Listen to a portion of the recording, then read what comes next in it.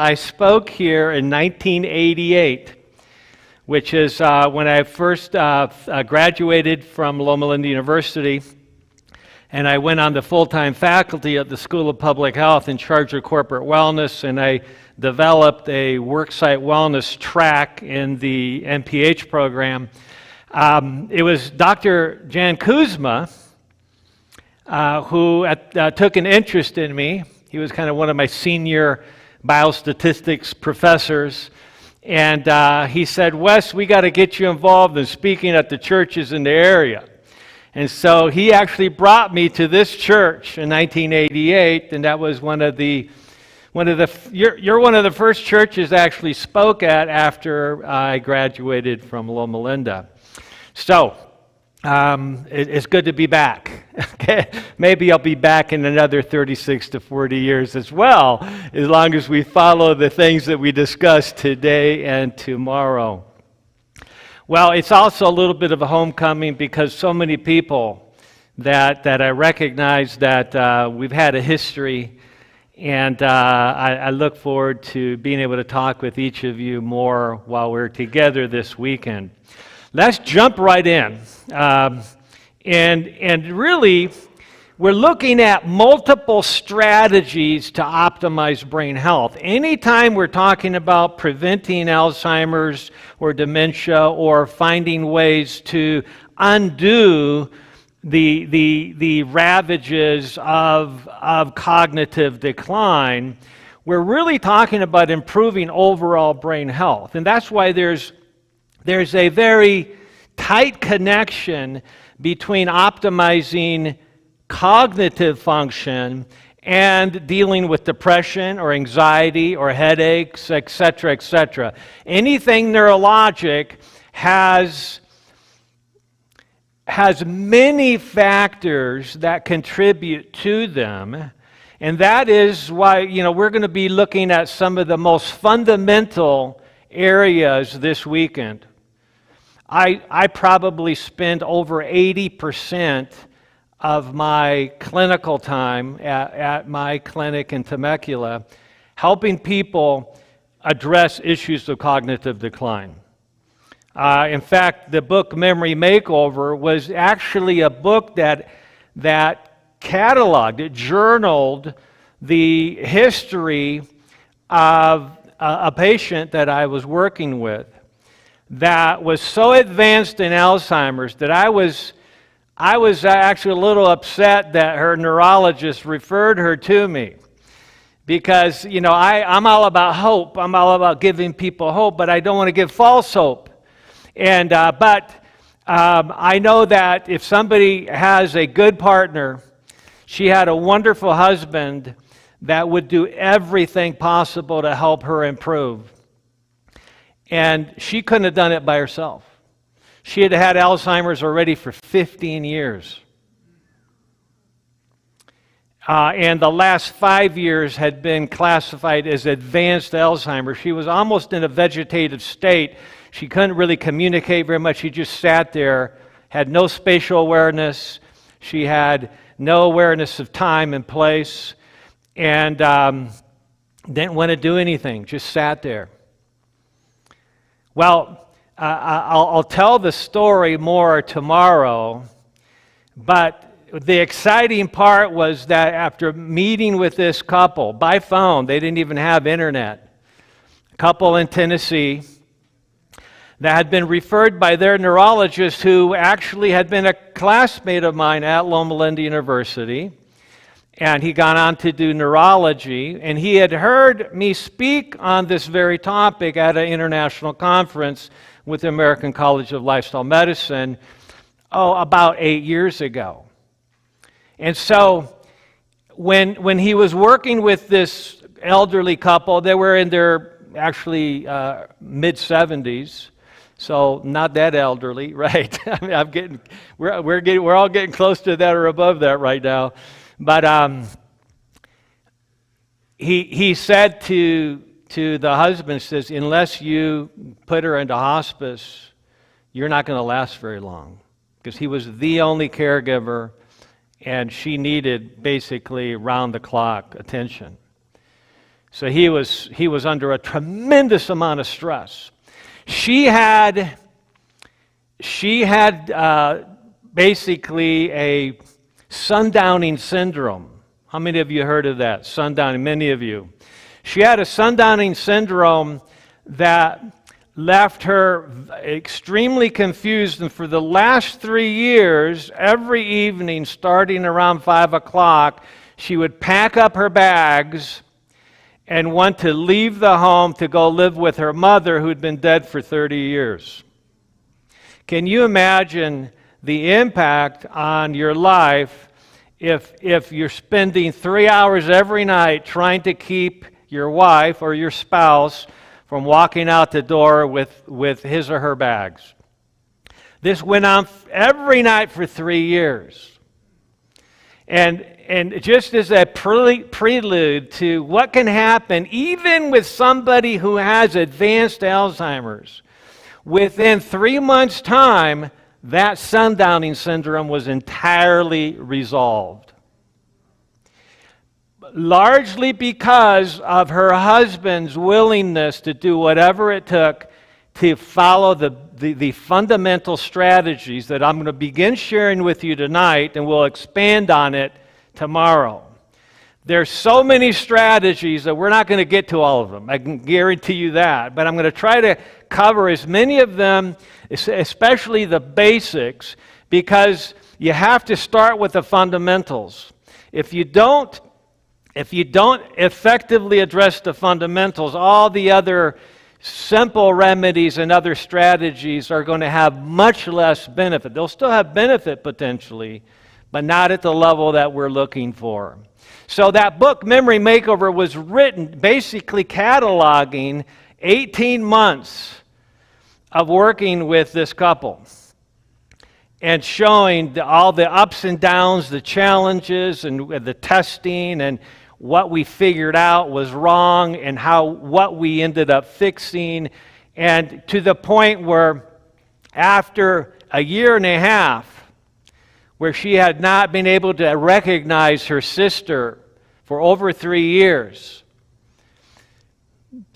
her husband drove her to see her sister 3 hours away, and when they pulled in the driveway, she recognized her sister. She called her name, ran to her, and they spent the afternoon reminiscing about days of old. She couldn't even begin to do that 3 years earlier. So, there's always the potential to improve. We just need to figure out what needs to be done, and this is the beginning. So let's jump right into this as we move forward. Interesting that this weekend is World Alzheimer's Weekend. Tomorrow is World Alzheimer's Day. And so we're going to be celebrating what is possible, even individuals who already have Alzheimer's. There's 3 levels of prevention. You know, my specialty is preventive care, clinical preventive care, lifestyle medicine. And we are basically taught from the very beginning that there's 3 levels of prevention.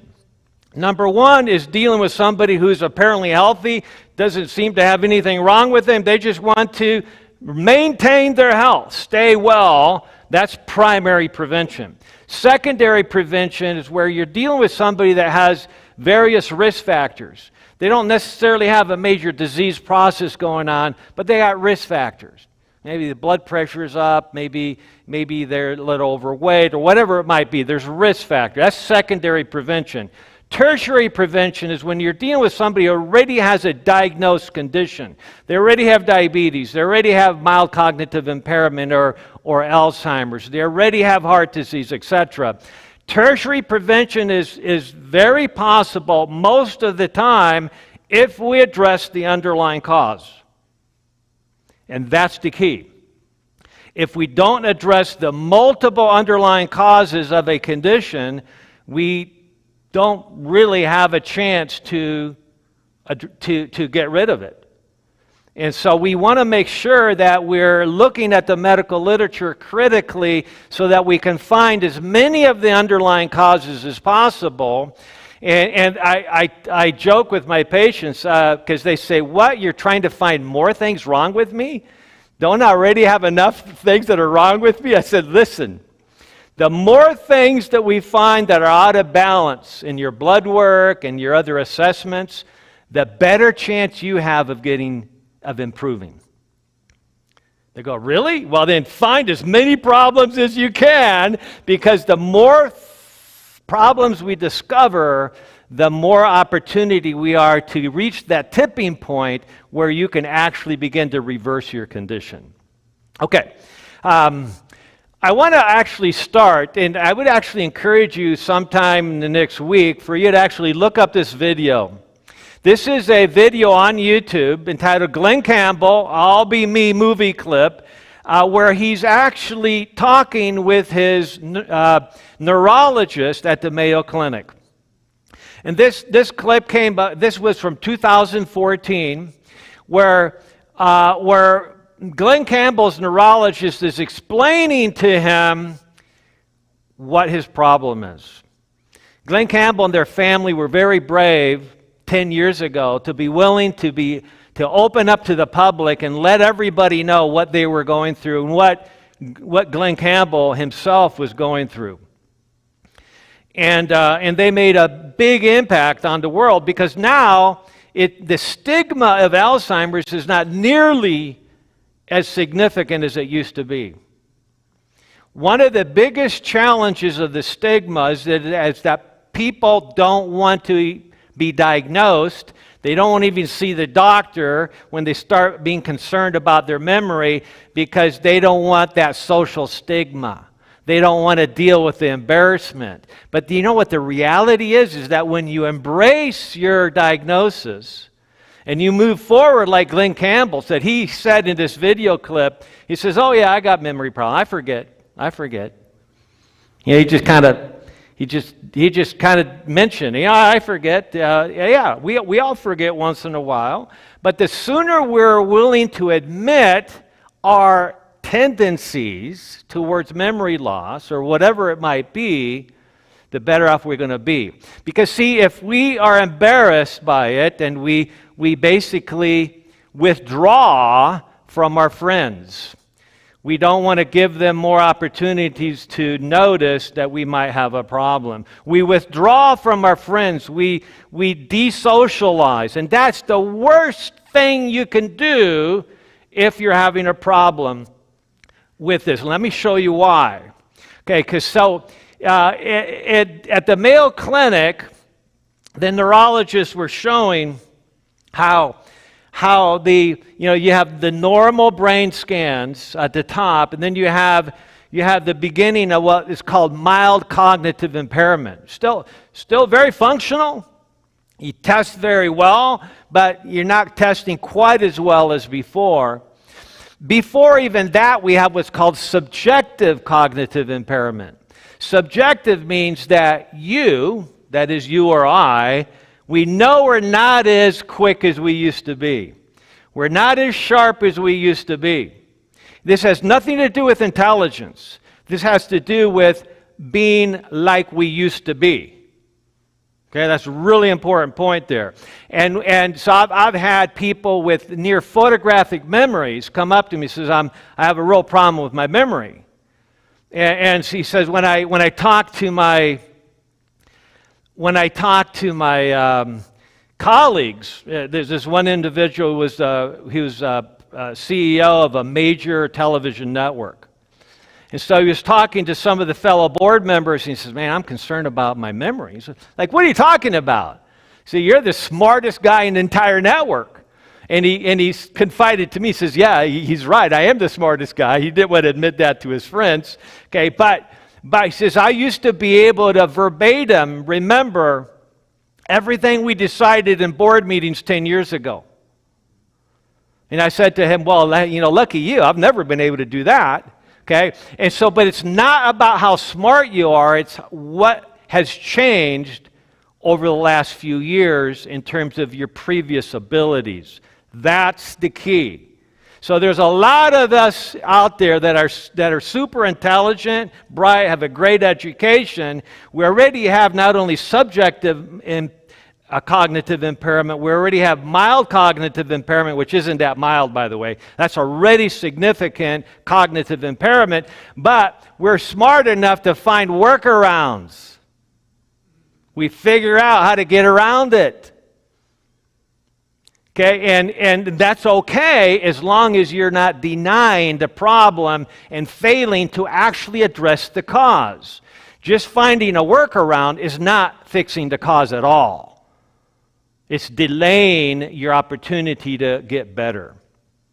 So then you can see the progression on these scans related to cognitive impairment. Now, I really want you to draw your attention to this specifically, because this is a real critical concept. You see where the neurologist is pointing his pen as he's demonstrating to Glenn Campbell and his wife, who's there with him.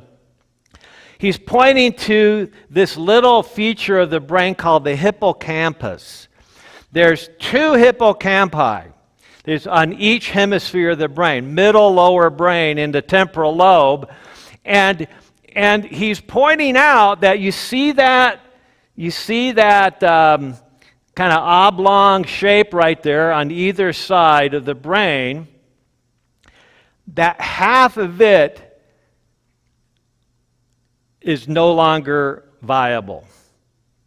So the millions and millions of neurons in the hippocampi, the center of memory and emotion and many things, the ability to store short-term into long-term memories resides primarily in the hippocampi. And you can see that there is senility in the hippocampi. Senility, we oftentimes refer to it relative to the brain, but you can have senility in any organ of your body. Have you heard of sarcopenia? Sarcopenia is just a fancy medical term for puny muscle disease, which means you're just not using your muscles enough. And if you don't use your muscles, they shrink in size, they atrophy. We're actually losing muscle. Okay, that's senility. You can have senility in the insulin-producing cells of your pancreas. That's referred to as diabetes. When you lose the beta cells of your pancreas, you become more and more prone to high blood sugars and diabetes. Did you know that even before you're diagnosed with pre-diabetes, you've already lost the function to nearly 50% of the beta cells of the pancreas that make insulin? That's senility. That is why we need to catch these conditions as early as possible and not wait until you get that red flag in the chart that you have full-blown diabetes or just a little diabetes. Just a little diabetes is still diabetes. Okay, and we're going to be looking at that in a little bit. So essentially the majority of the strategies that we're going to be going over tonight, and I'm going to be sharing with you some new slides. If some of you follow what I do at other churches, tonight is new information, new stuff that I've been working the last week at putting together. Okay, and then we're going to expand on it, additional information tomorrow. And then I'm going to summarize the fundamental strategies, and then we'll do some Q&A for the last half hour for those that are willing to stay between 8:30 and 9 o'clock. So everything that we're going to be addressing is about how we can prevent further loss of hippocampal neurons, how we can optimize synaptic activity into hippocampal neurons, right there where that neurologist is pointing, how we can prevent further loss and actually gain new cells, neurons in the hippocampi.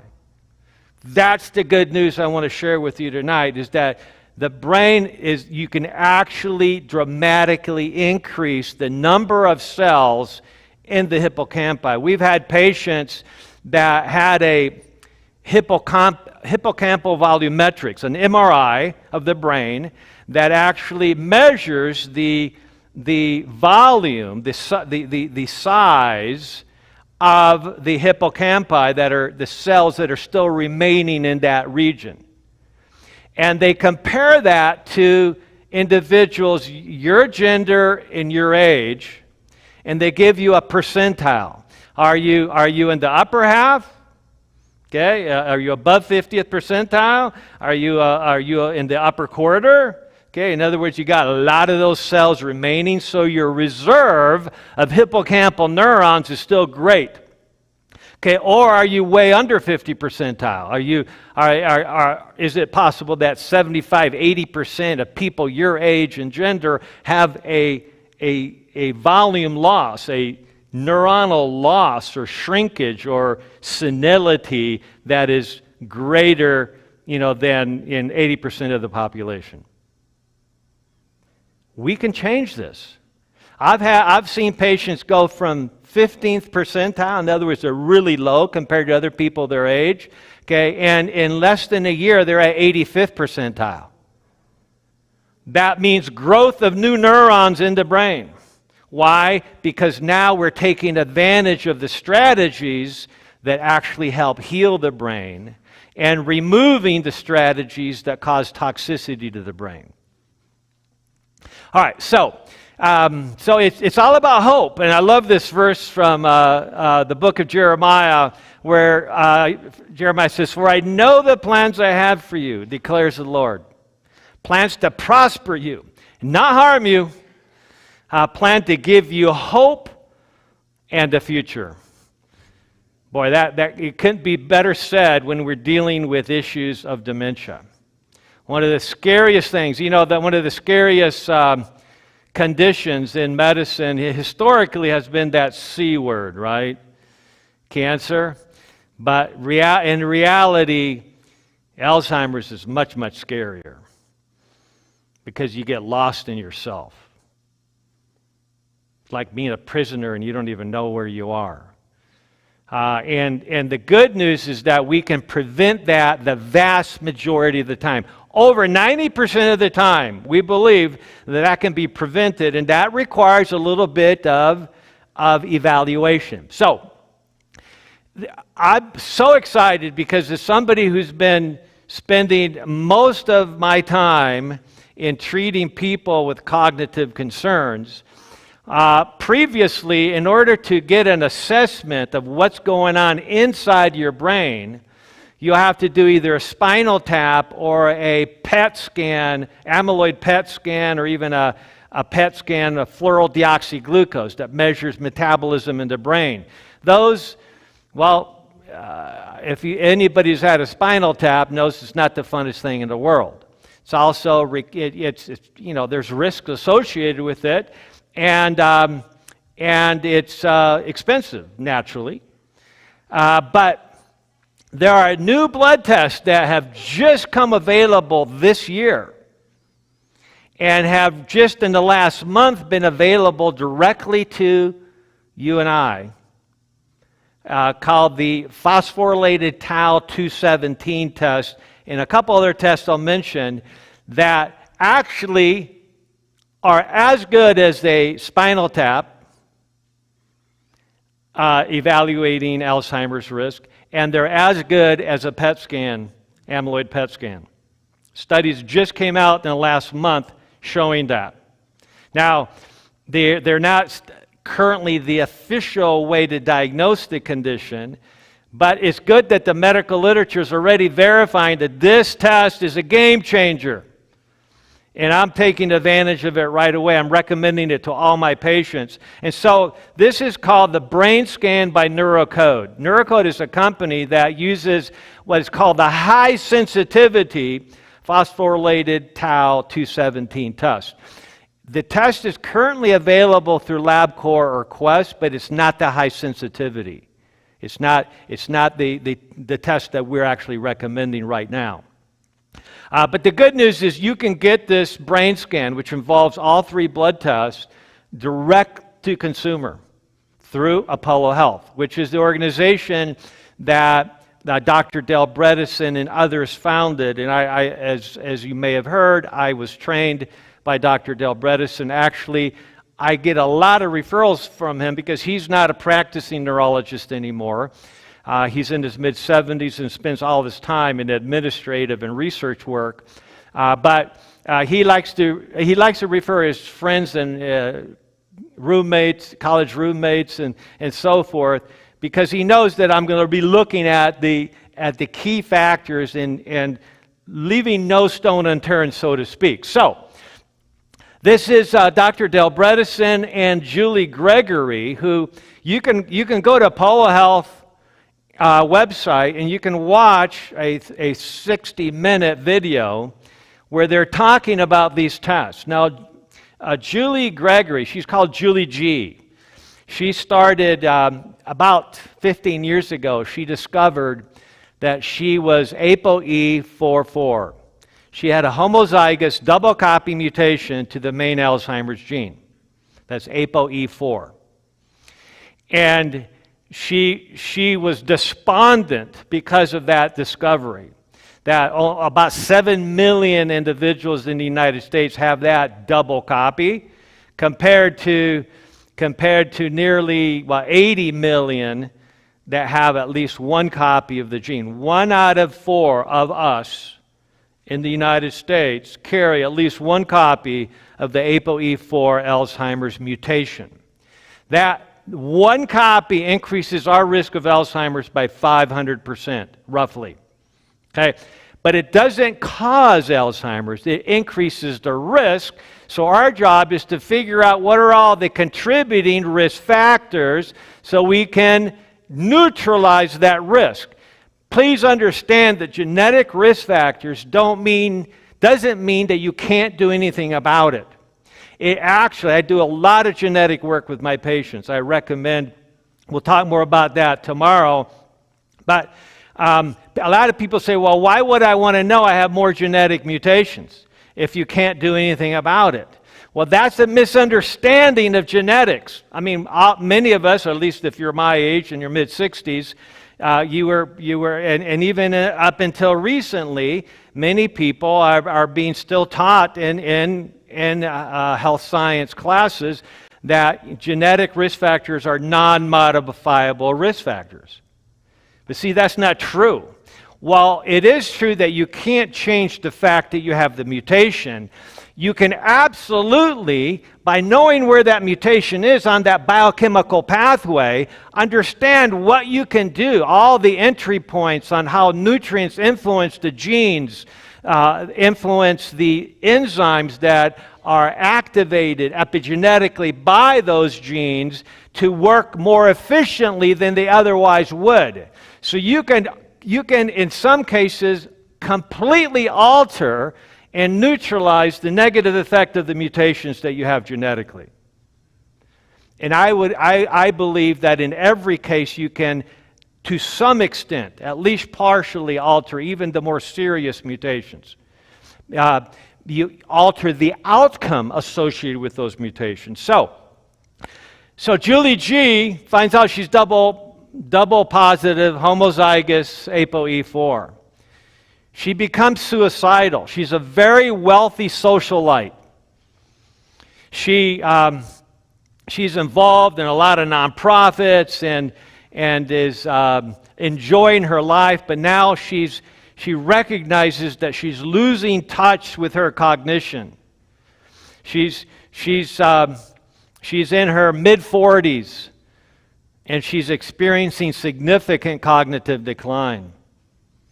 She starts contemplating suicide.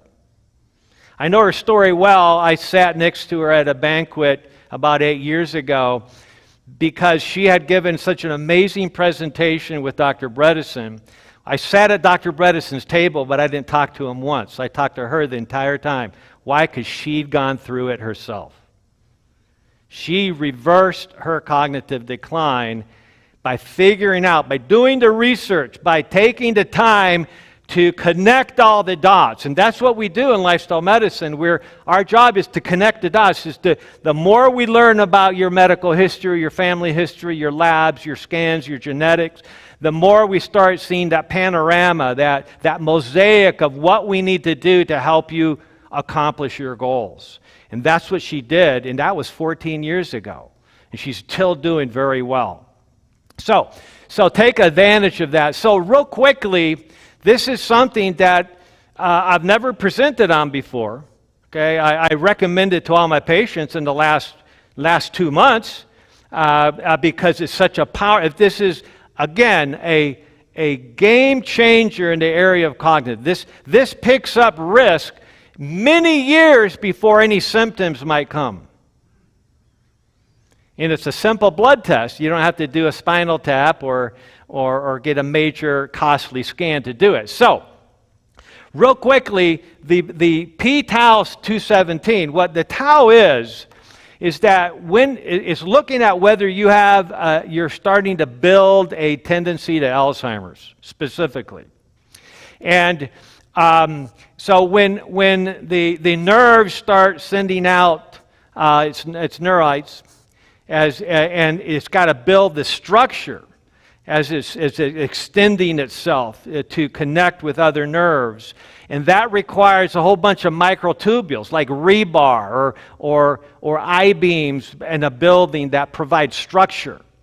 The tau are the rivets, if you will, the bolts that hold these I-beams together, these microtubules that extend from one nerve to another. When something happens because of a change of a habit or exposure to a toxin, one of the big toxins is mold, by the way. I hope we'll get to that sometime tomorrow.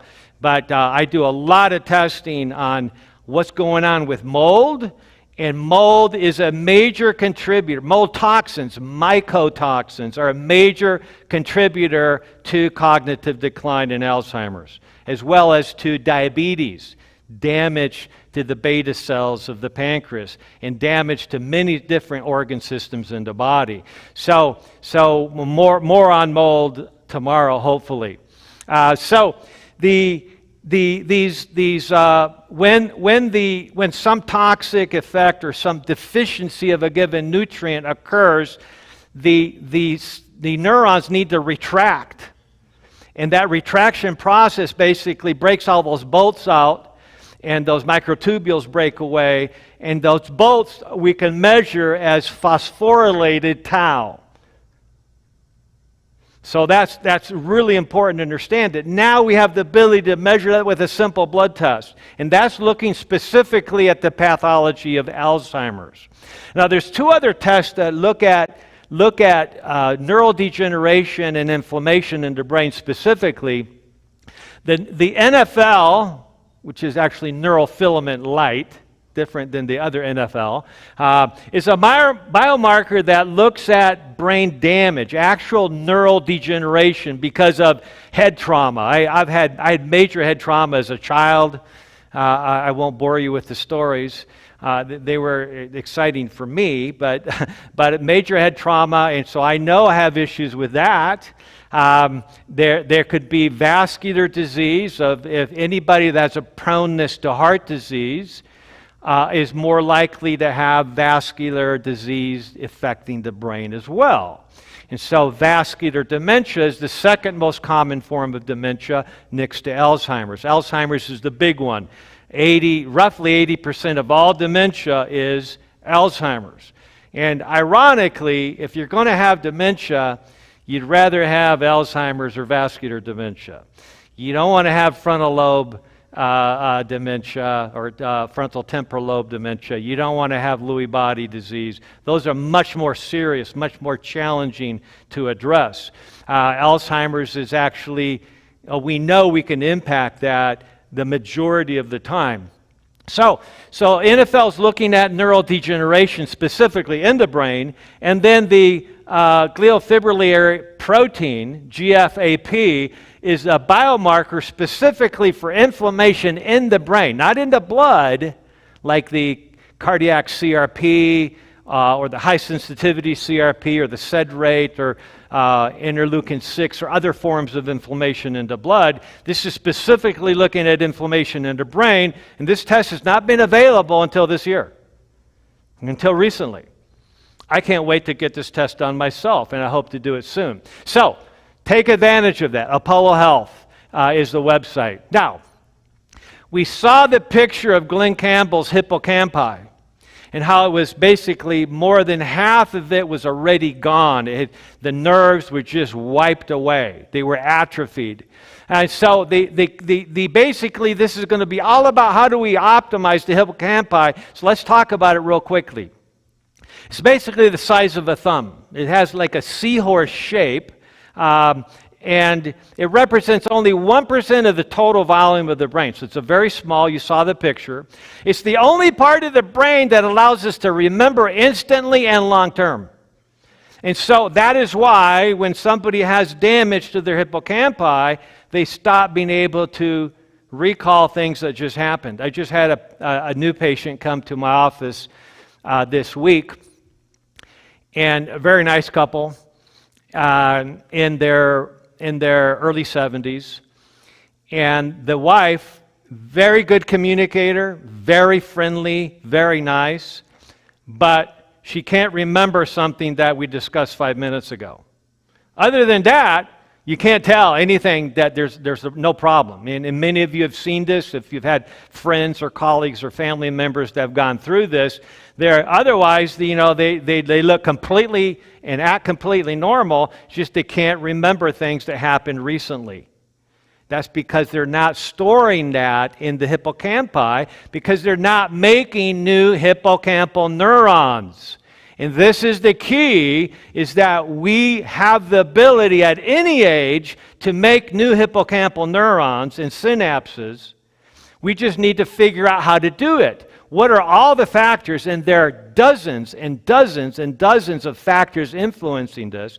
So clinically, we need to just figure out what they are for you and I, and then do something about it. So it requires daily restoration. Now tomorrow at 11 o'clock, I'm going to be talking about the most important part of that daily restoration. I'm not going to tell you what that is tonight, because I'm going to talk about it tomorrow. Okay? It's the most important strategy that impacts the ability to restore and produce more what we call new free synapses. Okay? And so this relies, these new synapses on the neurons throughout our hippocampi require consistency of certain daily habits that involve two main aspects. Number one is we want to make sure that we're getting all the nutrients necessary to nourish the hippocampi, to stimulate the growth and the development of new cells in the hippocampi. That can happen at any age. Okay, so I know that many of us were taught that you can't make new brain cells. It's just not true. Okay, at least not in terms of the hippocampi. The hippocampi are designed by God to be constantly regenerating, and we have to produce new ones and new synapses in order to be able to remember new information. Without that, we can't remember new information. Okay, so that's critical. Now, there's this concept that I'll explore more tomorrow, hopefully, that some researchers in the clinical psychology realm call ego depletion.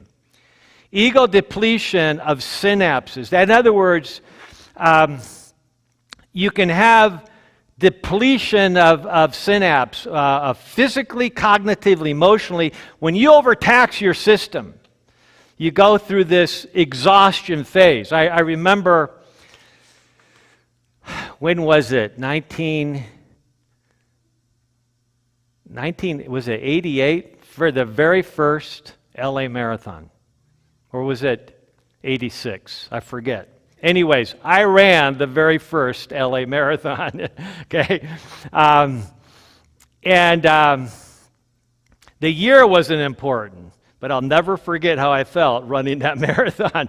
I trained, I'm embarrassed to admit this, I trained for about 6 weeks.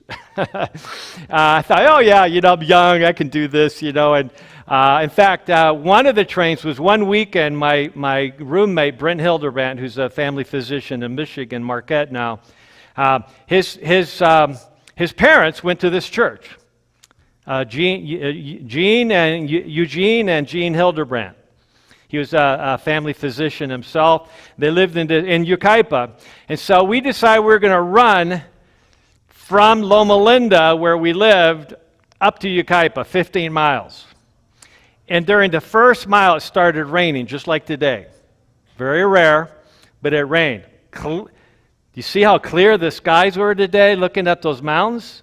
Remember when I first moved to Loma Linda, I didn't even know there was mountains there for a few months because it was so smoggy back in 1984.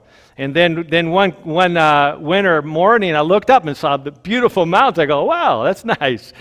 So basically, we ran up here, and our shoes got wet in the first mile. Can you imagine running uphill 15 miles without really being trained to do it? And I remember the last 2 or 3 miles, Brent Hildebrand and I were just walking. We were just exhausted to the max. And I kept asking, I said, Brent, tell me what your mother's making for breakfast. Because they had breakfast waiting. I was so hungry. I was so depleted of glucose and energy. And my brain was exhausted. I remember I felt horrible for a couple days afterwards. But not as bad as I felt after running the LA Marathon, which was 26.2 miles. And I remember, being a student at the time and always thinking about the science of what was going on in my body. I realized that I had basically wiped out all my neurotransmitters.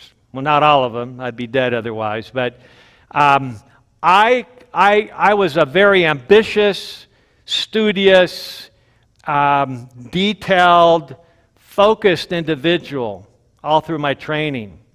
But for about a week after that marathon, I could have cared less. I had what's called amotivational syndrome. I had ego depletion. I had no interest in anything but eating pizza, watching TV, and hanging out in the hot tub. Literally, that's all I wanted to do. I had lost all my interest in everything else for a period of time until my body was gradually able to restore homeostasis back into. This is one of the problems going on with ego depletion of the hippocampal. Okay, because that's one of the reasons that a lot of people, as they lose cognitive function, they become less and less motivated to do anything about it. And that is why we need to start doing something about it right away. Because not all of us have a husband or wife or family member that will do everything possible to get us back on track when we can't do it ourselves. Okay, so we'll talk more about that later, but so let me just read this real quick. This is directly from Wikipedia. Not that I trust everything they say, but it was a good review of what ego depletion refers to. It's the idea that self-control or willpower draws upon conscious mental resources that can be taxed to exhaustion when in constant use with no reprieve. That's the key.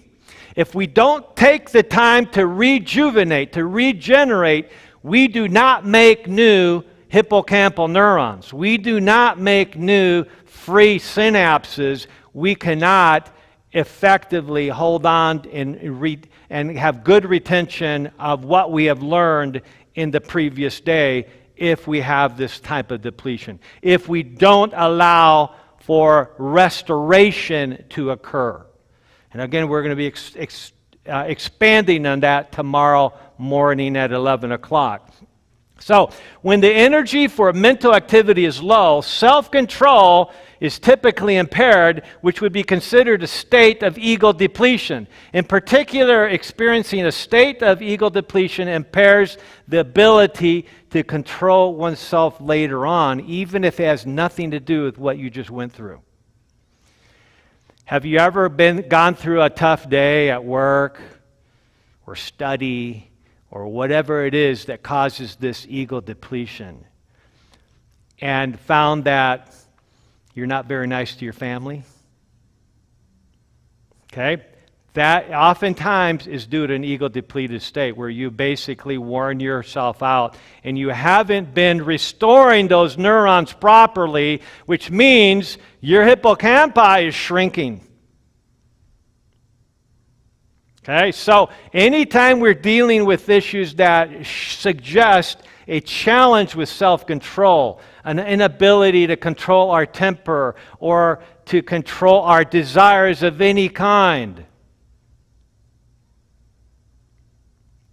suggests that we're not potentially optimizing our hippocampi very well. That's interesting. That speaks to me. That makes me want to pay attention and make sure that I'm doing all the things possible so that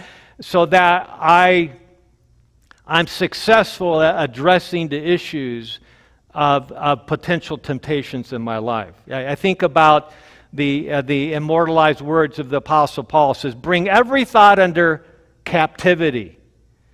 But we can't do that very effectively if we're not paying attention to the things that regenerate and rejuvenate the hippocampi. So that's why I'm setting the stage for everything we're going to be discussing this weekend, because it's all about optimizing the health and healing potential of the hippocampi. Dr. Bredesen actually points out when we're dealing with somebody with dementia, Alzheimer's, it's like walking into a building that has 36 holes in the ceiling and thinking, well, okay, I'm going to fix 5 of them, and that's going to be my program. Would you be able to set up shop in a building that had 36 holes if you just fix, maybe the top 5? No, that's not going to work. We'll expand on that concept. In other words, we need to fix as many of them as possible to get to that tipping point where we're going to start showing success. But every bit helps, and there's areas that we might not be able to fix, but the body can find ways to fix that as long as we're giving it more of the tools it needs to fix the things we know about. Okay, so here's an interesting TED Talk where neuroscientist Sandrine Thurett is talking about neurogenesis. So that's the next operative word I want you to understand. Neurogenesis, the ability to create new neurons into hippocampi. Okay, this is critical. We can actually grow new ones. So she said some interesting things that, by the way, have been understood now for over 10 years. But she points out there's a lot of research showing that antidepressants, for instance, increase production of hippocampal neurons.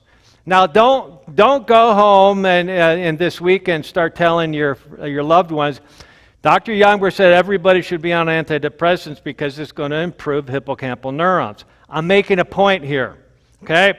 But the real point here is that when you block neurogenesis chemically in animals, it actually stops any benefit of an antidepressant.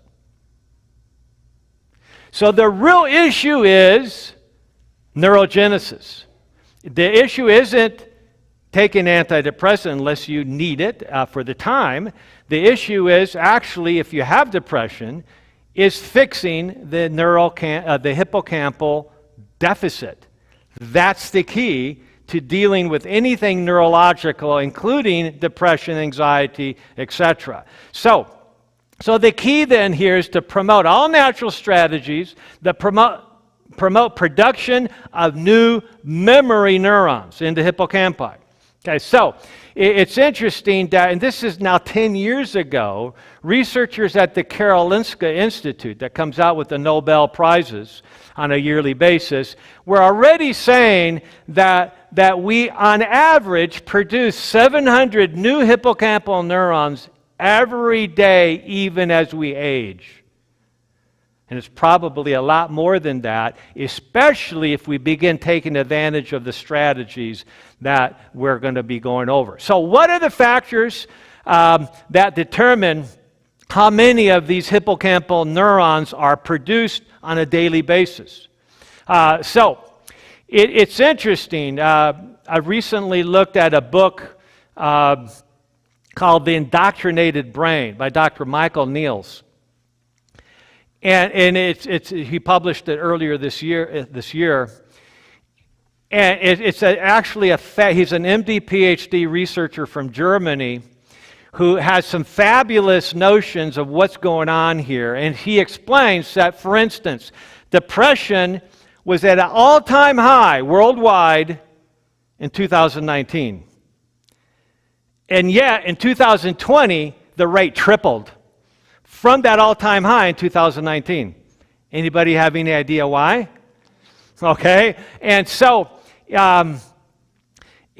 he comments on how socialization, being together with individuals, touching individuals, embracing individuals, is critical to hippocampal rejuvenation and activation of free synapses in the hippocampi. Okay, where all the new thoughts are stored temporarily and hopefully then stored later on in the other portions of the brain for long-term memory. Okay, so in other words, depression is an expression. It can be thought of as an expression of inadequate hippocampal neurogenesis. Now, in many respects, this is great news. That means that those of us that struggle with depression, we all at times struggle with it, and some of us in a very significant way. So what that means is that we just need to zero in on what is going to help me increase the production of hippocampal neurons on a daily basis. And that should have a huge impact on our tendency to depression. So we have known for many years now that depression in of itself doubles the risk of Alzheimer's. And of course, Alzheimer's is going to make you depressed too, naturally. Okay? And so it goes both directions. Why? Because either way, we need to figure out how to grow and produce more of these neurons. Now, it's interesting that Dr. Niels points out that oxytocin, normally discussed and important for labor and lactation and romantic intimacy, is the most potent activator of this hippocampal neurogenesis, this production of new cells in the brain that are related directly to memory and holding on to short-term memory into long-term memory.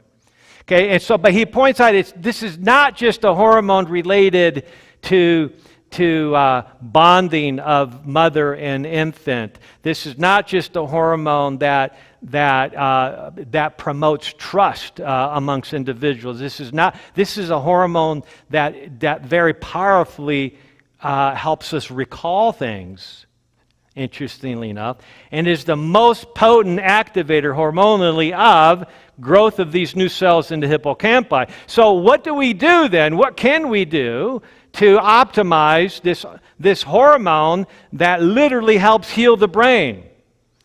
Heal the memory portion of the brain. And a key aspect of that is socialization.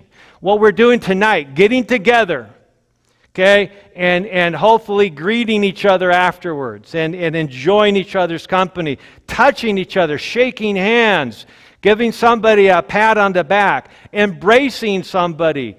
You know that some people never get touched and never get embraced? They may not have a family at home, and because of current social mores, nobody ever touches them. That is a shame. You know why? Because they probably have less hippocampal neurons simply because of that.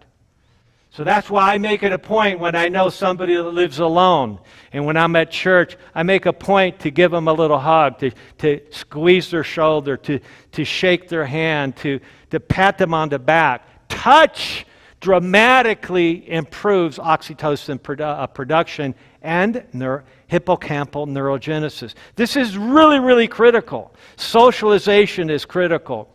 And And like warmth, sunshine, we'll talk more about that tomorrow, but sunshine also produces serotonin and dopamine in your body, but sunshine activates oxytocin. That's why animals, they gravitate to sunshine far more than humans do. We need to be more cognizant, more consistent with daily exposure to sunlight, especially early morning sunlight, to dramatically increase the amount of melatonin that's produced throughout the body in the mitochondria. 95% of all the melatonin produced in your body is produced by your mitochondria and exposure to light. What if you're not outside ever?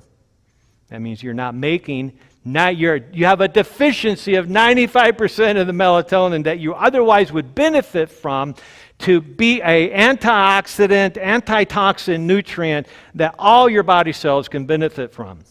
So make sure you take advantage of that. And then, of course, exercise. I don't have time to tell the whole crook story. I just added that about half hour before coming tonight.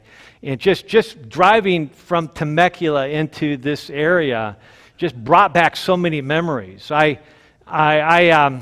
had a chance to, I'll tell more of the story tomorrow if I have time, but in 1990, Hulda Crooks, I think it was her 90th year gala that we promoted at the School of Public Health. And as part of that promotional, Dr.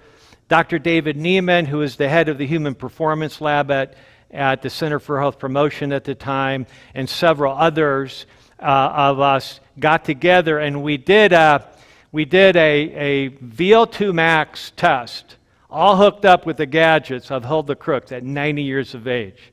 We took pictures. I couldn't find a picture to put up here tonight. It's somewhere on my computer. But she was there. She had all the apparatus on. We're actually measuring her oxygen out, carbon dioxide out. And she was on that treadmill, doing Bruce's protocol and doing the best she could. She is the oldest woman to climb Mount Whitney, oldest woman to climb Mount Fuji in Japan. So she was Peter Jennings Person of the Week a long time ago, 30 years ago. And so I remember when we calculated her VO2 max, which is a measure of her aerobic fitness, she had at 90 years of age the aerobic fitness of a 60-year-old. Which is strange because she hadn't started exercising until she was about 65, right around my age, because her husband, who is a professor of anatomy at Loma Linda University, had died of heart disease, of a congenital heart defect. So she was horribly depressed. She even went suicidal. And she was so depressed that somebody suggested maybe, they lived in La Sierra, and they said, maybe you should just start taking some walks in the Sierras. Just take some walks. Just get outside. She started doing that, started feeling a little bit better, and pretty soon she was walking up bigger and bigger hills, and she was feeling better and better, and pretty soon she was climbing out Mount McKinley, Mount Whitney rather, and other mountains, and she was an amazing feat. I remember, I think it was my freshman year at Loma Linda, I was taking a class from Dr. Mervyn Harding, brilliant, had 3 doctorates behind his name. And I loved his class, and I was running up the hill. I was running up the hill because I was a little late, and to room 1610 there at Nickel Hall, School of Public Health. And all of a sudden I heard some clanking on the fire escape. I go like, what? And I look up, and there's Hulda Crooks taking the fire escape 3 steps at a time. I mean, boom, boom. I was like, I was late to class, and I just stood there for a few minutes, amazed at what I was looking at. Here's somebody at 90 years of age was training to climb Mount Fuji by basically lunging herself up the fire escape and down, back and forth, back and forth. So she actually, without realizing it, optimized her hippocampi. I wish that back in 1990, we'd have the ability, okay, or we'd have the forethought to actually measure her hippocampal volume. By the way, anybody can do that with an MRI. Just ask for a hippocampal volumetrics. Okay, oftentimes they just say, "Oh, it looks like normal aging." Forget that. That's not that helpful. Demand that when you have a brain MRI that they do hippocampal volumetrics. One of two simple software packages, is a Neural Reader or NeuroQuant, will automatically calculate the size of your hippocampi and calculate what your percentile is, as we discussed earlier. Okay? And if they don't have the software, then have the radiologist do it by hand, manually. That's the most important part of the brain MRI, in my opinion, especially with regards to Alzheimer's, because that has to do with the reserve of neurons in the hippocampi. Okay, so speaking of exercise, here's an interesting slide looking at, on the left here, we see a mice that don't have an exercise wheel in their cage.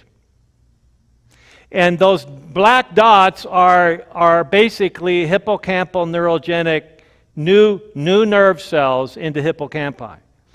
As opposed to the mice who have a running wheel in their cage, and you see the difference? A dramatic increase of new neurons being produced in the hippocampi. Really, really critical. So now, an interesting study, a year-long study in humans showed that when they randomized the group to walking 1 hour every day, now, that's a lot of walking, but you know what? If you're starting to struggle with issues of hippocampal shrinkage, why not take advantage of this? Maybe do half an hour in the morning and half an hour in the late afternoon or evening. And so they did that for a year, and that group actually, after a year's time, had a growth of the hippocampal volume of 2%, which is like extraordinary. That's a huge improvement. So compared to what it was, we didn't lose any volume, we actually gained volume. Compared to the group that did not walk, was not on a specific walking program, they actually lost 1.4% of their hippocampal volume in that 1 year. How many years do you think it would take before they would have a significant reserve problem with their hippocampi? Okay, so good news. Just walking alone made a big difference. Of course, when you're walking, you're getting fresh air, you're getting sunlight, you're getting a lot of the beneficial things. Hopefully, you've got a walking partner, so you're socializing, you're getting a lot of the different benefits. Okay, so now Dr.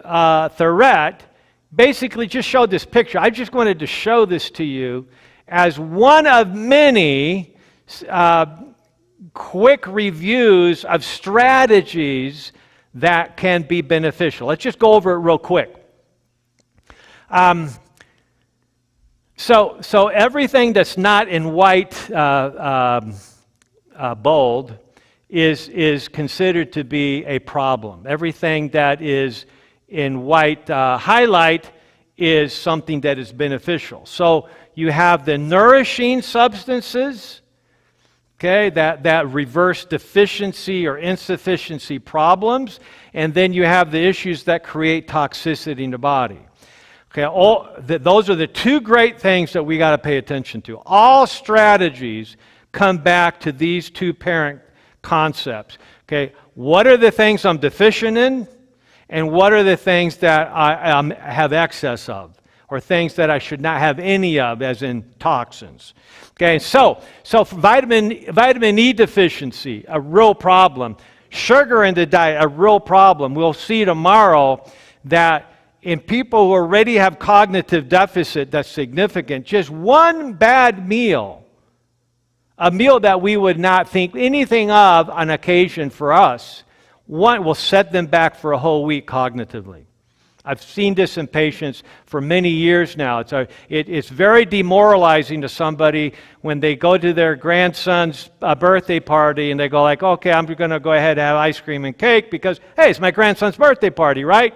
But they already have such damaged hippocampal reserve that sets them back dramatically for the next few days, and then it takes about a week for them to come back to where they were before.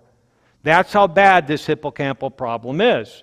High saturated fat, vitamin B deficiency, a big problem. We're going to be looking at labs that relate to that. A soft diet. The Japanese researchers have found somebody who just consumes a soft diet versus a diet that requires a lot of mastication, a lot of chewing, chewing vegetables, etc., chewing things that are crunchy, preferably not sugar cereal that's crunchy, right? But a soft diet is a problem. Okay, vitamin A deficiency, a significant driver of hippocampal atrophy.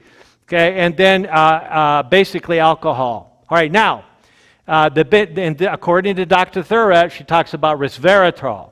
Okay, and some people would suggest that, well, that's one of the reasons that red wine is beneficial, because that's a very rich source of resveratrol. We're going to talk about that tomorrow. Okay, is that a good reason to use red wine, and what does the research actually say about that now? Omega-3 fatty acids, very critical. We'll look at that more tomorrow. Calorie restriction. Okay, just decreasing calories we'll see dramatically improves the average person's ability to restore this hippocampi in the brain. Blueberries. I have blueberries every morning. Okay, and I'm very thankful. Organic blueberries. Folic acid, folate in particular, preferably the methylated form of folate to help lower homocysteine. We'll talk about that more later, because homocysteine is an amino acid in the body, when elevated, is a significant neurotoxin as well as cardiotoxin. And so that's just one thing that we can fix simply by optimizing the intake of methylfolate or other forms of folate and other forms of vitamin B12 as well. Zinc. Flavonoids, in other words, lots of non-starchy, colorful green vegetables that are rich in bioflavonoids, in appropriate berries and so forth. So optimize your bioflavonoids. Curcumin. Curcumin is critical. There's so many studies on curcumin. Curcumin may be one of the most beneficial nutrients to protect the brain, okay, but also to lower inflammation systemically in the body. And then intermittent fasting, which we'll talk more about tomorrow. And then she points out that caffeine can be potentially beneficial in neurogenesis. Is it true, though? Okay, is it true? You can find lots of studies that suggest this is true. But you can also find lots of studies that raise that question that it's not true. And I will tell you what I believe based on my experience and my research on that tomorrow.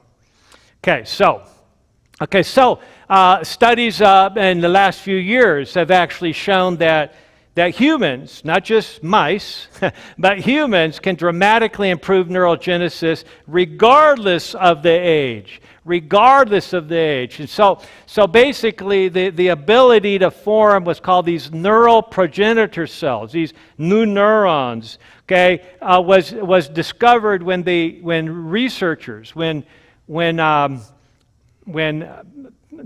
basically pathologists that focused on neurology, okay, looked at the brains of people who had passed away with either normal cognition or mild cognitive impairment or Alzheimer's.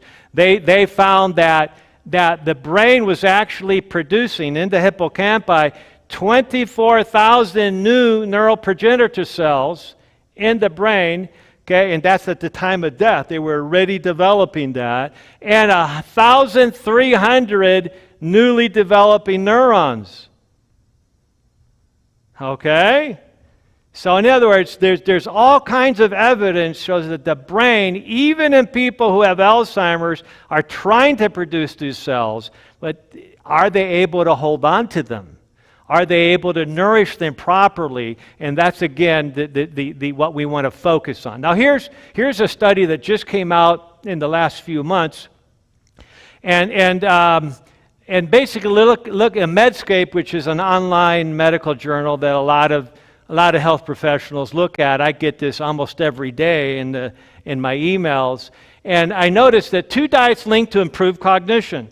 So this isn't just what a few doctors are talking about. This is mainstream medical science now. And what they found is that when somebody went through what's called intermittent fasting, and in this case, what they did for intermittent fasting is that they ate a really healthy diet 5 days of the week. Well, the other 2 days as well. But the other 2 days, they only ate 400 calories. So it's a modified fast. It's not a complete water fast. I mean, that's another way to do this. Okay, but for 2 days out of the week, during this, I think it was an 8-week study, they simply cut the calories way down, and they found dramatic benefits from both just a healthy lifestyle diet, but especially the diet where a couple days a week there was a significant decrease in total calories, which gave the brain and other organ systems an opportunity to regain, to rejuvenate in ways they otherwise wouldn't. Okay, so consider intermittent fasting as one of your strategies. Okay, so this is a little hard to see, but it's the best slide I could get from that journal article that basically showed that when they did the intermittent fasting here on the left, that they both diets were able to decrease body weight and increase ketone bodies, not promoting a full-blown ketogenic diet, but promoting the ability of the brain to use ketones effectively. Ketones are the backup energy for the brain and for other organ systems, so that if the blood sugar drops, the ketones take over. So we want to have a body that can handle both forms of energy effectively. So just like if the electricity went off today, grid went down, if there was a backup power supply here at the church, lights would come right back on. That's what ketones are, is a backup energy system. But what was key here, though, is that the neuronal insulin resistance went down. We're going to be talking tomorrow afternoon in particular about how to reverse insulin resistance, which is also known as metabolic syndrome, which many people refer to as prediabetes, but it's broader than that. Okay, so I spent over 35 years now studying the reversal of insulin resistance. The reason I became so excited about helping people with cognitive decline, because you know what the number one common driver of cognitive decline in Alzheimer's is? Insulin resistance of the brain. Insulin resistance of the brain. And so if you can improve not just peripheral insulin resistance, okay, which is going to help reverse prediabetes and diabetes, but you also improve neuronal enteral brain insulin resistance. That is going to actually help grow more hippocampal neurons. Really, really critical. Okay, so it decreased the brain age gap. In other words, the brain looked younger after the diet than before the diet, based on various scans. And ultimately, symptomatically, executive memory, okay, executive function and memory dramatically improved as well. All right, so this is something that I mentioned earlier. Dr. Michael Nels, who's just come out with his book, The Indoctrinated Brain, where he's showing very broad factors that contribute to hippocampal atrophy. and leading to cognitive decline, depression, and all kinds of other neurologic conditions. And so he published in 2016 what he referred to as the unified theory of Alzheimer's disease, implications for treatment, for prevention and curative therapy. Yes, talking about curative therapy. Our goal should always be to optimize. I always tell my patients when they first come to see me, I says, listen, these are our 3 goals. Number 1, and the most important goal is we want to slow the progression of cognitive decline down. We want to slow it down. A lot of them say, well, I'm not interested in slowing it down. I want to reverse it. It says, yeah, but unless you slow it down, you're never going to get to the reversal process. The most important thing is slowing it down enough so that you don't go through this snowballing effect. Because once you start noticing cognitive decline, it doesn't just gradually get worse. It starts to snowball. It starts to build momentum, and you get worse more rapidly. So that's why we want to start as early as possible to address all the causative factors. And so I said, number 1 is we want to slow this down as much as possible. And we believe we can slow it down in everybody. Everybody.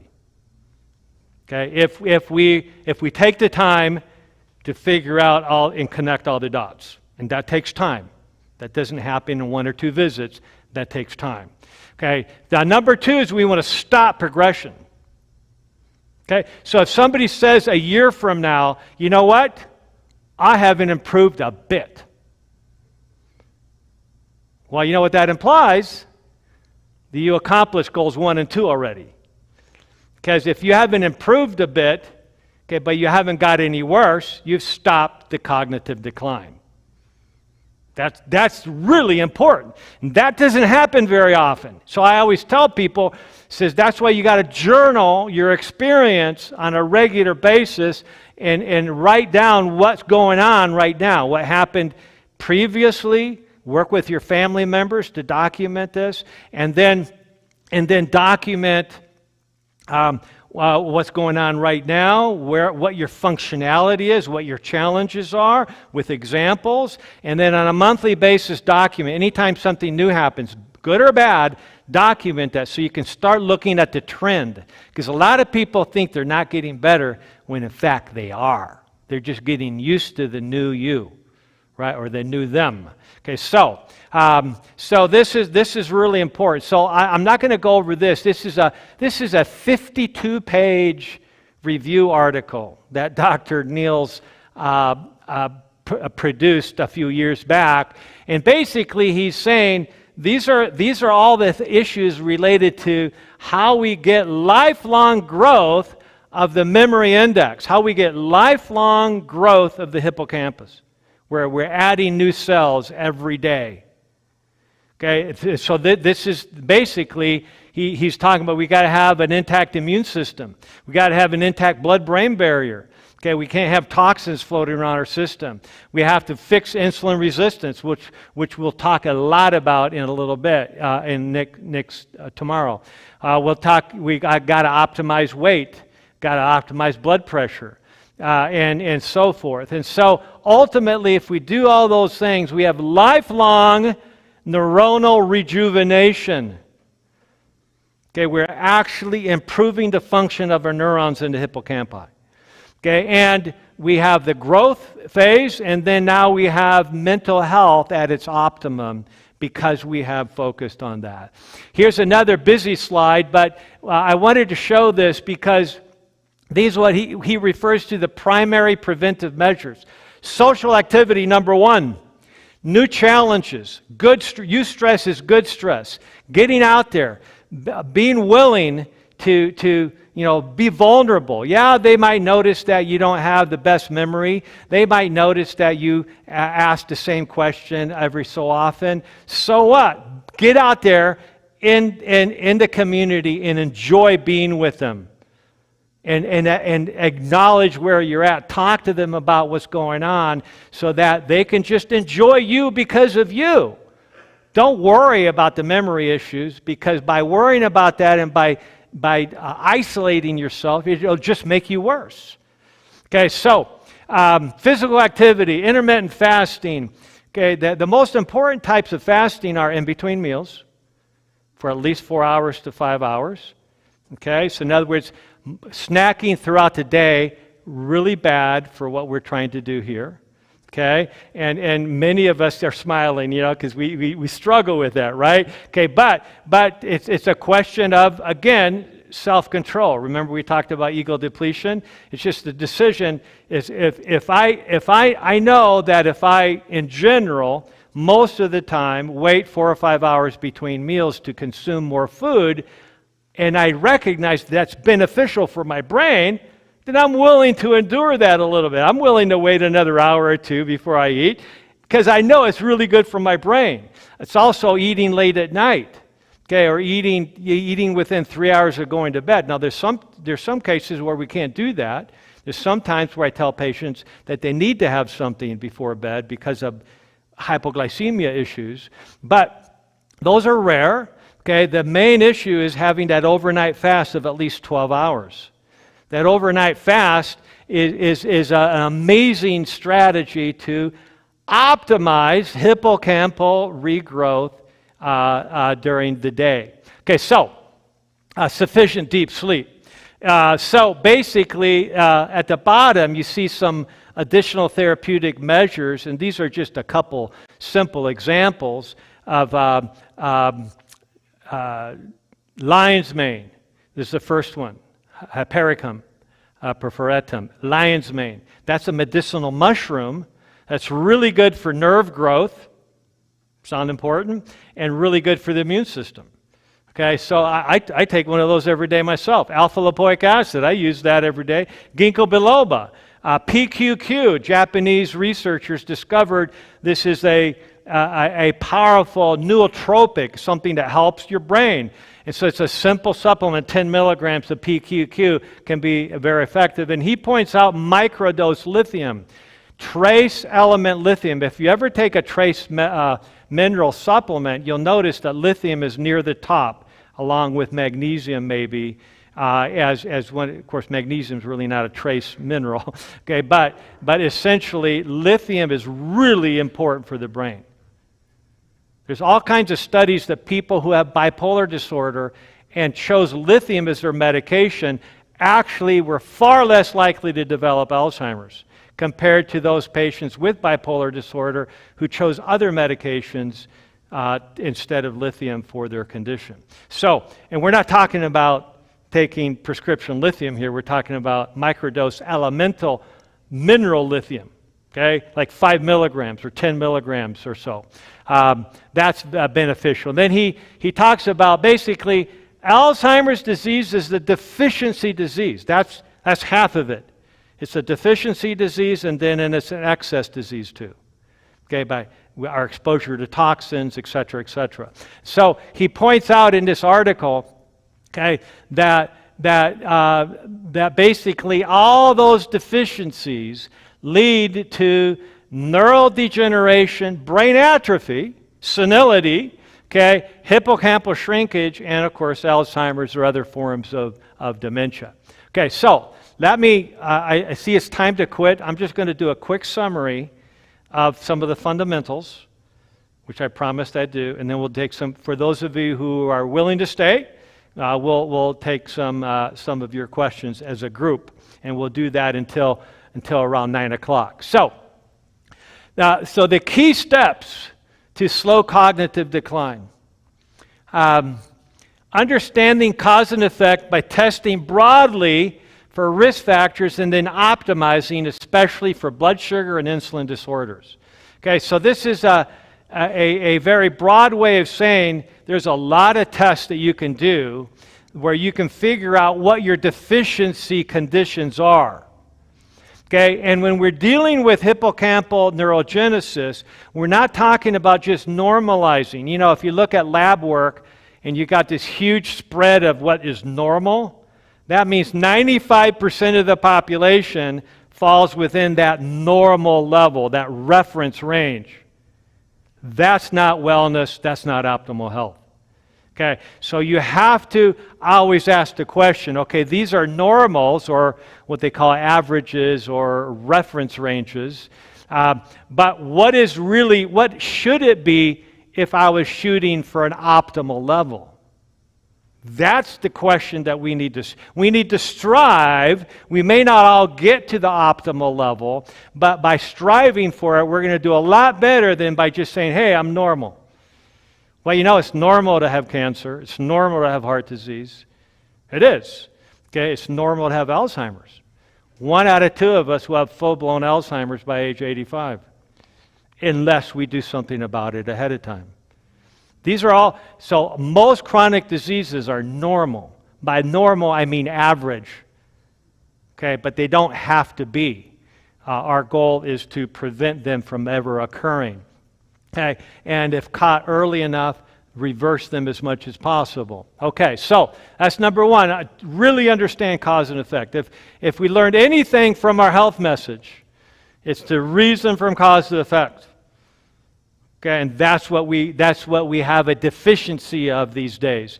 Number 2, take advantage of readily available educational resources. We'll look at that later tomorrow. I'm going to go over a lot of educational resources that are available right now, basically on your computer. Very, very helpful. Personalized medicine via genetic testing. I encourage every single patient to go through significant genetic testing. I will use either Ancestry.com or 23andMe, not because of the ancestral component, as interesting as that might be. I have no interest in that. What I'm interested in is what mutations do you carry? And those tests, those saliva tests, provide for thousands of genetic SNPs, single nucleotide polymorphisms. Say that real fast 10 times. These are basically portions of genes and their variants. And if we have mutations to genes that we have good data on clinically, that means that we can do something about it. So genetic testing is, in my opinion, very critical. That's why we call it personalized medicine. Now, when I did this genetic test myself nearly 10 years ago, I discovered that I was factor V Leiden positive, heterozygous. For you health professionals in the audience, you know that's not good. That means I have an 800% greater risk of blood clots, like a pulmonary embolism or deep vein thrombosis or a blood clot anywhere in my brain or my heart. That's not good. But you know what? When I discovered I was factor V Leiden mutant, yeah, that's what it is. It's a mutation. I celebrated. I kid you not. I was not depressed at all. I was going like, oh man, this is great. Why? Because now I had one more thing I could fix. That's the beauty of testing broadly. The more things that you can fix, the better off you're going to be. I'm far better off today when I discovered that I was factor V Leiden positive. Okay, test and optimize vitamin D. Very critical. We'll go over that in detail tomorrow. Do these 3 types of exercises to be discussed. And then test and optimize omega-3 fatty acids. If you haven't tested your level of DHA and EPA fatty acids, okay, you're in for a real treat, because most everybody is deficient. Almost everybody is. Okay, and especially my patients. And especially if you have cognitive issues, the good news, we can fix that very easily. There's many natural strategies that take a lot of effort to fix, but there's also many simple remedies that don't take much effort at all to fix. Vitamin D deficiency and fatty acid deficiency are amongst those. Optimize sleep, optimize diet, be wise about alcohol, to be explained tomorrow. Okay, as I mentioned, and then optimize your immune system. I'll end with this for tonight. One thing I learned over the last 3-4 years is that if there is an immune challenge to our body, that dramatically damages the hippocampi of the brain. That dramatically limits the rejuvenation and regeneration of cells in the memory section of your brain. And so when there's an infection, our job is to catch it and eradicate it as quickly as possible, using as natural methods as possible. Because I tell you, if I have a patient who already has a moderate form of dementia, they get a urinary tract infection or they get a regular respiratory infection, their cognitive function dumps dramatically for the entire duration of their infection. So this is really, really critical, so that we have to be really cognizant of preventive measures to optimize the immune system. We are right in the midst of a massive immunosuppressive era for a lot of reasons. Okay, and many people are getting sick with things they would have never gotten sick previously. And we need to do everything possible to optimize the immune system now, okay, and then find ways, multiple natural strategies to optimize the immune system when we are ill. Because if we don't do that, we're going to have serious, serious problems, not just with cognition, which is what we're talking about this weekend, but with many other areas, cardiovascular disease, micro blood clots, on and on and on. Okay, so that ends our discussion for tonight. And Kurt, you have a mic and maybe some announcements. And by the way, some of you, this is maybe past your bedtime. Okay, if it is, don't hesitate to excuse yourself after the announcements. I will stay by for at least the next 20-25 minutes answering questions as a group so that it can also be streamed live. And so if you want to stay by for that, you're very welcome to. Thank you. Wow. Thank you so much. I appreciate your presentation. Boy, I tell you what, my head was spinning. Yeah, I've got a bunch of questions, and I'm sure we have some more out there. Just so that you know, his book will be available tomorrow after the seminar, and so you can, we'll tell you how you can get a hold of that. And if you need to leave before now, we understand that. There'll be somebody just to collect your card here so we can keep you informed about other programs that we are going to be doing for the community here. So, Dr. Wes, let's start with some questions. Okay. Do we have anyone? We got somebody. Okay. 4 quick questions. Is your service covered by insurance? Say that again? If a person comes to you for your treatment, is it covered? Can it be covered by insurance? Okay. I do not take insurance. Okay. Okay. Yeah. So it's just cash based. Question number 2, worded in a very careful way. What does the relaxation of TV entertainment do to ego depletion? So that's a whole nother topic of, basically the impact on our mind, and then the stress and the fear-mongering that we see on TV and even the news. Okay, that's a major factor that basically memories are best tied to emotion. And when we are exposed to what I refer to as fear porn, where we're constantly concerned about nuclear war and who knows what's going to happen next. I mean, I had a little bit of a nightmare just this week where I woke up after I saw in my dream 2 missiles flying overhead. Okay, so it's like, go figure, right? So obviously I've been exposed to a little bit more of that news than I should have been. And so what that does is it actually prevents the body from creating new memories in other ways, because your memories are based on things that are either exciting or memorable, okay, or have emotion tied to them, either a positive or a negative emotion. And that's what tends to fill up our hippocampal synapses during the day, and so now we don't have enough room for things that are really worthwhile remembering. So that's basically by beholding, we become changed. And that happens neurogenically as well. Number 3, depression is at an all-time high, 2019. Depression is increasing across the board. So is obesity. What's the relationship between depression and obesity? Well, when we're depressed, we're looking for ways to Be happy. satisfy or to change the way we feel. And so that's why we encourage people when they're depressed to change the way they feel by, instead of going for the hunger symptom, which isn't really hunger most of the time, it's really either dehydration or thirst that is being interpreted by the body as hunger, okay? And it's also really the body saying, I don't like the way I feel, I want to change the way I feel.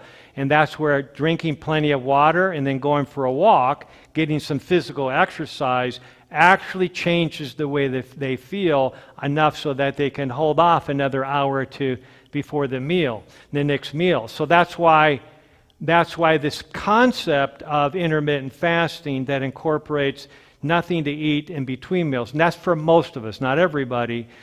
There are a few exceptions, but most of us would be far better off just waiting until the next meal, and then maybe limiting the meals, and then once a week or twice a week, greatly limiting that so that we're able to get back to a healthy weight. Because otherwise, the obesity epidemic is purely a genetic disease that requires lifelong Ozempic. And that's the direction it's going right now. They're literally trying to pass legislation at the national level that would allow a $1,600 medicine, Ozempic, a week for life, when you could feed anybody the healthiest diet cheaper than that in a month's time. Yeah. So a lot of problems right now. Number 4, you have insulin resistance in the brain, you mentioned a while ago. Okay, we know about insulin resistance in the body, in the muscles, especially, again, with obesity. What's the relationship between insulin resistance in the body and insulin resistance in the brain? We'll be talking a lot more about that tomorrow. One of my favorite tests that, by the way, there will be an 11-page document entitled How Understanding a Glucose Tolerance Test and 20 Strategies for Reversing Insulin Resistance and Pancreatic Beta Cell Failure. So a lot of people think insulin resistance is the main problem, but as I pointed out earlier, even before prediabetes is diagnosed, somebody already has a 50% dysfunction in beta cell production of insulin in the pancreas. And so we already have a problem not being able to properly control blood sugars, even though we're producing a lot of insulin. Okay, so I'll explain that more tomorrow. Once upon a time, I heard that the beta cells occupied only a very tiny percentage of the pancreas. Yeah, they're in what we call the island of Langerhans. These are little balls, essentially, within the pancreatic organ. Most of the pancreas is producing enzymes and so forth, whereas little portions of it produce, alpha cells for glucagon, beta cells for insulin, etc. And approximately the percentage of the whole pancreas is what? I'd be guessing, but it's a small percentage. Okay. Thank you so much. Thanks for everything. Another question. I guess we'll go here and then over there. We got one in the back here too. Good evening, Dr. Youngberg. Does the decline in your health contribute to Alzheimer's, and could it contribute to PSP? And is PSP genetic?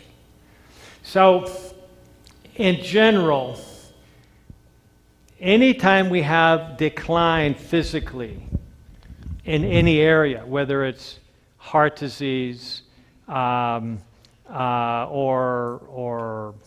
you name it, anything, that has an impact on Alzheimer's or cognitive decline as well. Everything is interrelated. Everything, to answer your question more fully, is interrelated. And so the good news is that there's an old saying that whatever is good for the heart is good for the brain and vice versa. So if we can optimize cardiovascular health, remember, vascular dementia represents the second most common form of dementia, next to Alzheimer's. Okay, and so optimizing cardiovascular health is going to improving circulation to the brain, improving oxygen and nourishment, other nutrients to the brain is critical for us to be able to develop these hippocampal neurons. Okay, so there's every time. So what I do clinically is I'm always trying to connect the dots. So that I always tell patients, the longer I listen to you, the more likely you'll tell me exactly what we need to do. In other words, we're getting more and more dots to connect and figuring all of a sudden we're making the connection that we need to do these three things first in order to get the ball rolling towards healing, and then we add strategy upon strategy after that. So regardless of the diagnosis, by fixing the underlying drivers of that condition, okay, we are improving health very broadly as well. And what is PSP? You want to? Okay, can you expand on that? I'm not sure what acronym you're referring to. Excuse me. PSP is progressive supranuclear palsy. Okay. And it was diagnosed by a neurologist, but there was nothing told about how to repair it, fix it, reverse it. Okay, so I personally don't have a lot of any experience dealing with this progressive palsy. However, what we want to do is take a step back and look at what we do know. It is a neurologic condition, okay? And so anytime I'm seeing any type of palsy, I'm asking the question, what potential deficiencies might be potentially contributing to this, just like we're dealing with the hippocampi. What are the potential toxins that might be adding to it? Okay, so that's where I would start.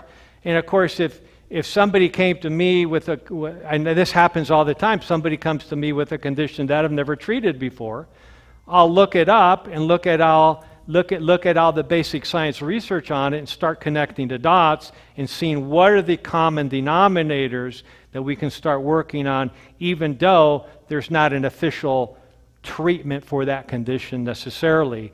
There's always something that we can do by paying attention to all the dots. How you doing, sir? Yes. That was a lot to take in tonight. But my question is this. Let's just say I had full-blown Alzheimer's.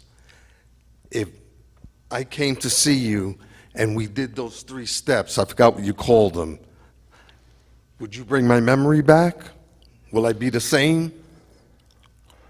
Okay, so I mentioned earlier the couple that I wrote the book about, the John and Mary, not their real names, in the book Memory Makeover. I spent 1 hour with them every month for 18 months. Now that's way more than you normally do. When I see a new patient, I normally say it's going to take us about 5 additional sessions, usually a month apart, to get through the basics, the fundamentals, to get through all the labs, to get through all the genetic studies, to get through all the various assessments, to review their past medical history and labs done by other doctors, and to put it all into a checklist that's about 140 points long, and see what are the deficiencies, what are the problems, and fix as many of them as possible. So it normally takes about a total of 6 sessions to get through all of that, in my experience. When this patient in my book, she never reversed her Alzheimer's. She dramatically improved her function, though. And so that's why, what's interesting, Alzheimer's in of itself is a condition diagnosed based on hippocampal atrophy and amyloid beta deposition. That's Alzheimer's. But that's not 100% correlated with cognitive decline. You can have people that have all kinds of beta amyloid deposits in their brain, and they have no cognitive decline, and vice versa. Okay, now, but it's still, so Alzheimer's is referring to that form of pathology specifically. And so Mary, in my book, her neurologist measured her hippocampal volume, and it was less than first percentile. In other words, more than 99% of women her age had more cells in their hippocampi than she did. And yet she dramatically improved over that first 3-4 month period where her sundowning syndrome went away entirely. She became functional in many ways. She became able to understand space and time. She started being able to recognize when they were driving, oh, you need to turn here, honey. Whereas before she wouldn't even talk. She had no idea where she was. So she still had Alzheimer's, but she had reversed a big degree of the dysfunction within that Alzheimer's. Okay, so that's why it's a semantic issue. I've been challenged by neurologists in the past. You're not telling people they can reverse Alzheimer's. And I said, well, define Alzheimer's. It all depends on how you define Alzheimer's. Okay, if it's a functional problem, then we can see functional improvements in people who still have major loss of hippocampal neurons.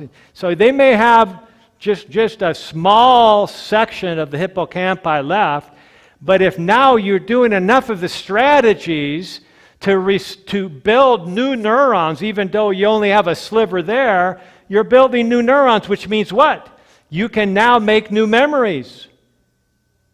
Much better than before. Not like, 10 years ago. Okay, you're still good. It's like short-term memory issues. That's one of the first things to go.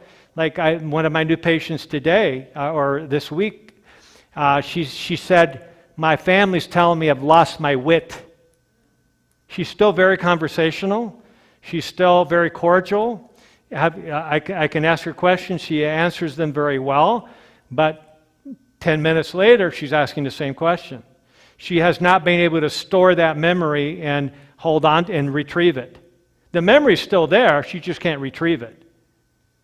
Right? So the important thing for her is for that not to progress.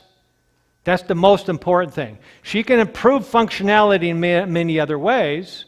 Okay? And maybe she's not admitting it, but maybe she has significant anxiety and depression. Why? Well, because of what's going on, in part, but also it's a natural part of the process. If your hippocampus is not regrowing properly, you're going to be more likely to be depressed and anxious and have headaches, etc., whatever your predispositions might be. Okay, so let me answer it this way. And this is what I told this couple on Tuesday afternoon. I said, right now, your main issue is not remembering what happened 10 minutes or an hour ago. I realize that's a concern. I realize that. But that is nothing compared to losing your memory about how to have a bowel movement. Because that's where it's potentially going. Okay? And I've had patients when they first came to me where their spouse said, my wife walked into the restroom in our beautiful home and she just stood there not knowing what to do, and she literally reached back and grabbed feces and spread it on the wall. She had forgotten how to have a bowel movement. That's a memory problem. But a far more significant memory problem than forgetting what somebody told you 10 minutes ago that wasn't that critical because it wasn't tied to emotion. So part of learning to remember things is tying emotion to it, tying smells or odors to it, or aromas, tying good memories, etc. So that's the key. Is, by the way, every single patient who's come into me who's had that memory problem with toiletry issues, we're able to reverse that. Okay, and that's an advanced form of Alzheimer's. So the bottom line is we don't want to let it progress in any way. If we can, That's the most important thing. We may never get to the point where we're remembering all the little things that happened yesterday. Okay, but that's not nearly as important as being able to have a life, in socializing with our friends, enjoying being with our friends, thinking about our past together. All those things are part of what make us human in enjoying life, and you can regain that.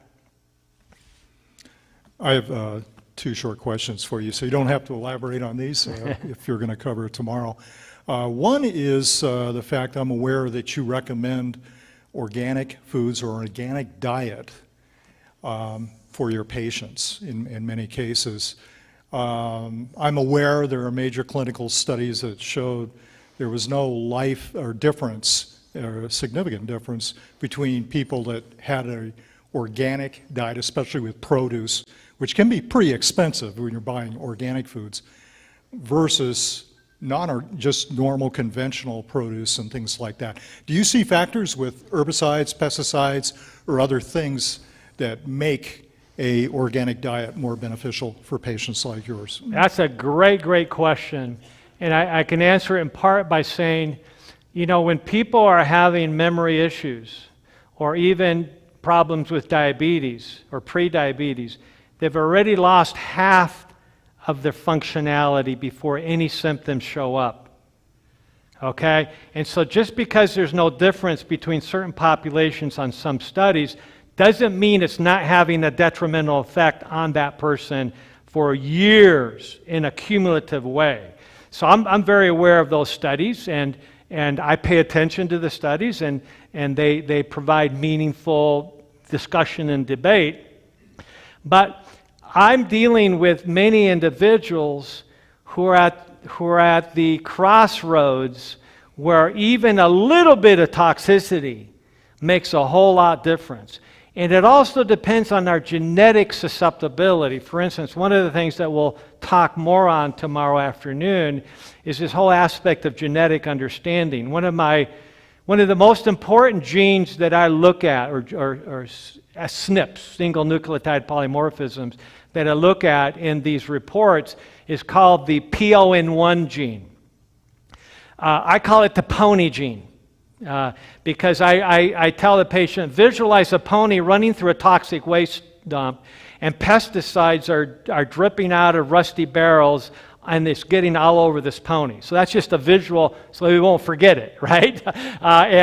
And so if you have a double copy mutation, even a single copy heterozygous mutation to the pony gene, the PON1 gene, your ability to break down pesticides and herbicides drops dramatically. Okay, so so I'd rather see a study that looked at individuals that have high susceptibility based on a pony double copy mutation. Now, what's the impact of our organic diet, especially with the Environmental Working Group's Dirty Dozen concept being put into place, where they look at the 12 fruits and vegetables with the highest exposure to pesticides and say, on these at least it'd be a better to go organic, okay, because of the high level. And so some people, I might, you might be able to be exposed to 10 times more pesticides than me and appear to have no noticeable problem from it. I could have 1/10 of that and have major problems. So part of it is understanding what our susceptibility is. Okay, and so I actually measure glyphosate in patients' urine. Okay, and I see some people that are just like off the chart. I mean, they're like, a 99th percentile. They're just way high. So on those, I go like, whoa, something is going on. You're exposed, or at least recently have been exposed to a very high level of Roundup or some related chemical that is so high in your body that it's creating havoc, and that is a major cause of, toxins are a major cause of hippocampal, basically a loss of function. Okay, so that's a great question. That's why I'm elaborating. It's really important. I test everybody for glyphosate. It's kind of, I call it the second or third tier testing. I test everybody for mycotoxins, I alluded to earlier, for mold toxins. That's one of the biggest problems. So many people have no idea that they're living in a home that's riddled with mold, toxic mold spores that degenerate into mycotoxins, and their blood levels are super high. We can also measure what's called the HLA-DRDQ blood test with LabCorp and determine whether you're a highly susceptible individual to biologic toxins, including mold. And guess what? I did that test.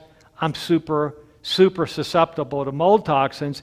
Previously, 14 years as a medical missionary on Guam, we had mold issues. I didn't think anything of it because, hey, I have a really healthy diet. Hey, I exercise. Hey, I do all these other healthy things, not realizing that I was devastating my health because my body levels of mycotoxins were sky high. Why?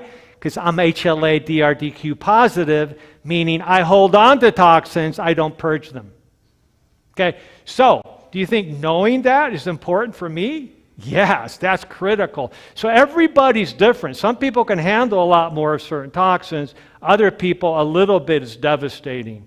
And so that's why, in general, when we're dealing with especially a diagnosis of mild cognitive impairment or Alzheimer's, that's not the time to be saying, well, I think pesticides are okay for you, right? Because they're toxins. You know, no matter what any study says, they're toxins. Okay? And we have good basic science research showing the impact that has on animals and cells, even though maybe some of the human studies are not methodologically done in a way where we can detect the problem. Second question, at the beginning of your talk tonight, you talked about certain brain conditions that you don't have a lot of success or you don't see something worth treating, like Lewy body disease, which is, there are a number of celebrities that we know of that have that. Yes. Robin Williams, the comedian, and then also Yes. Casey Kasem are Yes. two in point. Yes. Would your therapies, though, if someone came to you with, and they had been diagnosed with that, is there something you can recommend for somebody I with these other absolutely work with diseases? people who have Lewy body or frontal temporal dementia.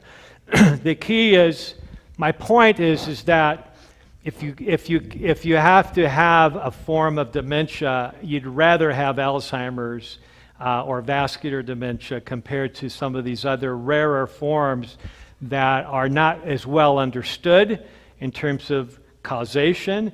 Okay, but because they are neurologic in nature, it would be reasonable to expect that paying attention to all the dots, all the things that are good for us, all the things that are not good for us, addressing those aggressively, in my opinion, is the least that we can do that may be able to extend life or extend functionality for some time compared to not doing anything. So I would absolutely treat somebody like that. And I have. I mentioned last night that as I stood here looking over the church, I realized I had a deja vu moment. Do you ever have those deja vu moments? That's important for this topic, by the way, on how to prevent Alzheimer's and reverse cognitive decline. But I realized that I'd spoken here before, and it was one of my first churches that I spoke at after graduating from Loma Linda University in 1988. It was Dr. Jan Kuzma, who was at the time the director of the Adventist Health Study. He was mentoring me and encouraging me and had me go with him to the NIH for the big meetings, and he was kind of getting me ready to get involved in epidemiologic research. And so part of his mentoring was getting me to speak at various churches, and this was the first church that I spoke at in 1988. So it's good to be back. It's also really good to see Dr. Helen Hopp there in the back. Dr. Helen Hopp was one of my major professors at the School of Public Health in my training, and also involved in research when I was on the full-time faculty at the School of Public Health as well. Way back in the day, right, Dr. Hopp, back in the mid to late 80s. Also, it's good to see Dr. Dan Wilson. He got me involved in the physical therapy program, actually presenting on this very topic, on making sure that physical therapists in training understood how they could dramatically impact the lives of people at risk of or who currently have Alzheimer's. So it's good to see you, Dan. And then, of course, Donna Klein. I remember Donna coming out with the Ken Cox Crusade to Guam. I had the privilege to spend 14 years as a medical missionary in Guam with my wife, Betsy.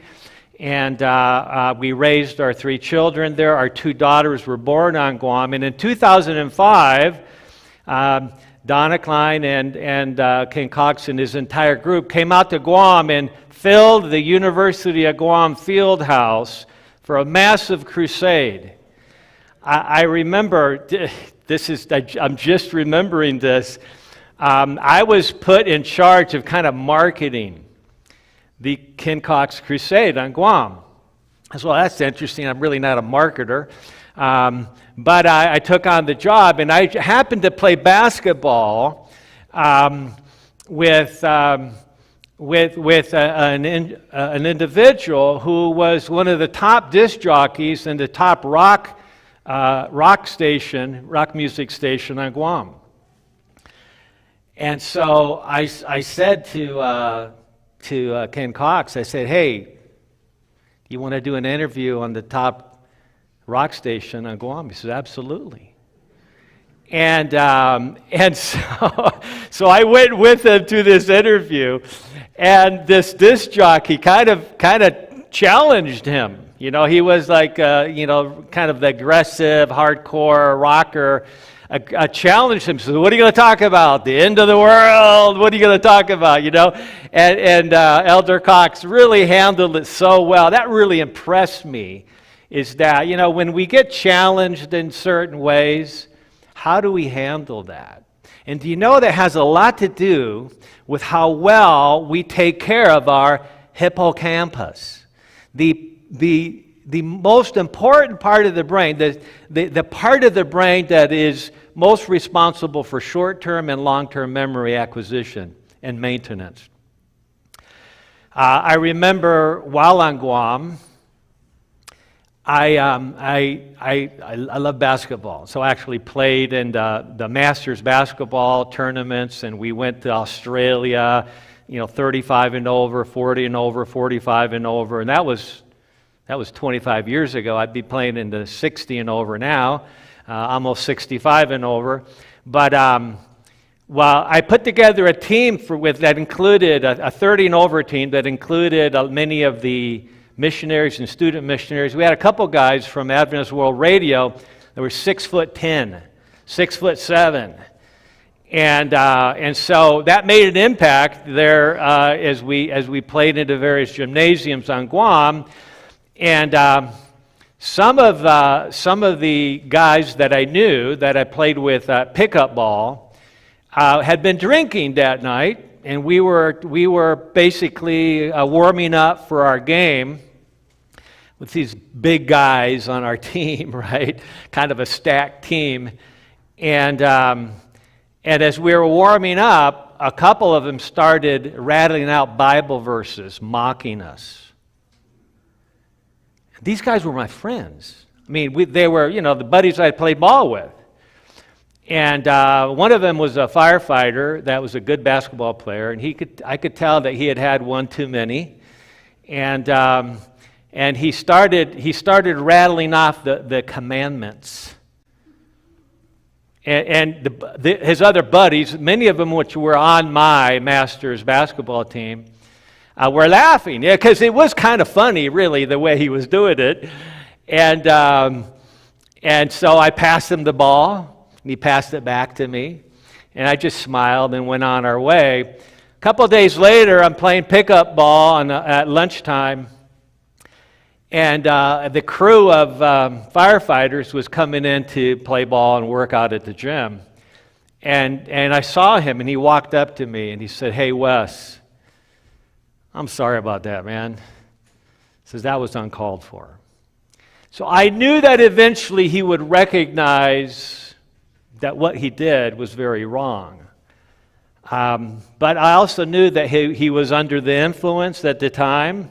And I also knew that he down deep was a good guy, and he had an opportunity to actually fess up and apologize to me, and that actually brought a more dynamic bond to our relationship than we had had before. So, let's jump right into the theme of the weekend, and we began discussing this last night. We're going to continue to expand on this afternoon. What are the habits to reduce your risk for dementia and Alzheimer's? Well, we're really, you know what today is? Today is World Alzheimer's Day, September 21, 2024. This is a very important day to raise awareness of what can be done in both the prevention and management of Alzheimer's and related dementias.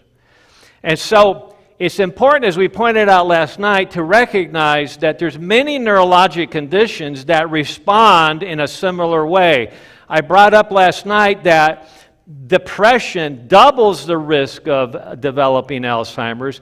I just saw a study just in the last 24 hours. As I was preparing the sermon this morning, I got an email, it was from Medscape, an online medical journal, that said new risk factors for dementia. And so I clicked on it as I was preparing the sermon this morning, got up at 5:30 to put this together.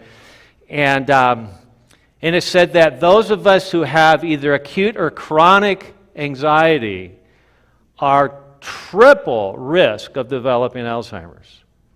So when we're talking about natural treatments and simple remedies to address cognitive decline, we're also applying these same remedies are beneficial for depression, anxiety, headaches, and Alzheimer's. And all of it relates to the hippocampi, the region of the brain responsible for short-term memory and emotions as well.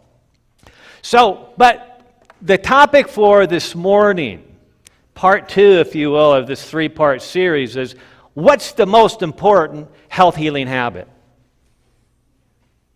What's the most critical strategy to optimize what we initiated last night, which is hippocampal neurogenesis? So some of you are going to need to get a little update on what that really means. So let's go into that.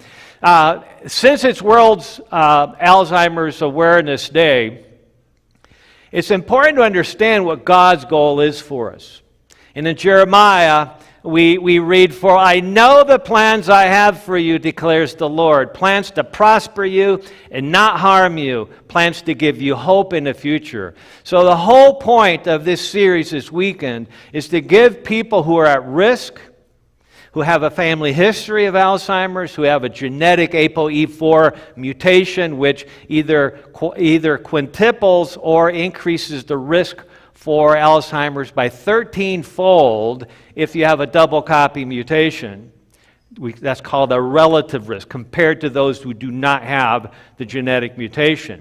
That's all modifiable, by the way, okay, based on the decisions that we make. And that's the whole point of this weekend series, is what decisions can we make based on the medical literature, based on understanding of how to optimize hippocampal neurogenesis, or literally the development of new neurons in that part of the brain that allow us to store short-term memories and learn from our experiences. You see, if we can't learn from our experiences, if we can't remember what has happened in the last 10 minutes, hour, day or so, we can't learn from our mistakes either. This is very, very critical. It has very significant spiritual and emotional implications as well. So, God wants us to have hope. He wants us to understand cause to effect. Last night I showed this picture and we discussed it in more detail. So if you want a really a deeper study on this hippocampal neurogenesis, go to your YouTube channel here at the Yucaipa Seventh Adventist Church and watch part 1. It's a 90-minute discussion and about 30 minutes of Q&A that look into all the aspects of how to optimize hippocampal health. Well, this is actually a YouTube clip that I'm just showing a picture of, where Glenn Campbell is meeting with his neurologist at the Mayo Clinic. This is in 2014, 10 years ago, where the neurologist is explaining to him, Glenn, you have advanced Alzheimer's disease. And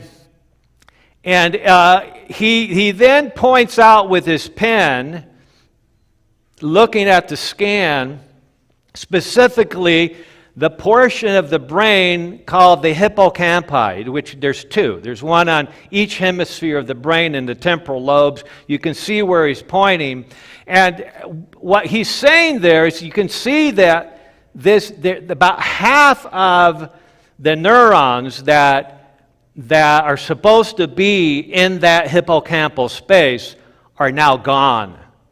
They have been obliterated. They have atrophied. They have been totally destroyed.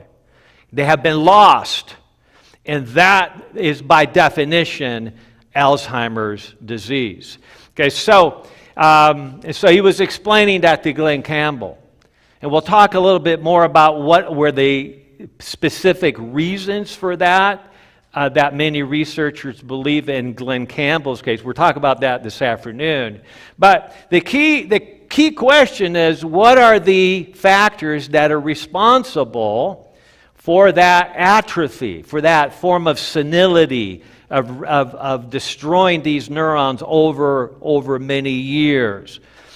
So the key, real quick review. This is the hippocampi, about the size of the thumb. You saw that on the screen.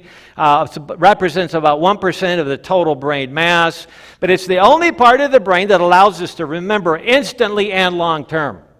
Okay, the hippocampus actually stores the spatial and time aspect of a memory that's long-term stored in other parts of the brain. But if the hippocampus isn't working, then we can't coordinate that memory with time and space. So that creates a real problem. So we have to have a really healthy hippocampus in order to access that memory properly, and also to be able to store that memory into long-term memory. So basically, this requires daily restoration. In other words, it requires really good habits, because it's what we do daily that determines how healthy our hippocampi are. Of course, there's genetic risk factors. Of course, there's familial risk factors. Of course, there's environmental risk factors. There's all kinds of risk factors, and the more we understand all of them, the better chances we have to make a difference and get to that tipping point where we're actually reversing that process, literally reversing that process, and I'll show you how. Now, this requires daily restoration and production of what are called new free synapses. So every time we create a new memory, we have to create a new synapse in the hippocampi, okay, on a neuron. Okay, and the question is, will that synapse be able to transfer that information appropriately to other centers of the brain for long-term memory, okay? Or will that hippocampal synapse be damaged in some way, so it's not working properly? So, we talked about ego depletion, and don't think that I'm stuck on Freudian psychoanalysis. I'm not. But I found, as I was studying this over this past week, that this is actually a good framework to describe what's going on in the hippocampus, and then we can tie in some spiritual corollaries to that. So, the work of Dr. Michael Nels, who's a German MD, PhD researcher, who's really taken on. He started out doing genetics and focusing on genomic research and figuring out that trying to find that one gene that if fixed could solve the health dilemma on the world. And as he did that, and as he spent more and more time in the lab, he became less and less healthy, and he developed all kinds of chronic diseases. And he realized that in his quest to find a fountain of youth through genomics, he was actually destroying his health. And so he went back to the basics, which many people really understand well, and he started spending time outside. He started a more natural lifestyle. He started eating healthfully. He started exercising. He started spending time in the sunshine and so forth, and basically dramatically reversed his health problems and started realizing that he needed to apply this information to one of his passions, and that is that dreaded A word. You know, we have the dreaded C word, but the dreaded A word is Alzheimer's. So he talks about this concept of ego depletion, of the synapses, where you can have physical exhaustion, cognitive exhaustion, or emotional exhaustion, overtaxation leading to hippocampal exhaustion. And that's why it's so critical that we have daily restorative habits that rejuvenate and reactivate the hippocampus so that it can heal, restore, and grow new neurons, because without new neurons, there is not new information. Okay, without new synapses, there's not new information. Okay, so let's just do a quick review for those of you that have, like me, who haven't studied Freudian psychoanalysis. So we got the id, ego, and the superego. The id is basically the pleasure principle. In other words, it's the worldly approach to life. Okay, if it feels good, do it. If it tastes good, eat it. You know, if it makes you happy, do it. Follow your heart. Don't follow any other standard. Just do whatever comes naturally to you.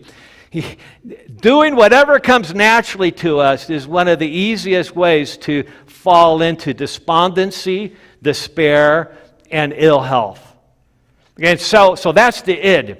Then we have the ego, which is the only part of the conscious personality, what we're thinking about right now. Okay, it's the decision-making component of personality. And so when Dr. Nils talks about ego depletion, you're talking about that you're focusing so much on whatever you're learning or doing that day that you're literally using up your synapses that you've created the day before. Okay, and there comes a point where you've depleted it all. Okay, and that is very dangerous. And so before we comment more on that, look, the superego is the ethical component, okay, of the personality, and provides the moral standard with which the ego operates. Okay, so you can see there's some significant spiritual connotations to this as well. So basically the point is, when you have ego depletion in this context, we're not talking about the ego like I'm so great. We're talking about this psychoanalytical ego, is the idea that self-control or willpower. You think this is important? Okay, this is critically important to memory and hippocampal activation and preservation over time. So when self-control willpower draws upon conscious mental resources. Have you ever been tempted to do something, but you had the wherewithal to go through the steps like, okay, if I do this, then these are the consequences. If I don't do this, then these are the potential benefits or consequences. And you make a decision, a rational decision, based on that critical thinking part. That allows you to the frontal lobe to be in control, to be the master of your decision making. Okay, but if that becomes overtaxed or exhausted, okay, that because we have not taken the time of reprieve, we have not taken the time to rest, to step back, to smell the flowers, so to speak. There's real danger there. There's danger in terms of how this can affect risk of Alzheimer's later on through hippocampal damage, but there's also danger in how it impacts our ability to make good decisions and follow the standard that we understand, the biblical standard or the godly standard, or even the social mores standard. What is socially acceptable is part of the same concept. So that's why there's so many people out there that not only do they avoid following a biblical standard or what many would call a godly standard, but they don't even follow the social mores of the day, because they're all about id. They're all about doing whatever's best for them right then and there. And that's extremely dangerous. And that becomes more common as we're damaging the hippocampi of the brain associated with Alzheimer's. So, when the energy for mental activity is low, we've all been there, right? We have all been there. Basically, self-control is typically impaired, which would be considered a state of ego depletion. In particular, experiencing a state of ego depletion impairs the ability to control oneself later on, even in areas unrelated to what you just did. So, obviously, major implications for physical, emotional, and spiritual health. So, it reminds me of the Apostle Paul, who says, "In your anger, do not sin." In other words, he's saying it's okay to be angry as long as you use that anger properly, okay, and you don't let it fester past sundown. In other words, address it. Use the anger appropriately in a godly way, in an appropriate way to benefit a certain situation, okay, rather than following your, because you felt bad, you felt like you needed to respond in an unhealthy way. Okay, so this is a good example of controlling the id, okay, and taking advantage of the superego and making good decisions, critical thinking decisions, frontal lobe and hippocampus. So this reminds us of the Apostle Paul's imperative where he says in 2 Corinthians, take every thought into captivity. Okay, other editions say bring every thought under subjection. In other words, we need to be very careful on what we allow ourselves to dwell on. Okay, if we just dwell on fearful things or unhealthy things all day long, that's going to really damage the hippocampus of the brain. Okay, so of course we know as a man thinketh, so is he. By beholding, we become changed. You've all heard these quotes. One of my favorite quotes from C.S. Lewis in his book, Mere Christianity. How many of you read Mere Christianity? If you haven't read that book, please read it. It's been around a long time, since I think the 1960s. Okay, and it's one of the best books. What are the fundamental messages of Christianity? And regardless, he was an atheist until he became a professor at, I think, Oxford. Okay, and it was his work with his association with J.R. Tolkien, believe it or not, where he challenged him to read the Bible and prove from the Bible that was wrong. And he believed that he could do that. He read the Bible and proved to himself from the Bible that the Bible was correct. That's how C.S. Lewis became a Christian.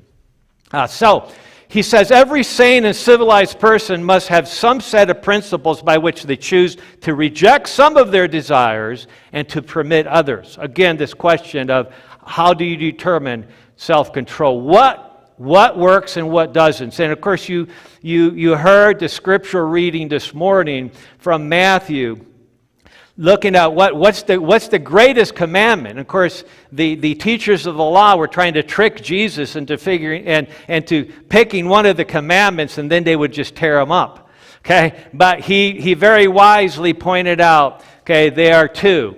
Okay, and he said, love God and love your neighbor, which of course a overview, a summary of the first 4 commandments is loving God, and the last 6 commandments are about loving our neighbor as ourselves.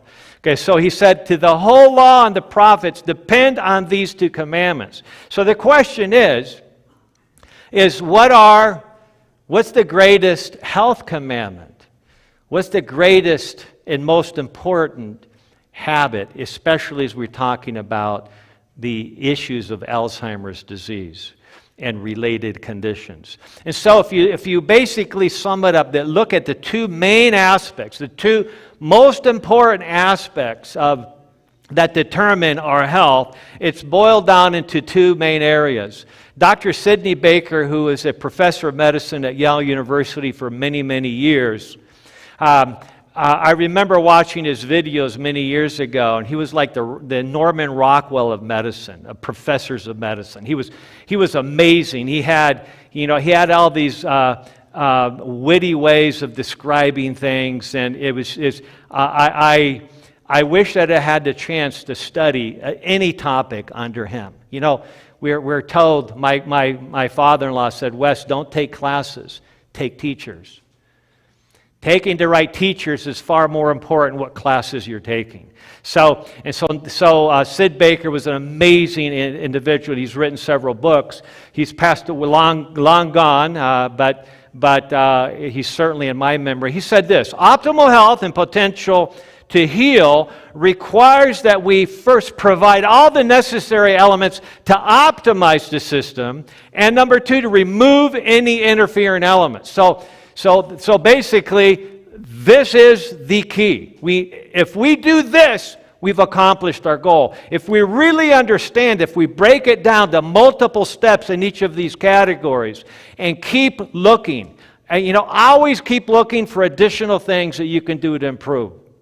Never think that what you're doing right now is adequate. Many of us think, well, I exercise every day. So we feel like, hey, I'm healthy because I exercise every day. Okay? Other people say, no, I'm on a really healthy diet, but they don't necessarily exercise. Okay? Or you name the health habit. The question is, are we taking advantage of all the health habits that dramatically impact hippocampal regeneration and neurogenesis, the production of new neurons and new synapses in that part of the brain that's so critical for our not only physical ability, not only our memory, but our ability to learn from our mistakes and make good emotional, social, and spiritual decisions. So he goes on to explain this and says nutrients are the necessary elements, and nutrients in the broadest sense of the word. Okay, not just food-related nutrients, but anything that is nourishing to the body. We need to think on those things and make sure we're taking advantage of as many of them as possible. He says toxins are the interfering elements. Again, toxins in the broadest sense of the word. Okay, some of the worst toxins are the words that we speak or words that we're spoken to. That has a huge impact on hippocampal health. Is how we talk to one another, how we engage with one another. And so this is so critical. Now, Dr. Sidney Baker had one of his witticisms. He says, he called it the thumbtack rules. And he says, if you're sitting on a tack, it's going to take a lot of aspirin to make you feel better. He used this when he was teaching his first and second year medical students. He said there's one thing about symptomatic management, but it's a whole lot better if you can actually find the cause of the problem and fix that. Right? Okay, so he went on to say, if you're sitting on 2 tacks, removing just one of them does not make you 50% better. Okay, and then my corollary to that would be, what if you're sitting on dozens of tacks? Removing 5 of them or even 10 of them are each in of themselves necessary for improvement, but they are not sufficient. And that's where so many of us misunderstand health and healing principles. We think, I'm doing all these things and they're not helping me at all because I'm not better. When in fact they are critical to the function and improvement of health, they're just not in of themselves sufficient. So the question should not be, these aren't helping me at all, are they? The question should be, what am I missing? What is the piece that I need to add to the beneficial things I'm already doing to improve my health or to get to that tipping point where I'm actually healing rather than progressing in my illness? And that's the hard thing to do, okay, because that takes energy, and that takes a healthy hippocampi, which requires daily good habits. Okay, so I'm going to skip through this because I'm looking at the time, and I want to go through this real quickly. I'll go through some of this afternoon. So the requisite for successful healing, it's important to know it's the Dr. Bill Walsh, who wrote the book Nutrient Power. He's the world's leading expert on copper-zinc ratios and how, when tested along with ceruloplasmin, tells us whether we have a problem with too much copper, too little copper, or especially too little zinc. And he said in one of the interviews, and I'm paraphrasing, it's hard to fight an enemy if you don't know what it is. Okay, so it's hard to succeed, I say then, in your health goals if you don't know the underlying cause of your concerns. Okay, I'm going to skip through those real quick because I'm going to deal with those tonight, or this afternoon rather. I encourage you to watch Memories for Life. This is a documentary that's available on Apple TV, on Google, on Amazon Prime, many different platforms. It's a 90-minute documentary on the potential for reversing aspects of Alzheimer's. It's a wonderful interview. I had a privilege to actually participate in this, and so take advantage of that, and we've been encouraged to promote this given the fact that it's World Alzheimer's Day today. All right, so I remember, regardless of what you think about past President Reagan, he was an amazing guy. He was an engaging personality.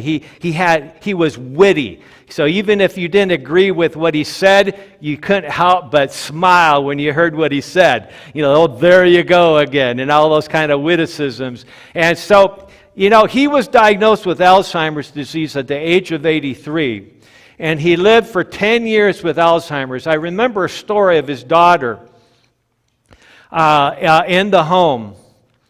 I believe this was actually even in the White House, where he was standing in the room. And his daughter walked by and noticed he was standing in the room and just standing there. And she said, "Dad, you okay? What's going on?" And he turned to her and said, "I don't know where I am." And he was in his own house. Okay, so that's really important. That's a hippocampal problem right there. Okay, and you remember what President Reagan's favorite food was? I heard it several times there. He had a bowl of different colored jelly beans in every room of the White House, which suggests something, which suggests that he had a problem with hypoglycemia.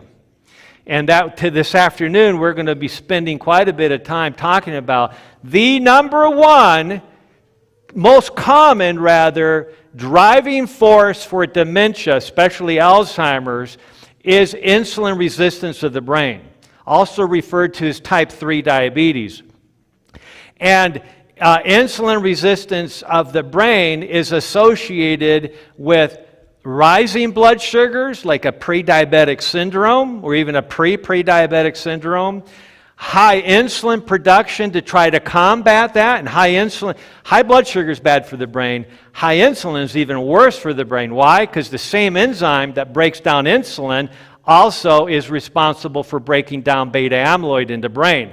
Okay, so if you're always breaking down insulin, you're spending very little time breaking down beta amyloid. So it's the ability to get rid of the toxic elements in the brain are compromised. And then thirdly, after you get that surge of insulin, what happens to blood sugar? Blood sugars in many of us tends to crash sometime after a meal, and that low blood sugar is the worst thing for your brain. In In fact, that's one of the ways they diagnose Alzheimer's, by doing the fluorodeoxyglucose PET scans, looking at how easily glucose, sugar, is able to get into different regions of the brain. And that's called the metabolic issue.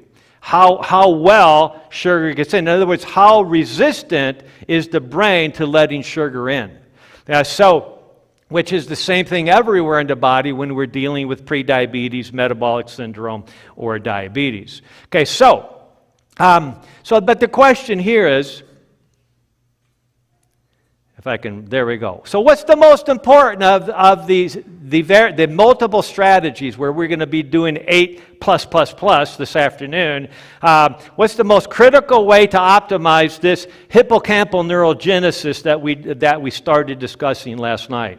Well, I oftentimes am asked this question: what's the most important remedy? And so we have in the Ministry of Healing this wonderful quote that many refer to as the 8 doctors or the 8 natural remedies, where we have pure air. You know, you could argue that without pure air, that's got to be the most important one. Do you get pure air? What about sunlight? Wow, there's so much new information about sunlight and how it optimizes melatonin production dramatically and basically becomes an antioxidant and an antitoxin in your body, and how it does so many things for our immune system.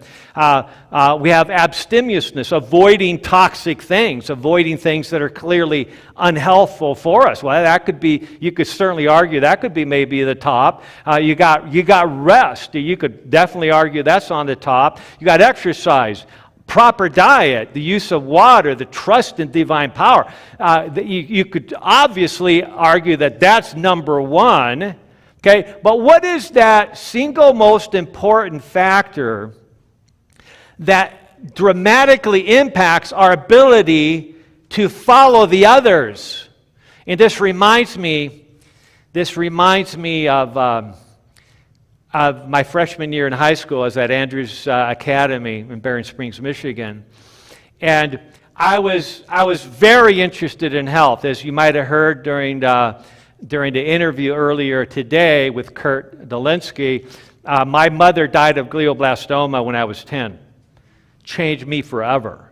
Okay, I became very passionate about understanding health and disease and the underlying causes of disease. And I was literally reading everything I could as a young teenager. That I read all kinds of books, and I remember in my freshman year I was really interested in even fasting once a week, which was really hard for me because I was super energetic and very active. I ate about 10,000 calories a day, and so when I fasted, that was a big deficit. So I didn't do that as often as I would have liked to. But I remember asking myself, as I went over all the natural remedies and the fundamentals of health, what's the most important one? What is the one that everything else pivots on, that's dependent on? And I struggled with this, because they're all important. And I always, when I'm asked a question, which is the most important, I will say the ones that you're not doing. That's the most important one. Okay, but as I really contemplated as a freshman in high school, I realized that on the days that I did not go to bed early, I didn't get up early to exercise and have my devotions. On the days I did not go to bed early, relatively early, which for me at that time was by 10:30. I had a 7 o'clock morning class at Academy that I usually would ride my bike or jog to get to, and so I remember keeping notes of what the different strategies were and how they were impacting my health, and I realized if I didn't get adequate sleep, everything else fell apart. My trust in God fell apart. My diet, I started craving unhealthier foods or sweets because I just didn't feel as good. So when you don't feel good, you want to change how you feel by doing things that make you temporarily feel better, even though you know that it's going to make you feel worse in an hour or two, or it's definitely not good for you. And so as I looked at that, I realized that sleep was a critical factor. And so this is part of our 8+. So bottom line, let's take a look at these things. So when we're dealing with Alzheimer's, or somebody who's at risk of developing Alzheimer's, somebody who has ApoE4 mutations, or has a family member with Alzheimer's, or an aunt or uncle, or especially a parent or grandparent with Alzheimer's, we need to pay attention, right? Because that means we're at much higher risk.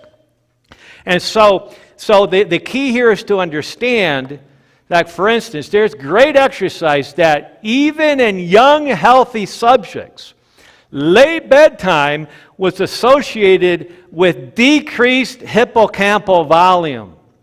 Okay, we talked about last night, so many people many doctors recommend a MRI of the brain, where we actually measure with NeuroQuant or NeuroRead or software at the imaging center the size, the volume of that portion of the brain, actually all portions of the brain. But of particular interest is the volumetrics of the hippocampi. How does it compare to other people your age? Okay, and that can change dramatically based on the decisions that we're making. And this doesn't just happen to people in their 60s, 70s, 80s, and 90s. It happens in young people, and it's measurable. So how long can we continue and persist in unhealthy behaviors and not expect to have a great reduction over time in our reserve of hippocampal neurons? So another big aspect of this is that when you have sleep disruption, fully 1/3 of your entire genome is disrupted.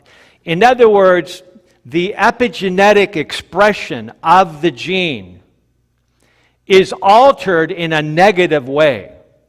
1/3, that's roughly 7,000 genes, are now being turned on if they're unhealthy genes, if they're disease-causing genes, or turned off if they're healthy, if they're genes that promote health. So, for instance, we have genes, the P53 genes. These are the tumor suppressor genes. Do you want to turn those on or off? Yeah, tumor suppressor genes, basically you want to turn those on so that they're suppressing or blocking the development of cancer. Okay, and we're dealing with an epidemic of immune depression and suppression right now. So this is a time where we want to be activating those genes in a positive way, not in a negative way. So it's critical. Just getting adequate sleep is important in this process. So last study on sleep, and we'll talk more about that this afternoon. Dr. Neurogenesis from University of Rochester, basically in his studies explained that the byproducts of daytime brain function, okay, where we're just, our brain is using up a tremendous amount of energy. Tremendous amount. It's the lion's share of energy. It's using up, especially if we're involved in mental labor of some kind. Cognitive disciplines that require a lot of thinking, a lot of critical thinking. That's like a supercomputer just sucking up energy. And that creates damage, that creates toxicity. That has to be detoxified, and that only happens primarily at night during deep sleep process. The hippocampal rejuvenation and reactivation and neurogenesis only occurs during the last phase of deep sleep, which when that first 90 minutes of sleep, we only have about 10 minutes of that form of deep sleep, of rapid eye movement, where the brain is rejuvenating. The next 90 minutes of the cycle, then maybe we have double that amount of time. So by the fourth or fifth or sixth cycle, we may be getting a full hour of rapid eye movement where the brain is literally healing and regenerating and forming new free synapses and literally growing new neurons that can be used the next day so that we can be functional, we can be critical thinkers, and we can take advantage of the standards of morality and the social mores that are so critical for us to be effective and appropriate in our daily activities. So bottom line is that during the day, the brain, during the night rather, the brain, Dr. Rudy Tanzi from Harvard explains it really interesting. He says that the brain literally shrinks. It's like squeezing a sponge. And cerebral spinal fluid is just flushing through that, and it's literally detoxifying the brain. But that only happens during that deep phase of sleep. Okay, so it's called the glymphatic system. Not the lymphatic system, it's the glymphatic system in the brain. Okay, pumps this fluid through the brain at night, flushing toxins into the circulation and to be addressed via the liver. Okay, so let's just go through a couple quick strategies of what we can do. And you can actually, I just copied this morning from one of my handouts that I have in my clinic. And if you want a copy of this, just email us. You just go to dryoungberg.com. All the contact information is there. And we will email you not only this handout, but an 11-page handout that I developed for a recent workshop I did in Dubai on reversing diabetes, insulin resistance, and prediabetes. And it's basically 20 strategies on how you can reverse this metabolic syndrome, which once again is the main most common driver of Alzheimer's. So you can request both of those handouts by email, and we will send them to you. So bottom line is that there's important things that we can do.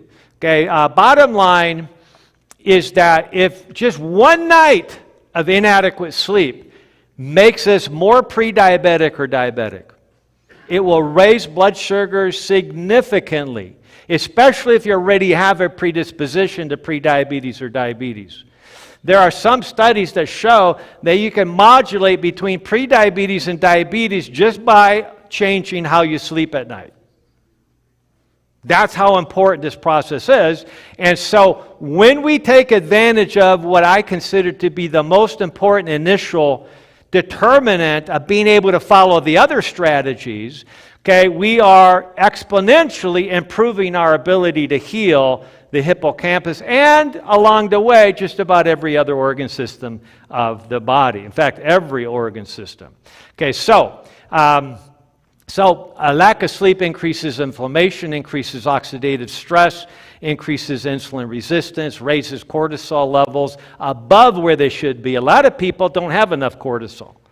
They get too much, and then most of the day they don't have enough. That's why they need to, quote, rely on caffeine or other stimulants to get them through the day. Why? Because their adrenals are already fatigued, and they have this form of adrenal insufficiency the majority of the day. So some parts of the day they have too much cortisol because the adrenals are trying to make up, but most of the day it's too low, and that actually dramatically alters hippocampal health as well.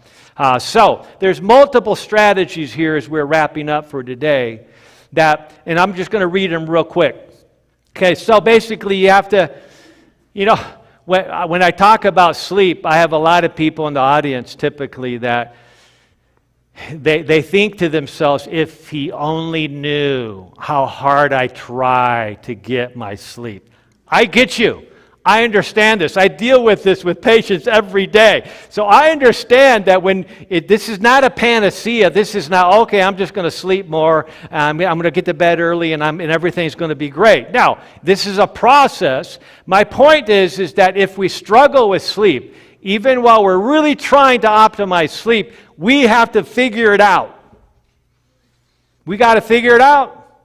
Okay? That might require getting a sleep study to check to see if there's sleep apnea or something else involved that's hindering your sleep. The most common driver for sleep disturbances, in my experience, is this reactive hypoglycemia that occurs at night, which is what actually wakes you up. Because when your blood sugars drop in the middle of the night, because of an insulin-resistant syndrome that ultimately leads to a low blood sugar after the initial high blood sugar. That low blood sugar triggers the amygdala of the brain like, whoa, if the blood sugar keeps dropping, we're not going to wake up. We're going to go into coma and die. And so the amygdala that is responsible for keeping us alive, the fear and the fight or flight mechanism of the brain, it activates the adrenals, even though the adrenals are trashed and depleted and insufficient. The adrenals are forced into action. They crank out the cortisol, and that wakes us up. And now we're awake.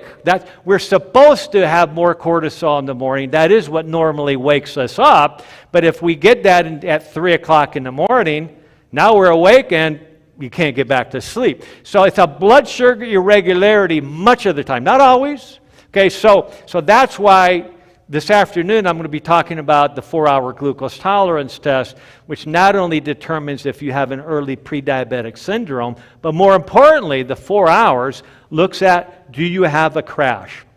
Do you have a drop in your blood sugars? And that is horrible for the brain. It's actually bad for every part of our body, but especially the brain. So take advantage of that information tonight. So optimize your sleep environment, black out all the lights from your room. Never look at cell phones. If you're, in fact, we stayed at the La Quinta Hotel last night, and so they have a clock radio right there by my bed, and I put some clothes on top of that. I didn't want to have any light shining in a room. There's a study that just came out in the last month saying that light disruption at night, especially in cities where there's a lot of lights and street lights on, that is a more important disruptor and attributable cause of Alzheimer's than obesity, chronic kidney failure, and several other conditions. I mean, I wouldn't have guessed that, but that's what the study it was published just recently and highlighted in Medscape online medical journal. So the key here is that we want to have a completely black room. Our daughter, Katie, is an ER nurse in Oceanside and works nights. And so we had to get blackout screens for her room, okay, so that she can sleep during the day and there's no light apps at all coming in. Not from any source, including phones, clock radios, night lights. It has to be completely dark. Okay, and that's so critical. So set regular bedtime and waking time. Go to bed early, right? Early to bed, early to rise. Makes a hippocampus grow effectively, okay? And you'll be wise. Okay, so without a hippocampus, you can't be wise. Or wealthy, for that matter. At least can't gain wealth at that point. Get to sleep early. Try essential oils, potentially like outlined here. Exercise early in the day, not late in the day. If I play basketball late at night or work out at 8 o'clock, 9 o'clock, I'm wired for a couple hours. So that doesn't help me go to bed early. That doesn't help my hippocampi regenerate overnight. Okay, so avoid eating late. To do the intermittent fasting that we discussed last night. Get bright light exposure. Early morning sunlight, critical, at least sometime during the day, but ideally early morning light, as that dramatically impacts the circadian rhythm. And, by the way, do you know that just being out in the sun for 30 to 40 minutes in the morning actually can help people lose weight all by itself? Right? Why? Because it's dramatically impacting the endocrine system in a healthy way. I wouldn't rely on that alone, however, okay, as I've pointed out here. So avoid stimulants, of course, and we'll talk more about these this afternoon. Okay, so C.S. Lewis says you can't go back and change the beginning, but you can start where you are and change the ending. I'm going to go quick. I'm almost done here. Winston Churchill said, men stumble, and women too, stumble over the truth from time to time. And maybe some of us have stumbled across some new truth today. But most of us, We just pick ourselves back up and hurry off as nothing happened. So I'm hoping that some of this information that we cover this weekend will impress upon you and give you hope of things that you can do to dramatically improve your health. It was Ralph Waldo Emerson who wisely said, an ounce of action is worth a ton of theory. So we've given you a lot of theory today. It's worth nothing unless you put it into action. And that reminds me of one of my favorite Bible verses of all time from Romans 12:2, where the Apostle Paul says, do not conform any longer to the pattern of this world. Okay, that's the id, right? Okay, but be transformed by the renewing of your mind, by taking advantage of critical thinking and looking at the standard of morality, the standard of truth, the standard of ultimate health, and applying that using self-control effectively. Why? Because by doing so, we'll be happier and healthier, and we will be able to heal in ways that we previously didn't believe was possible. But we're not going to go into the Spanish flu today. Okay, that'll be this afternoon potentially. This is where we left off last night in part 1. Now we're into part 3. Or should we count this as part 4? I don't know. But so basically what I'm going to do first real quick is to go over the 8++ strategies, the general strategies that I consider fundamental strategies that are critical to be done. We'll go over those real quickly first, just like we did last night briefly. And then we'll get into doing a deeper dive into each of the sections. Some, because of the amount of slides I have, and I didn't have time to cut many of them out, what I'll do is some of the slides I'm going to fly through, but I'm going to pause briefly with each side that I'm not addressing, so that if you're watching this later on YouTube with the Yucaipa Seventh Adventist Church YouTube channel, you can actually pause and look at that, or even take a screenshot of it if you want. So anything, all these slides, or you could actually take a picture with your computer of the slide while watching the YouTube rerun, okay? So let's just jump right into this. So the first key strategy is understanding cause and effect. A lot of times people just want the strategies. They just want do this, do that. But when I ever do a series like this for any organization, I want you to just get the general understanding of what's possible, to understand enough of the pathophysiology, enough of the mechanism of action, so you understand cause-effect. Once you understand it, you're much more willing to put effort into doing something about it, because you know what? I'm not going to do anything unless I understand it. If you tell me, Wes, hey, you should do this and this and this, I might say, oh, that's interesting, but I'm really not going to change my lifestyle just because of your opinion. I need to really understand what value it has for me. And so that's what we refer to as reasoning from cause to effect. Okay, so I'm much more, sometimes my patients say, just stop giving me the reasons and just tell me what to do. If you tell me I need to eat barbed wire, then by golly, I'm going to eat barbed wire. I remember I had this old codger who had found out I was going to Guam, and he said, man, last time I was in Guam, we had blown every tree off of Guam. He'd been on the naval ships, and they had bombarded Guam as they were getting ready to invade, to take it over from the Japanese. And they actually, his job was paying the locals hundreds of dollars for all the pigs and sheep and animals that were killed because of the shelling, okay, or the trees that were destroyed on their property. And so he's the one that says, if you tell me I got to eat barbed wire, I will. Just tell me what I got to do. Well, that's not how I operate. Okay, I operate by helping you understand so that you then become responsible for applying the information yourself. I'm not going to tell you what to do. I'm going to show you how you can do it, and then you do it. Okay, so this is especially true when we're dealing with blood sugar and insulin disorders, which we'll get into in detail here shortly. Number 2, take advantage of readily available resource materials. We'll look at that in a second. Personalized medicine via genetics. We'll look at that in detail today. Test and optimize vitamin D. That is so critical. Let me just say that one of the major studies that came out a few years ago showed that even at the height of COVID, during the Delta variant, okay, if your level of vitamin D in your blood was over 50 nanograms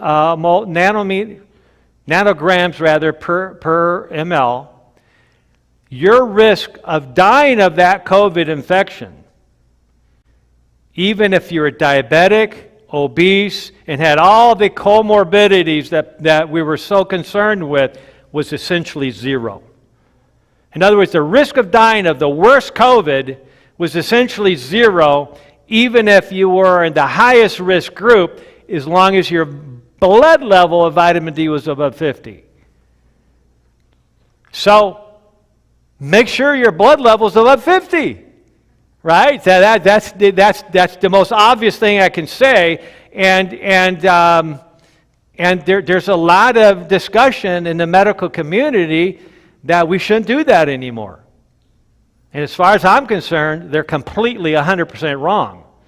Okay, and we'll go over that in a little bit. There's a real attempt to discredit the value of vitamin D. And I won't speculate today on why that is. I just know it's happening. And it's been going on for a long time, decades. So next is do these 3 types of exercises. I'll tell you about those later. Test and optimize omega-3 fats. Blood test, check your red blood cell storage of omega-3 fats, EPA and DHA, and I'll explain why in a minute. Optimize sleep. We talked about that in detail at the 11 o'clock hour in part 2, so we won't talk about that today. Optimize diet. You know, there's literally foods that heal, and there's foods that kill. I remember back in, when was this? I think it was 1990. Loma Linda University was hosting the International Vegetarian Congress, which is an international congress on vegetarianism. And Dr. Walter Willett, who's one of the most famous epidemiologists ever from Harvard School of Medicine and Public Health, published hundreds and hundreds of studies, and one of the most discerning and creative minds in the field of health and epidemiology. He actually said something in front during the panel discussion. He said, there's some organizations amongst us right now that says everything in moderation. He says that the epidemiologic research does not support that. Okay, there are foods that heal and foods that kill. And until we start addressing this openly with the public is not going to get healthy. And there was people on that panel that were very offended by what he said, but he was Dr. Walter Willett, who was the world's leading epidemiologist at the time. Okay, and I totally believed what he said then, and it's still true today. We need to stop thinking that everything can be used in moderation, because that's just not true. There's certain things that we're much better off completely avoiding. Then be wise about alcohol. We'll comment more on that in a bit. Okay, and then optimize your immune system. Okay, let's jump right in there. Okay, so the recognizing again that insulin resistance and metabolic syndrome and prediabetes and diabetes is actually the main, most common driver of dementia, especially of Alzheimer's type. And so we need to get a handle on this. especially if we're focusing on the theme of this weekend. So for this purpose, I strongly recommend, and I know this is a clinical issue, but you can actually do this on your own through altalabtest.com. I recommend it's probably better to do it through a clinician that knows what they're doing, because you want to make sure it's ordered properly. But get tested for insulin resistance. Now, most functional medicine doctors or lifestyle medicine doctors focus on doing a metabolic panel, which is a very common panel that's done with your yearly physical, that looks at fasting glucose as one of the 14 parameters. Okay, and then they add maybe a fasting insulin to that test. A fasting insulin doesn't mean you're injecting insulin. It means we're measuring the amount of insulin your pancreas has released overnight in order to control your blood sugars in the morning before you've consumed any calories. That's a fasting insulin test along with a fasting glucose. I have an 11-page document that I'll show you a picture of here shortly. There it is, okay? That you can request by emailing our office at dryoungberg.com. All the contact information is on our website. And just email us and say, hey, I was at this program at the Yucaipa SDA Church. Can I get the handouts? And my receptionist will get that out to you right away. So it's a great handout that includes 20 strategies, the foundational strategies to reverse insulin resistance, prediabetes, and if possible, diabetes. By the way, I'm not suggesting that everybody with type 2 diabetes can reverse it. I am suggesting that they can reverse the majority of the problem with it, though. Even if you don't reverse your type 2 diabetes, the real issue is not reversing the diabetes. The real issue is getting healthy again. Okay? And you can dramatically improve your health, even if you're still a type 2 diabetic, by addressing these strategies. Okay, but I would say the majority of patients with diabetes, especially those who have been diagnosed for less than 10 or 15 years, have the potential to reverse it if we have a broad enough strategy. So that's the purpose of this handout. So we go back to the glucose tolerance test. The standard of care prior to 1997 was there was no such thing as prediabetes. You either had diabetes or you didn't. And the blood sugar to be considered diabetic prior to 1997 was 140. Now it's 126. As of 1997, the cutoff got reduced to 126. And the reason for that was because the doctors and researchers were recognizing that way before somebody reached the full diagnostic cutoff for a diabetes, which was a fasting blood glucose of 140, they already had the polyneuropathies, the neuropathies, the nephropathies, the kidney damage. They already had problems with their eyes, their retinopathies. They already had the cardiovascular disease. And so it's like, you know, you're actually already have the complications of the disease before you even can diagnose the disease. Well, that didn't make any sense. So that's why they changed the criteria.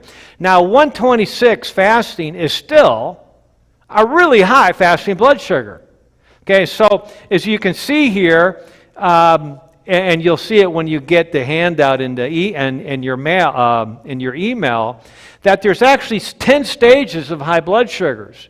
And if you look at the top part of that chart there, you see that stage 3, a high blood sugar, is the beginning of prediabetes. Stage 5 high blood sugar is the beginning of full-blown diabetes, okay? And stage 10 diabetes is 5 stages of increasing more critical problems with diabetes. So I actually initially put together the first 5 stages of high blood sugar together with Dr. Charles Brenniger. How many of you knew Dr. Charles Brenniger? At least a few of you, yeah.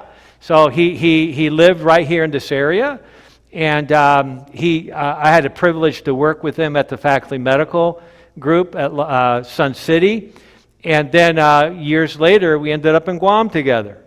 And so he spent 3 years in Guam with me, helping develop protocols for the reversal and prevention of diabetes on Guam. So, the bottom line here is that as the stages progress with high blood sugar, you're already actually at a point where your pancreas is being damaged and you're losing cells that produce insulin in your pancreas. So you don't want to wait until you're stage 5 full-blown diabetic before you do something about it. You don't even want to wait till you're stage 3. So the only way you're going to know this is by doing a glucose tolerance test that checks your blood sugar, not only fasting, but 1 hour and 2 hours, and preferably 3 and 4 hours as well, after a glucose load. It's called the glucola drink that you get right at the lab. It's 75 grams of glucose. Now, if you're pregnant, you get 100 grams. First time is the screen, it's 50 grams. But you know, pregnant women are treated much better than the rest of us. You know, a pregnant woman, if her blood sugar fasting is above 90, that's a problem. It's a problem for us too. It's just that it's only recognized in pregnant women. Okay, they're 1 hour after the beginning of meal blood sugar. If their blood sugar goes above 120, that's a problem that needs to be intervened upon. I know this. I ran a gestational diabetic clinic for 7 years on Guam every Wednesday morning. Okay, and so you see here that a 1 hour blood sugar of 120 to 125 to 139 is still considered stage 1 high blood sugar, which is just slightly above optimal. So what we need to be thinking about is following the standard of care for pregnant women rather than for regular adults. That's much healthier. Okay, so gynecologists and their obstetricians are way ahead of the game taking care of somebody, because what? Blood sugars during pregnancy dramatically impact the epigenetic risk of that baby developing diabetes when it becomes an adult. In fact, some reports suggest up to 75% of the risk is related to what happened in the womb. Okay, so we got to control. So this whole idea of eat anything you want while you're pregnant because it's free food and it's okay to gain a lot of weight while you're pregnant, that really is out the window. You want to eat healthfully, eat appropriately, but make sure it's healthy food, because if you don't do that, your blood sugars are very likely going to be high, and that's damaging your baby for life. Okay, so be aware of that. Okay, so get this 4-hour glucose tolerance test. The other thing why this is important is you can now measure not only your fasting insulin, but the stimulated insulin. What happens to your insulin an hour and 2 hours after you have that 75-gram glucola drink, which is 300 calories of glucose? By the way, the same thing would happen if you ate 300 calories of white rice or potatoes.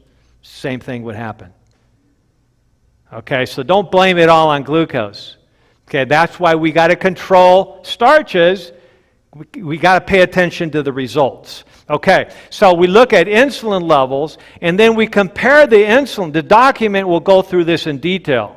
We don't have time to go over it today. It would take 4 hours, right? But the document will show you how to compare your insulin response to your blood sugars and determine whether your problem is mainly insulin resistance or you also have a pancreatic failure problem. You're already starting to lose the effectiveness of your insulin-producing cells.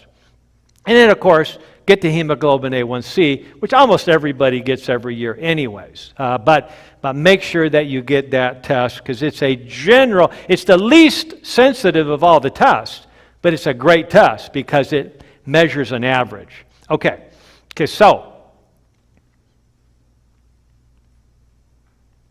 we're hung up on the slides.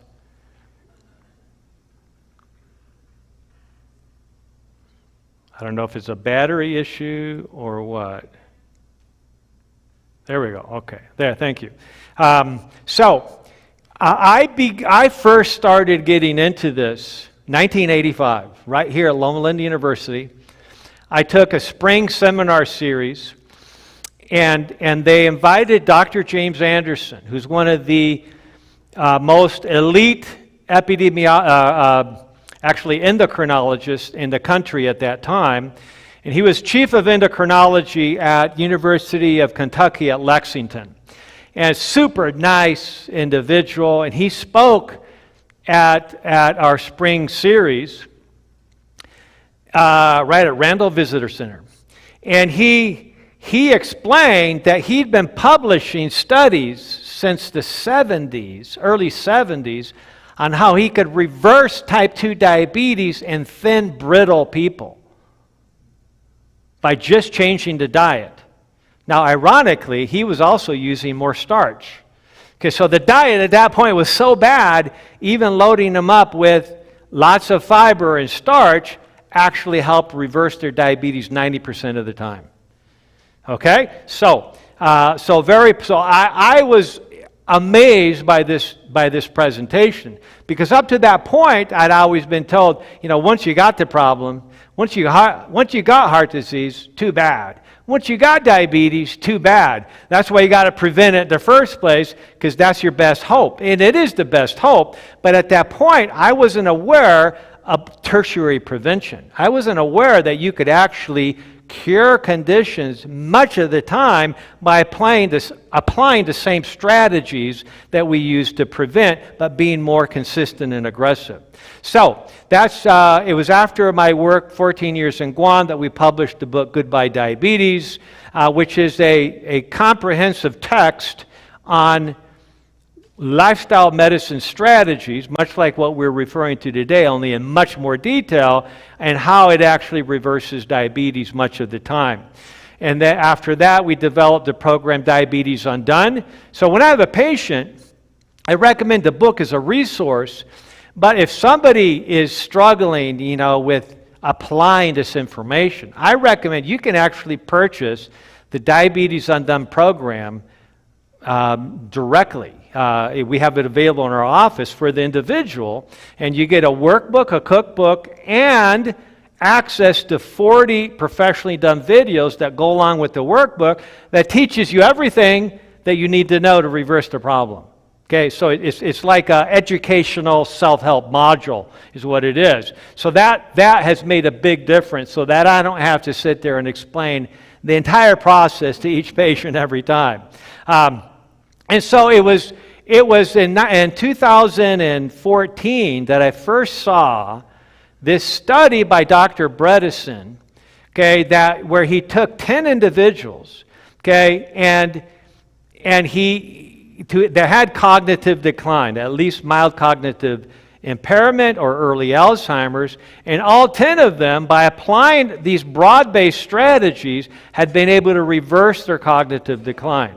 So he published this in 2014. I read that, and what really intrigued me was that's when I first realized that the majority or the biggest driver of cognitive decline is fixing insulin resistance, which we just addressed. Okay, so then I started doing research, and I discovered that Dr. Suzanne de Lamont, a neuropathologist out of Brown University, had been publishing for years now that Alzheimer's was actually type 3 diabetes, or diabetes of the brain, or insulin resistance of the brain. Okay, so this is Dr. Bredesen and I after the training that I did with him. And then a couple years later, Dr. Bredesen asked me if I'd participate in basically a report going over 100 patients that had been able to reverse cognitive decline. And so I submitted 14 of my patients, and so I was one of the authors listed here. I'm the fourth author listed here in this study that was published in the Journal of Alzheimer's Disease and Parkinsonism. So basically more and more reports coming out showing that this isn't just hearsay. This isn't just theory. This is actually possible. I also published in the American College of Lifestyle Medicine after presenting there at their international conference. And by the way, Dr. Bredesen just came out with a new study.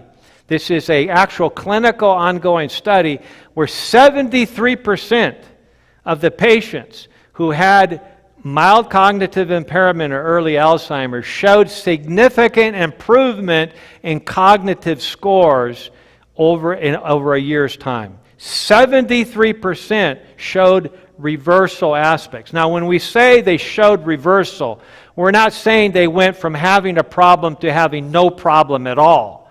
We're talking about reversal. You see the difference? Okay, when you back up the car 10 feet, that doesn't, when you say back up the car, that doesn't mean you've backed up all the way 5 miles. Okay, so when we're talking about reversal of cognitive decline, we're saying anything that shows improvements over time. And we want to keep improving that as much as possible. And we've been talking about the principles of improving hippocampal neurogenesis. Okay, so step 2 is take advantage of resources. Well, you know, a lot of people say, oh, this is just too difficult. I love Henry Ford's quip here where he says, whether you think you can or you think you can't, you're usually right. Okay, so it's all about attitude. Okay, and really, again, this has to do with hippocampal activity. Say, the more damage we have to our hippocampus, our memory center, the more likely we are to be pessimistic. And the more pessimistic we are, the more damage we're doing to our hippocampal region. So we got to jump in there and intervene at some point. We've already talked about the value of watching this documentary, so I won't belabor that. That's an excellent documentary, which was very fair. It actually interviews people that think this is a lot of bunk. The top neurologists that just don't believe it at all.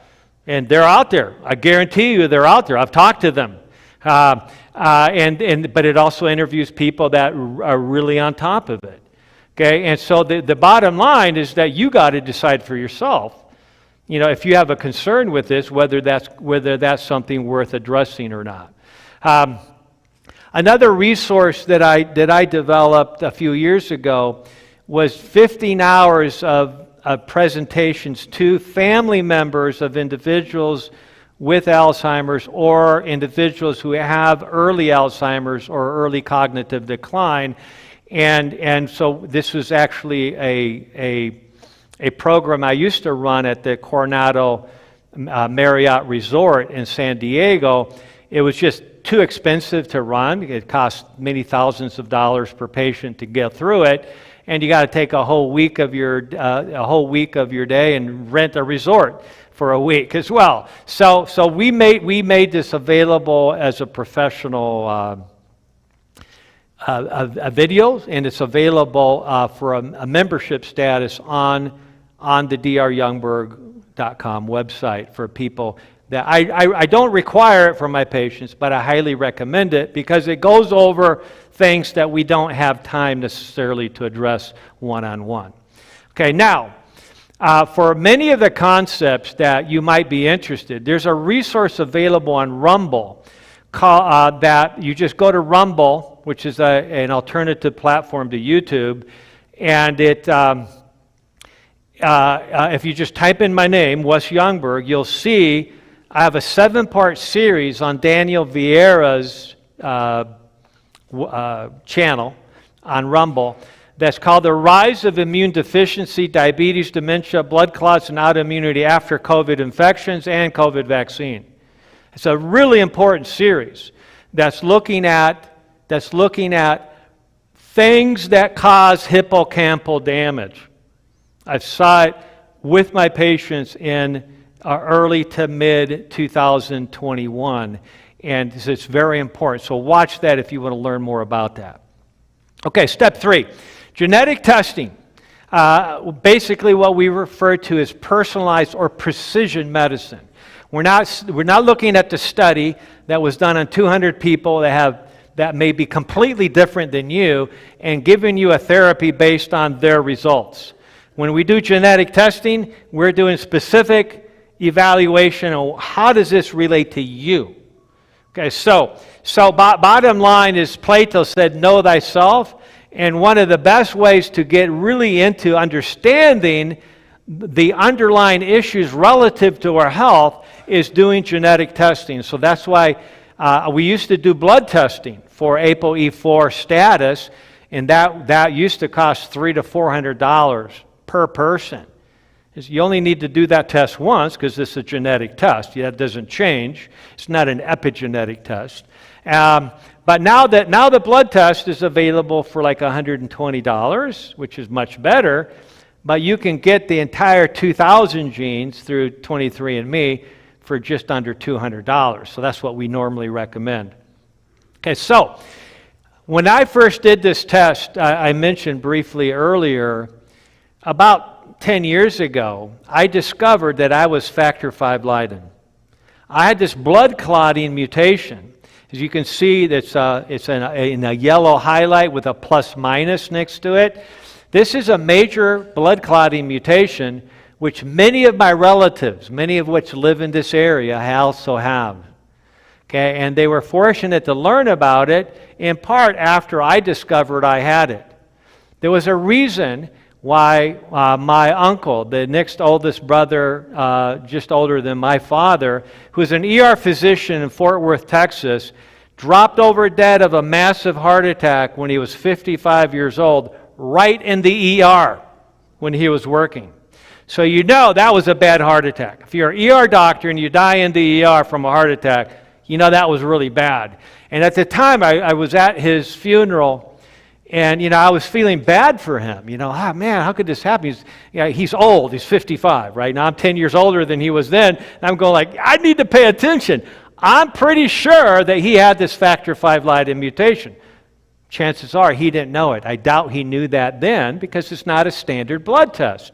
It's not. It can be if you order it, but it's available on a simple saliva test, so may as well get it done and evaluate that. I celebrated when I discovered this because now I had one more way I could improve my health. And there's dramatic things that you can do when you have these mutations. Because I'm 800% more likely to have a major blood clot, a pulmonary embolism, deep vein thrombosis, etc. Should I be paying attention? Or should I say, well, it's not going to happen to me because I eat healthy? No, that would be foolish.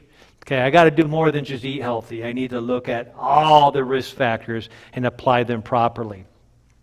Here's an example of, this is not my genetics now, the last one was, so I'm not breaking any HIPAA laws. It was just my own information that I have approved for presentations.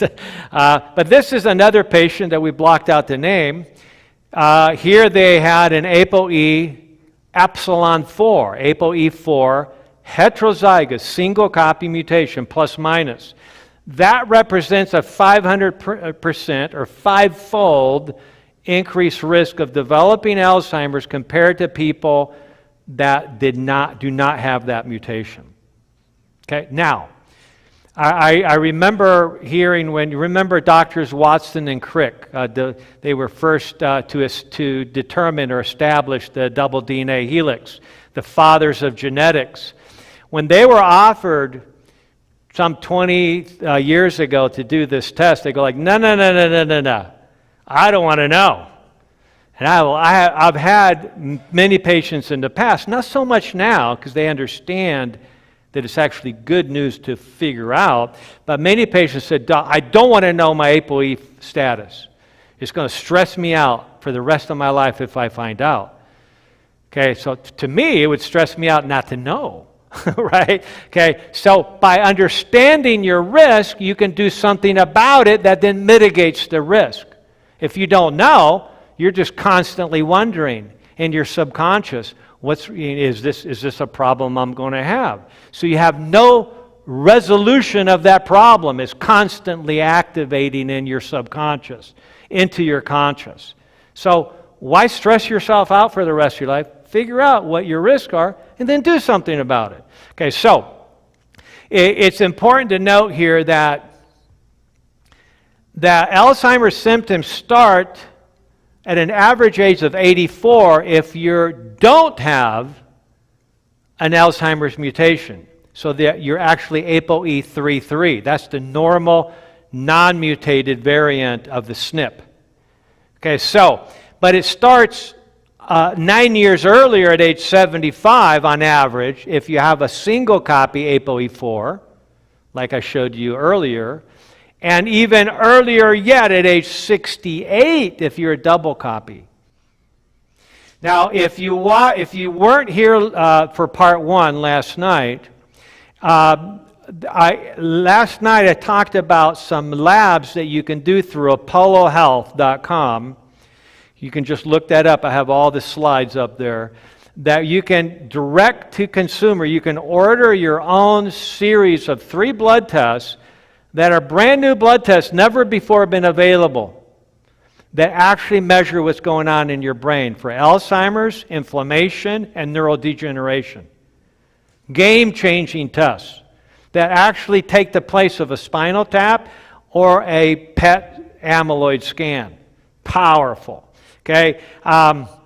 And so you have an opportunity to test yourself by figuring out what your risk is. So you should all know what your ApoE4 status is, because that determines how quickly or how much risk you're under, which means we need to pay more attention to the risk factors. Okay? And it would be really good to know these 3 tests. The phosphorylated tau 217, which looks at Alzheimer's, the NFL, neurofilament light, that looks at neurodegeneration, and the glial fibrillary protein, which looks at inflammation. So all those are really important tests to just figure out, did you have a problem? And if you do come, and we're recommending that test for anybody over 30, especially if you have family history issues. Okay, and if you do have an elevation, then do something about it. Don't freak out and say, oh no, I have an elevation, I'm going to get Alzheimer's. No, fix it. That's the beauty of early testing. You have an opportunity to fix it. Okay, so good news, good news.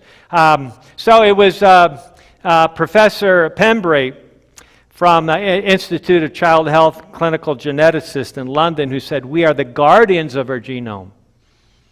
We're not the victims of our genome.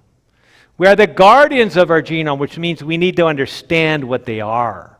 And once we understand, we can protect ourselves much more effectively. So I refer to this as what I call the nutritional genetic bypass. It's actually way beyond nutritional. It's a lifestyle, comprehensive genetic bypass that we're doing when we understand our genes. And so I comment here saying dysfunctional genes must first be detected, then supported holistically with a W, comprehensively. Okay, and finally, nutrigenomically bypassed in order to supply the nutrient deficiency. So once again, when we discover where the mutation is, we actually already know biochemically where that falls. We understand what enzymes are dysfunctional and what biochemical aberration occurs downstream. So now we have something, I love biochemistry now, because I understand that we can do something. So I understand what the biochemistry should be. I understand what the nutrients and the cofactors should be to support that enzyme system. And I recognize when that enzyme system is dysfunctional, you need more cofactors to get the same effect downstream on that biochemical pathway. And so that's when you can start intervening with simple remedies, specific nutrient therapies, and that's what I refer to nutrigenomically bypassing the mutation. And we'll give a couple examples. For instance, MTHFR. For somebody who has a methyl tetrahydrofolate reductase mutation, okay, if you have a double copy mutation, one from each parent, that's a 70% dysfunction in every cell of your body and the ability to activate or methylate the vitamin folate.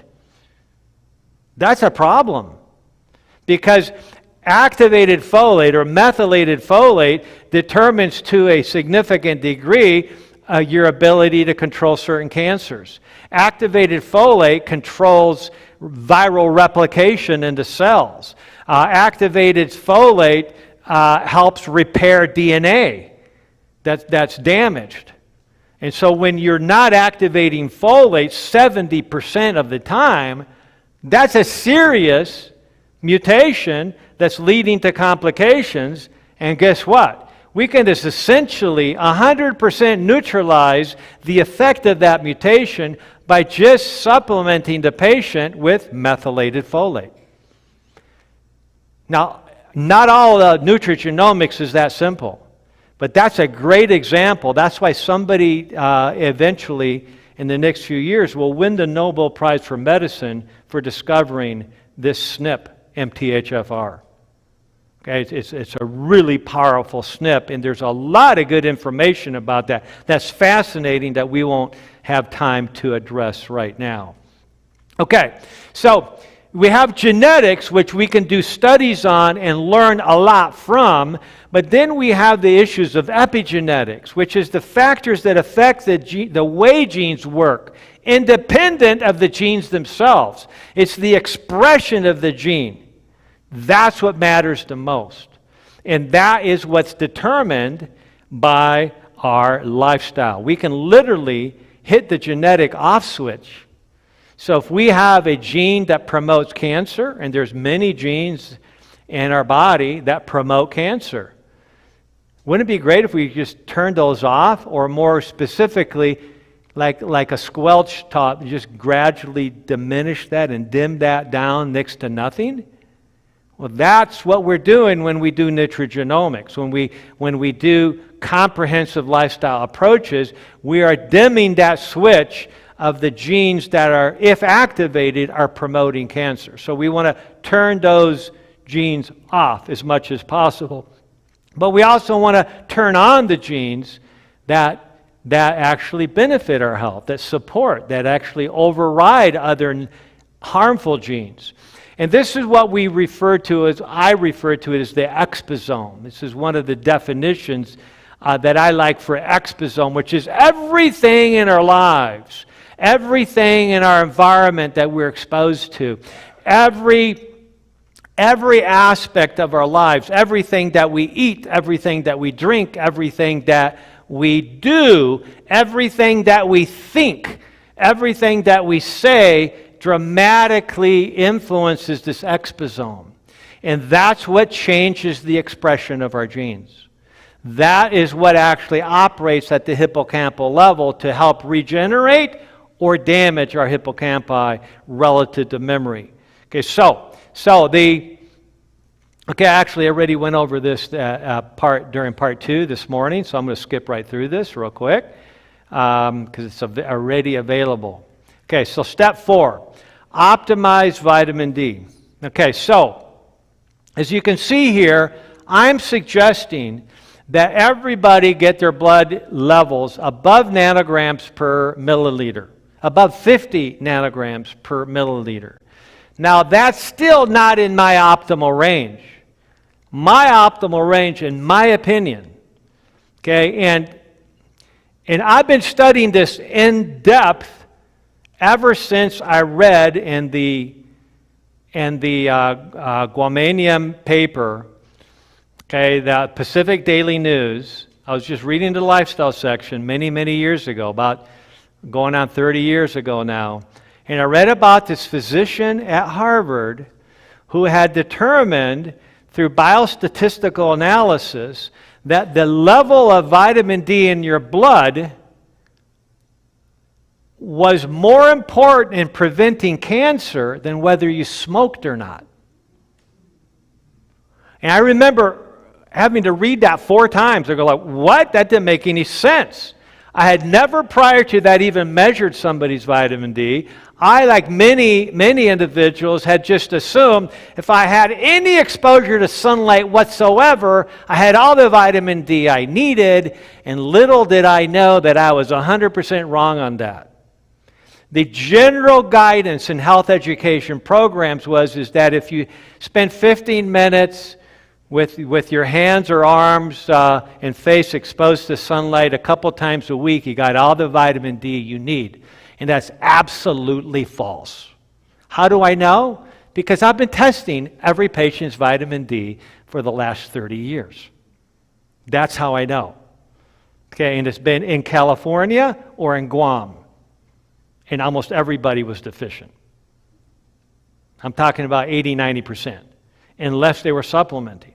And so I never dreamt that we would need to supplement vitamin D, the sunshine vitamin. Now, you can get enough vitamin D from sunlight. My point is that hardly anybody does. And the other thing is, if you're on a statin medication, you're not going to do very well. Statins block the ability to produce vitamin D in your skin to a large extent. If you use any amount of sunscreen, you're going to get zero vitamin D from that sun exposure on that part of your exposed skin. If you're basically over 60, welcome to the club. Okay, then you're probably not making very much vitamin D, even if you're spending time in the middle of the day. How are you going to know? You got to check your vitamin D. Everybody's different, and if you have the benefit of having beautiful dark skin, which most of us wish we had, and many of us, like me, like to get into the sun to get darker skin, you need to be in the sun up to 8 times longer to get the same amount of vitamin D. Right? And so, in fact, I went to the very first international conference for vitamin D in the clinical practice. It was right here in San Diego, California, in around 2009. And Dr. Robert Heaney from Creighton University in Omaha, Nebraska, was one of the keynote speakers. And he's passed on now, but he's published hundreds and hundreds of studies on vitamin D. And he sat on the FDA Nutrition Committee. And he was the only expert on vitamin D in the committee. And every time he brought up to the FDA committee that we should up the intake of vitamin D in the recommendations, he was shot down by the committee, even though he was the only one that had done any research on vitamin D. And so I asked him, why is that? He says, because there was a couple toxicologists on the committee that think of vitamin D as a toxin rather than as a nutrient. So they're being super careful to limit your exposure, but by being super careful, they're depressing your immune system and limiting the ability to protect you from cancer, from infections, from heart disease, you name it, the list goes on and on. And so I remember I was with another colleague who was one of the family physicians at our group at the time, and we walked up to Dr. Robert Heaney, and I said, hey, how much vitamin D should we be recommending to our patients to prevent cancer? It was more specific. And he looked at us and says, well, how much cancer you want to prevent? And so it was just kind of funny coming from him, because he's a world-leading expert on vitamin D. You know, he was just saying, go for it. Like, stop being concerned about getting too much vitamin D. And there's a big issue right now, and we don't have time to get into it. I have a lot of slides that go into the controversy about vitamin D. I'm just going to cut to the chase. Okay, worrying about taking too much vitamin D is like worrying about walking too far. Because you're more likely to harm yourself by walking too much than by taking too much vitamin D.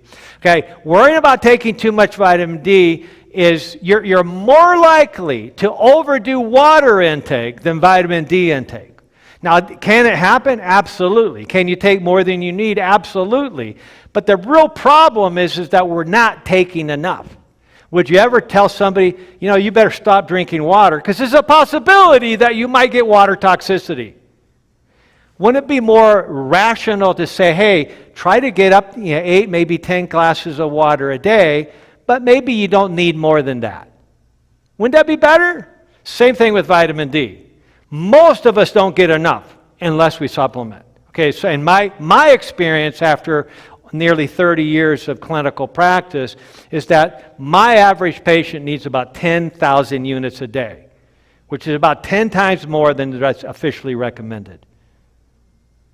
Okay, I'm just telling you the way it is. Okay, now some people can do well on 5,000, and so if you don't know and you haven't tested, at least do 5,000.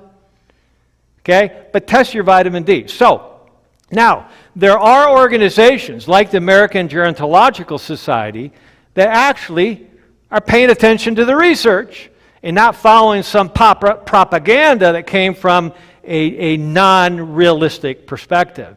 And they say to use 4,000 units a day up to 10,000 a day. That's very prudent. That actually fits with my experience of 30 years. Okay, so take advantage of at least that perspective. Now, I remember in 2014, 10 years ago, I was reading in a journal in August, and I came across two reports. One was the Journal of Neurology, showing that mild vitamin D deficiency resulted in a 51% increased risk of dementia. Should we pay attention to that? Is that worthy of discussion? I mean, this is a very highly respected journal of neurology. And then they said if you had even lower vitamin D levels, it was 125%, more than doubling the risk of Alzheimer's or different types of dementia.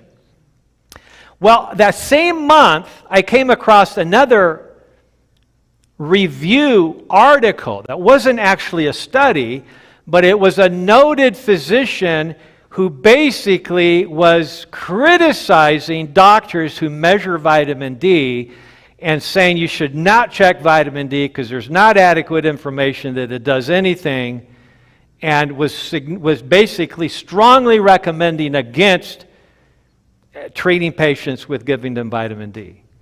Same month, who are you going to believe? Somebody's personal opinion or a big study in the Journal of Neurology? Okay, so this is how do we determine what is truth? That's a whole other topic that we don't have time to get into today, but it's a very important topic. So, I'm going to skip through these because I want to get to some other categories here. But here was in March of this year. A man dies after consuming too much vitamin D as experts warn of risk. Cascade of problems. I wonder how many million people in the United States stopped taking vitamin D when they saw this propaganda. And it was propaganda. This was full of inaccuracies and misinformation. Okay, and I broke this down in detail. I was so mad about this, I talked about it for an hour at another conference. We're not going to do that today.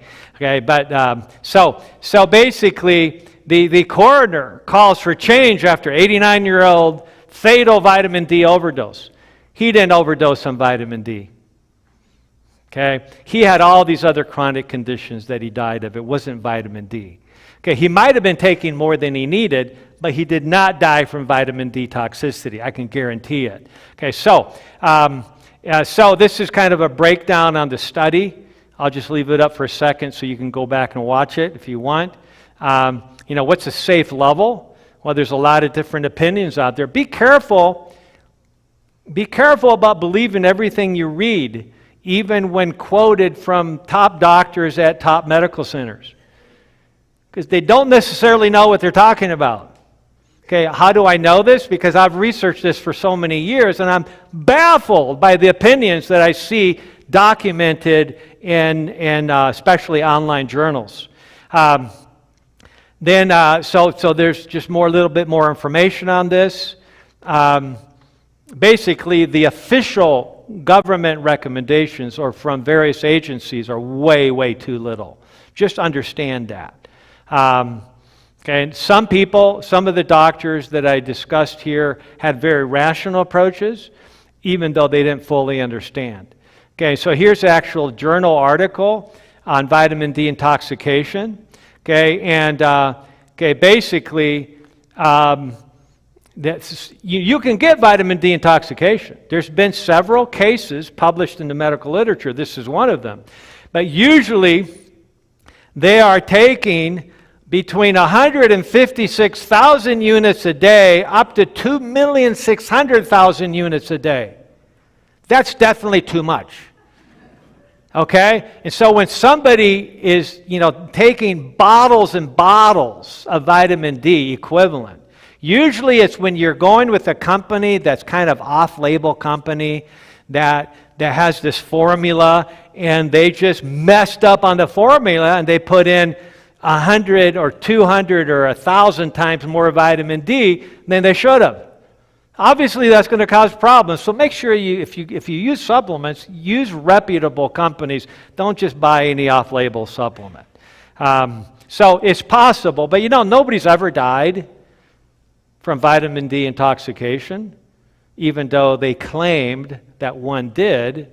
But as I did the careful review of that case study, I realized that they were way off base on that. Okay, so nobody's ever died from vitamin D toxicity, but many people have died from drinking too much water. Okay? So just be aware of that. Okay, so let me just flip through these real quick. Lessons learned: buy only high-quality brand supplements. Test your vitamin D levels maybe twice a year until you have a good grasp of what is going on. Check it in the spring, which is the lowest level of the year based on sun exposure. Check it again in the fall, which is the highest level of the year based on sun exposure. And then adjust your vitamin D intake accordingly. Pretty simple and straightforward. You can use this ultralabtest.com to order your vitamin D. Don't say, well, my insurance won't cover it. Are you going to really let an insurance company dictate whether you know about something that's critical to your health like this? Get it yourself. If your doctor won't order it yourself. It's easy to do and very inexpensive. It's less than $50. So if you have a problem, don't overreact. Avoid excess, just like anything else, right? All right. Okay, so I already mentioned this study earlier, and that is... and this is a study published in Nutrients. And I'll just read the title because it has the whole message in the title. COVID-19 mortality risk, death risk, correlates inversely with vitamin D status. In other words, as vitamin D status or levels go up, the risk of death from any infection, including COVID, drops dramatically. Okay, so there is a mortality rate close to zero could theoretically be achieved at 50 nanograms of vitamin D, of the 25-hydroxy vitamin D level, which is when you test your vitamin D at a lab, it's the 25-hydroxy level. Okay, so bottom line is optimize your vitamin D. Step 5, strengthen your muscles. We talked about senility of the hippocampus, senility of the brain in general, where you can have senility of your pancreas leading to diabetes. You can have senility of your muscles leading to sarcopenia, leading to senility of your bones, which is osteoporosis. Okay, so strengthen your muscles and look at 3 types. And this dramatically improves cognitive function. It's very interesting that when you look at twin studies, relative to cognitive decline. In theory, if you're an identical twin, you're going to have the same genetic risk and many times a similar environmental risk as well. But as you get older, your lifestyles diverge and people choose different habits that they follow daily, some good, some bad. And so what they discovered is that middle-aged women who were at risk of developing dementia, the woman with the strongest and the best thigh muscle in volume and strength had the lowest risk of dementia. And so this is really important to understand, that the strength and the size of your muscle, but more so the strength of your muscle, directly correlates to strengthening the brain and hippocampal neurons. Okay, so this idea that working out and doing aerobic training and doing muscle strength training and all these things, that's just for the jocks. No, it's not. If you want to have healthy brain function, you better take advantage of this, because this is a pivotal strategy, the trifecta, the three most important areas of fundamental activity are exercise, diet, and sleep. If any one of those three is not doing well, you're probably not going to do well. You may improve by one or two of those being done well, but you're not going to improve nearly as well unless you do all three of those effectively. Okay, so strengthening your muscles at any stage in your life. Now, you might be thinking, you know, I'm retired and I just don't have the stamina, and I just really don't like to work out, and I don't think it's going to really help me anyways, so I'm not going to do it. You're not going to get the benefit. Okay?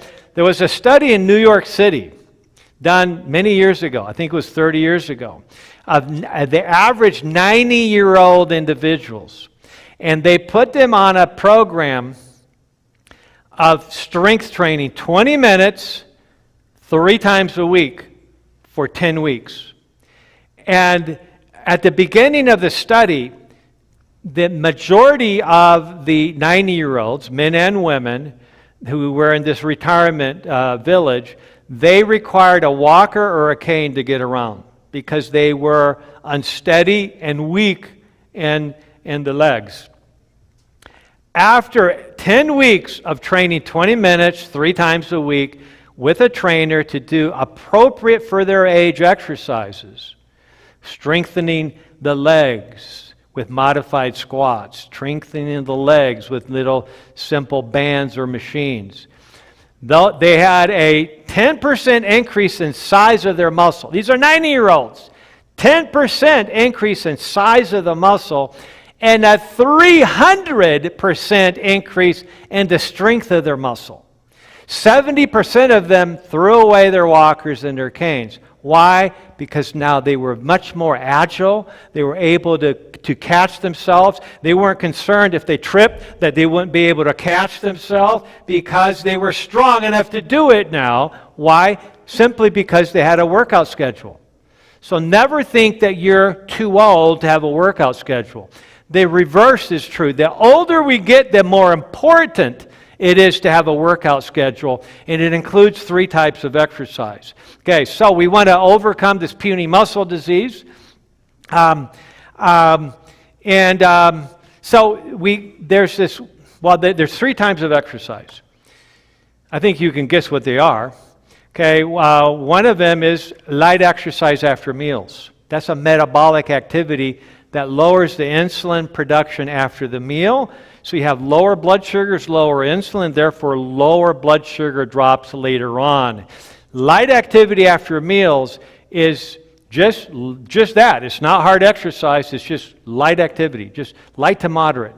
Then we have the strength training exercise, okay, which we just discussed. And then we have the aerobic exercise, the cardiovascular, you got to huff and puff a little bit. It should just feel somewhat hard. Not hard, just somewhat hard. You should just feel like, okay, I'm getting some good exercise here, but you're not lying on a couch for 2 hours afterwards trying to catch your breath. You want to do it according to your abilities and never increase more than 10% per week at a time. So take it easy and do that appropriately. When we're dealing with this issue of senile involution, this atrophy issue, atrophy of an organ as a result of the aging process. Now, see, I actually disagree with this statement. That's why I put it up here. But this is an official definition of senile involution, of atrophy, that it's age-based. Historically, we've thought of Alzheimer's and dementia as age-based. And yet now, finally, even conventional wisdom is saying Alzheimer's is not because of age. It happens over time, but not because you're getting older. It's because you're exposed to whatever's causing it for longer. There's a big difference there. Okay, so that's good news. In other words, don't think that you are that there's nothing you can do about senility or dementia because you're just getting older. Senility is not caused by age. It's caused by the overexposure to harmful things and the underexposure of beneficial things. Okay, so this is my definition of what I call salupenia. Okay, which is salu is health, penia is little health. Okay, so how do you accomplish having poor health? It's a system-wide shrinking and degeneration of tissues and organs associated with chronic exposure to biologic irritants, inadequate nutrients, and less than optimal stimulation or activation. I had a brain epiphany when I put this together. I'm glad I wrote it down because I'd never be able to remember that. Okay, but so basically, that's how we get damage to our organ system, by having chronic exposure to irritants, inadequate nutrients, and less than optimal stimulation or activation of our body. Those are the things we got to fix. Okay, so I'm not going to get into this. I'm just going to let it pause for a moment. Steps to if prone to headaches. Remember, headaches are related to dementia as well. Okay, so I'll go on here. Steps to prevent, additional steps. I'm just going to leave this up for a little bit and then move on. Step 6. Okay, test and optimize the omega-3. Specifically, our goal is to get the blood test, by the way, with LabCorp is called the Omega Check. You can also do it with Quest. And they draw your blood and they look at your red blood cell level of specific omega-3s, total omega-3s, and then specifically EPA and DHA. And DHA is the key, but EPA is still important. So those are the goals. You want 2% of your blood fats in the red blood cell to be EPA. And most people are like 0.4%, or I've seen some at 0.1%, way too low. The DHA you want above 5%, and most of my patients are between 1 and 2%. In other words, this is a great opportunity to improve our health. Cardiovascular health, immune health, and cognitive health, just by optimizing this. There's all kinds of studies that show how important this is. That it's interesting that the amount of omega-3 fats in our blood dramatically determines the expression of genes in our brain in a healthy way if we have enough of it. Okay, so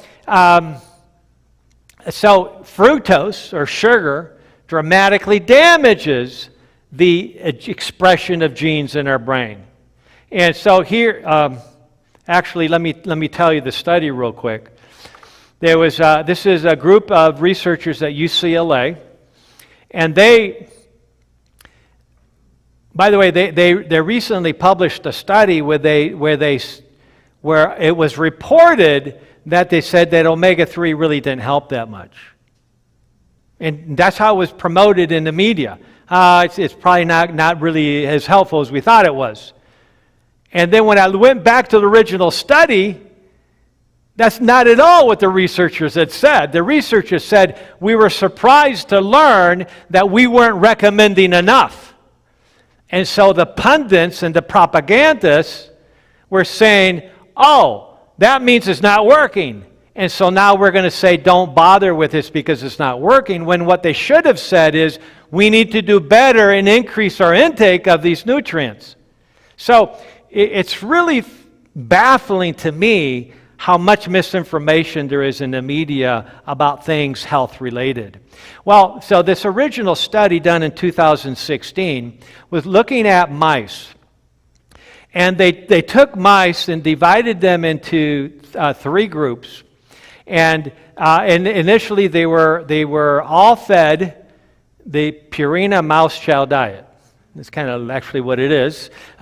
And so they learned how to walk through a maze and get their their little cookie crumble at the end of the maze. So they learned how to get through the maze, and they were all very efficient at getting their prize. So they were very good at that. Well, then, for the next so many weeks, they divided the group up into mice that were just getting Purina mouse chow and water, or Purina mouse chow with water that was spiked with fructose.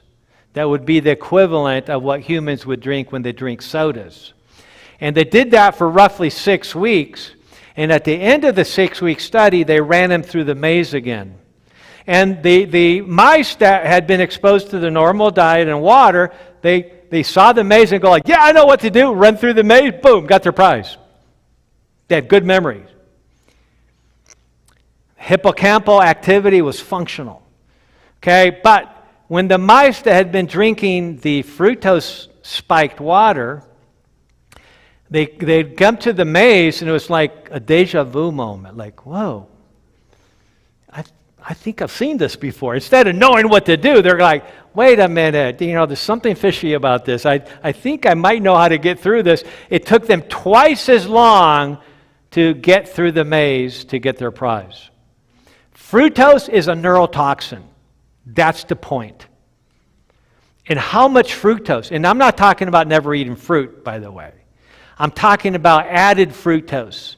I'm talking about syrups. I'm talking about things that I have done in the past to my chagrin and to my hippocampal demise at times. Okay, but you need to understand cause and effect. That's the bottom line. And so it's good to know that we want to stay away from fructose, from high fructose corn syrup, or anything related. Sugar in general is really, really bad for the brain, especially bad for the brain that's already struggling. It's really, really bad for that brain. Okay, so interesting studies. Here's the study published in Neurology about the association of the omega-3 fatty acids into red blood cells that you get from the omega check blood test, and MRA brain markers in cognitive function in midlife. The Framingham Heart Study. It's an amazing study that started in 1948, I believe, and now it's into the 4th generation. And everybody in the town of Framingham, Massachusetts gets tested every 2 years. Everybody. It's a brilliant, brilliant study. So basically, they looked at over 2,000 people in the study, average age 46. Okay, and those individuals that had the higher levels of EPA and DHA, which is what we're measuring in that test, they had more neurogenesis. Sound familiar? Okay. They had better neurotransmission, and they had better inflammation resolution. So if they had that glial fibrillary protein test that's now available for the first time in the last few months, that's available through Apollo Health, that measures brain inflammation, that would be lower in people who are optimizing their omega-3s. By the way, you don't have to eat fish to optimize your omega-3s. You can, or your DHA. It's not going to help a lot by eating nuts and seeds, even though I still recommend that.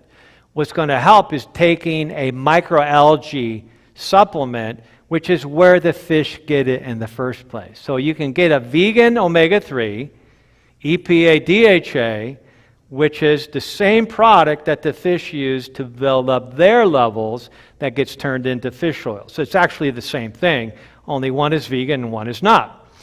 So they had larger hippocampal volume. In other words, they're making more neurons every day because of exposure to this beneficial food and nutrient, and they had better abstract reasoning. Okay, sounds good to me. So here's other studies that basically say the same thing. This is a study I promote heavily to my patients that basically say that individuals who have a DHA less than 3.8, and almost 100% of the patients that I see at the beginning, the average patient is between 1 and 2. And if your level is just less than 3.8, okay, you have you're much more likely to get Alzheimer's disease earlier. In fact, you're at double the risk of developing Alzheimer's in 7 years in that population that's over 65 years of age. So, people who have a high level, okay, are expected to live Alzheimer's free for another 5 years or longer. Okay, so let's fix that. Okay, so let's quickly go through this. This is I'm going to quickly read through these slides because they set the basis for why this is so important. So, in order to get effective improvements in Alzheimer's, where we get hippocampal regeneration, we must address the underlying causes of disease, right? It's a review. And focus on the combination strategies. Not one, not two, not three, but as many as possible.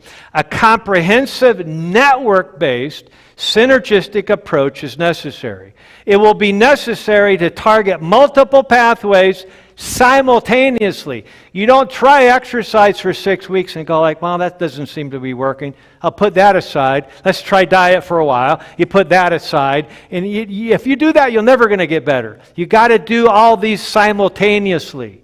Do the best you can, bring them together in order to effect an improvement in symptoms and pathophysiology. The goal, this is really important, the goal is not simply to normalize metabolic parameters, okay, but rather to optimize them. So here's a very important point. On most blood tests, for instance, you have reference ranges, or sometimes what's called reference interval. And that generally means, for most labs, that if you're within 95% of the average patient or population, that's considered normal. But see, that has oftentimes very little to do with what is optimal or what is actually recommended to be best for you. Okay, so whenever you work with your healthcare professionals, make sure you're asking a question. Okay, that's normal. It didn't get red flagged on the lab, but is it optimal? Is it where I really should be? I don't want to be compared to the average person who has diabetes, heart disease, and hypertension and working on dementia. Why would any of us want to compare ourselves to them? That's not going to help us. We want to compare ourselves to somebody who's really healthy and vibrant and well, right? And so that's where we need to be asking the question, what's the optimal goal that I want to shoot for? We may not always reach that optimal goal, but at least we're aware of what it is and we're doing things to improve beyond normal. You don't want to be normal, you want to be optimal. Okay, now, I'm not going to go through all these lab tests. I'm just going to leave them up for 5 seconds each. Okay, and this isn't even all of them. Okay, so there's, various lipid, small dense LDL particles, plaque tests, the glucose tolerance tests that we talked about. The hormones, which are critical for hippocampal functioning, are tested. Very important to test those. These are hormones that determine how well the brain can regenerate and restore in that area. Various toxins, various minerals. At the bottom we see here the ERMI test, which is the Environmental Relative Moldiness Index, which is a test you do on your home by doing a dust test to see do you have a problem with mold in your home. And you'd be surprised how many of my patients have a problem without knowing it at all. The HLA-DRDQ test we talked about, mycotoxin urine, etc. There's all kinds of interesting tests, each of which tells us whether we need to intervene at that level to optimize. So just as in other chronic diseases, the goal is to reach a threshold effect such that once enough of the underlying causal network components have been impacted, the pathologic process would be halted or even improved. That's the goal. That's what we're shooting for. So the approach is personalized based on over 100 data points, including labs, scans, cognitive tests, medical history, family history. The protocol is continued optimization over time. Each network risk factor is addressed in the most rational, physiologic way and as far upstream as possible. So this is the kind of the comprehensive understanding of the process. And so part of this is recognizing what's the functional definition of dementia. It's that the decline in mental ability is severe enough to interfere with your activities of daily living. That's functional. And if we can, by intervening on this basis, improve functionality, even though they still might have the medical diagnosis of Alzheimer's, the key is we're improving function. That's what we want to accomplish here. So, we already did sleep, so I will skip through that. We did that in part 2. Now let's look at optimizing diet. So, by the way, the document, the 11-page document that you can email us to get a copy of, it goes over diet in depth. Okay, so just be aware of that, and it's what kind of diet and how to do it relative to the 20 strategies to reverse insulin resistance and metabolic dysfunction. So basically, you want to optimize whole plant-based foods. I don't tell all my patients that they have to become vegetarian. That's their choice. That's not my choice. Okay, I tell them that I am. Okay, but the most important thing is to fixing the very clear indicators. Okay, and so if they're going to have some meats, we make sure that, just like one of my favorite quotes from Ellen White, she talks about the danger of sugar. Look it up. And she said you'd be better off consuming some meats as long as you could document that it was disease-free. Pretty high standard to document. Okay? Just be aware of that. You'd be better off eating a little bit of that type of meat than all the sugar that you're consuming. That was over 100 years ago. Okay, so we need to recognize that. Now, I'm not suggesting that people are better off by having some meat. I don't think they are. Okay, but I'm not going to make a mountain out of a molehill. I'm not going to say, well, I'm not going to see you as a patient because you eat meat. That'd be ridiculous, right? So it's not my way or the highway, so I'm helping them. And I just know that they're far better off if they do eat some meat, as long as it's largely a plant-based diet. That's the key. Make sure that you got a lot of whole plant-based foods. That's what makes you healthy. Okay? And then if you decide, I definitely want to have a little bit of healthy, grass-fed beef or whatever, or chicken or fish, I'm not going to push that. I'm not going to push against that. But I will say it should be limited compared to the other. Okay, so, and then I tell them what I believe is the best approach. Okay, so basically the number one thing is cutting out refined carbs. By far. That's by far the most important thing. In fact, I would say that, when you're talking with nutritionists or doctors around the world that do a lot of work in the nutritional metabolism and human nutrition realm, you're hard-pressed to find any two doctors or health professionals or nutritionists that agree on everything. That's just the reality.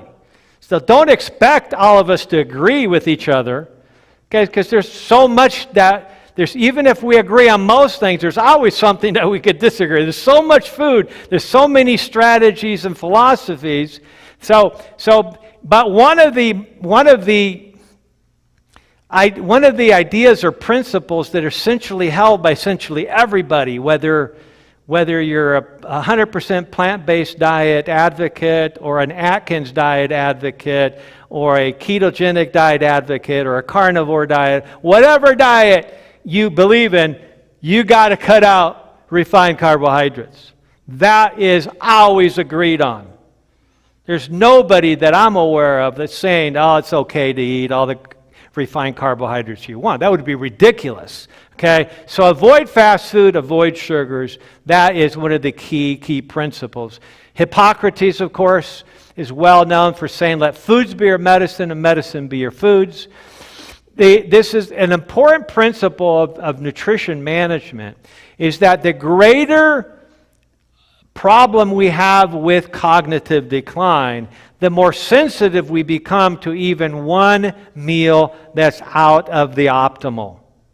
Okay, so this is I was working with a patient who was struggling, and his wife was emailing me, and this is a quote directly from, as he was preparing for a consult. She said, I'm trying to be strict with diet.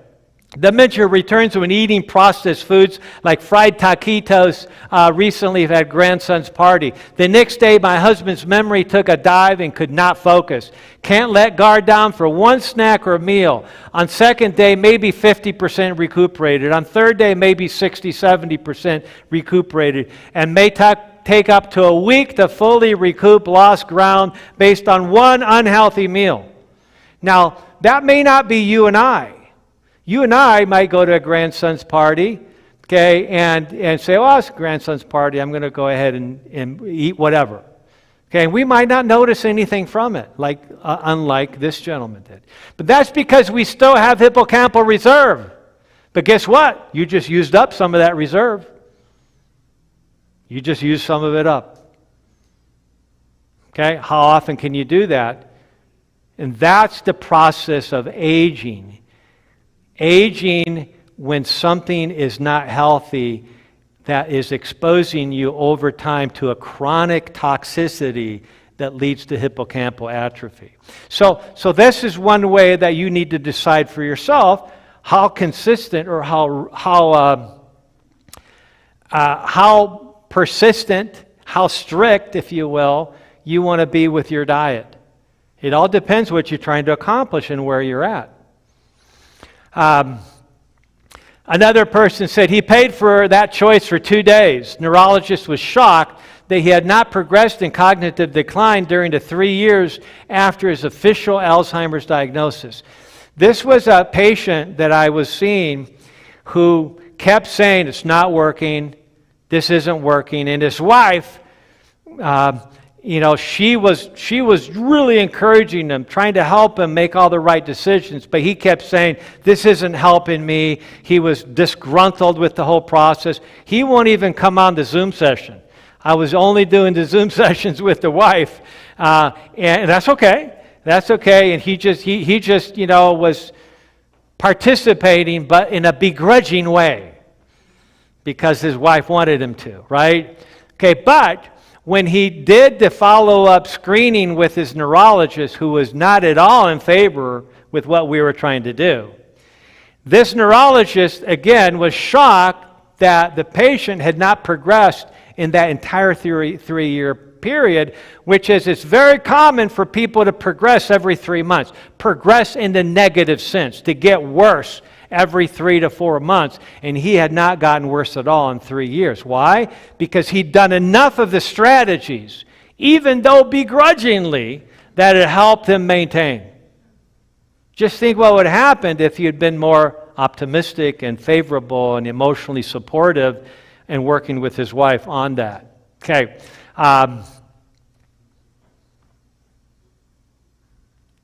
There we go. I'm just going to skip through this.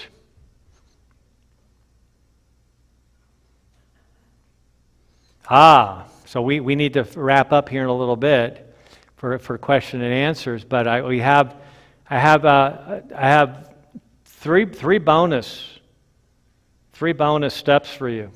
Okay, be wise about alcohol. I had the privilege to teach a course at a secular university. This is University of Guam. When they compare beer drinking between universities around the country, they said, well, we didn't include universities in Wisconsin because that's comparing professionals versus non-professionals, right? In terms of the amount of beer that they drink at some of these universities and colleges. Really not funny, unfortunately, because they're really damaging their hippocampi horribly by what they do during college. But while I was teaching these classes on wellness at the University of Guam, I realized that one of the best methods for educating somebody is to get them involved in a debate. And so I actually required in my classes that every member of the class participate in 3 debates during that school year, during that quarter, that 10-week period. And so there was three debaters on each side of the debate, and I would not lecture on this topic prior to debate. So they had no idea of my perspectives on the topic. They had to do their own research, and basically, if they were arguing in the case of alcohol, the question is it healthier to be a teetotaler or to drink moderately? Interesting debate. Okay, and so they would all vote, all the members of the class would vote on who had the most persuasive argument, which team actually won the debate, and why. And so we'd have a discussion after the debate. So I taught this class 3 times over a 3-year period while in Guam. I really enjoyed that. I learned so much from these college kids. And, you know, in Guam, they start drinking at very early ages. I had a patient in Guam, and I was very naive. You know, I've never drank in my life, never hung out with people who drank. And so I was very naive about drinking. And one of my patients, I asked, you know, he says, well, you know, I realize I'm drinking too much. And so I said, okay, how much are you drinking? And he said, I had 3 cases. And I thought he meant 6-packs. And so I said, so I'm trying to be, you know, accurate in my charting during the visit. And so I said, you mean 3 6-packs? And he said, no, cases. I didn't even know what that was. But he was drinking 3 cases of beer per day. They would hang out, start at 3 o'clock in the afternoon and drink until midnight. I was like, how can anybody drink that much? But they do. They do. And so I think you could define that as heavy drinking. In fact, the official definition of heavy drinking is 4 or more drinks in a 24-hour period. That's the official definition of heavy drinking. Okay. Oh no, that's binge drinking. Okay, heavy drinking is anything more than 2 drinks for a man or 1 drink for a woman. Anything more than that moves from moderate drinking to heavy drinking. Now, very few people who drink anything at all would actually believe those criteria, but those are the official criteria by which research and doctors evaluate information. So during this debate, I was very interested in who would win the debate, and I assumed naively that the group that was promoting moderate alcohol consumption would easily win the debate. They lost the debate every single time, because I taught them the best way to win a debate is to understand the opposition's viewpoint better than them. In other words, all the research that they would use to support their argument, if you understand that research and have counter research to fight against that logically, you're going to win the debate. And they won every single time. And I had one lady, a college student, 24 years old in the back, or maybe 22 years old. So I would have everybody comment on this discussion at the end of the debate. She said, what do you think about this? Before I even told them my opinion. Okay, and she said, you know, I tend bar at 3 different bars on Guam. She said, there is no such thing as a moderate drinker. Now, that was her perspective as a college student. Okay, but an interesting perspective. Very few people who drink actually drink moderately. But what you'll find here is even those who do have significant damage to their hippocampi. And that is the aha moment that most people aren't aware of, because there is a significant effort in the industry to suggest that moderate drinking is actually good for your brain. In fact, you can find not studies, but medical review papers, opinion pieces that suggested over and over again that moderate drinking would lower inflammation and be good for the brain. And yet they have no good research backing for that concept. So the industry has infiltrated the system. It pays for studies to be done or reviews to be published in medical journals that make it seem that it's actually good to drink moderately. So there's pros and cons. Let's just say for a second, for a minute, that actually drinking moderately is good for heart disease. Because there's a lot of epidemiologic research that suggests that. The Harvard Health Professional Studies suggest that moderate drinking is actually good for you, biostatistically. I don't agree with that, okay, but that's what it says. Okay, so again, remember, that's not a cause-effect study, that's looking at association. Okay, but let's just assume for a second that that's true, that moderate drinking actually is good for your heart. What's the first question we should be asking? Just because it's good for the heart doesn't mean it's good for everything, right? That's the obvious logical question, okay? And so if you look at all the data, not just some of the data, if you look at all the data between alcohol use and cancer, it's always carcinogenic. End of story. Some would say mic drop, right? So even if it was true that it's good for your heart, at what cost? At what detriment to our health? Because some studies show that even an occasional social drink once every 1 or 2 months increases risk for cancer. The question is, what about Alzheimer's? And it's just about as bad. Okay, so all the top oncologists that are on their game will tell you, if you're trying to protect yourself against cancer, absolutely do not drink at all. Okay, so I'm of the opinion is that I'm a scientist. I want to do what's best for you. My job isn't to get you to do what I believe for myself, philosophically or spiritually or religiously. My job is to help you be the best that you can be.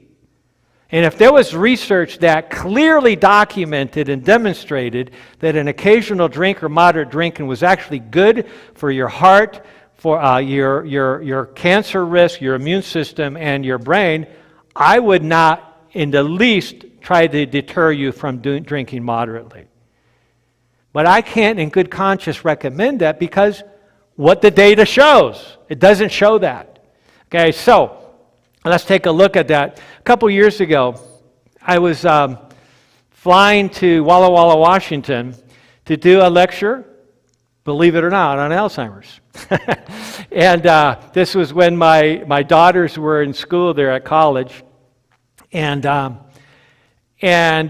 so I'm at the airport in Seattle, and I see this Time magazine special, The Science of Alzheimer's, what it is, how it touches us, and hope. I'm all about hope. You know that. And so I go, man, I bought that. I spent the $7 for that magazine, and I got it, and I started flipping through it, and very quickly I realized that this was basically a propaganda piece, through and through, with a couple of really nice articles on different topics. But it was a piece to make money. That's all it is. And I know people who put together business magazines, and basically you got to sell ads almost on every other page to make it, when you make a magazine, when you put a magazine together. So you're always potentially promoting something that actually isn't really good for business or isn't good for health in this case. So here was the section on drinking. Here's more good health news for drinkers. Brilliant title. Here's more good health news for drinkers, implying that there's all kinds of news all the time that drinking is good for you, when in fact it's always propaganda. Now, the original research that suggested that drinking moderately was good for your heart was actually later shown to be based on an error in methodology in the studies. This is all documented in the medical literature.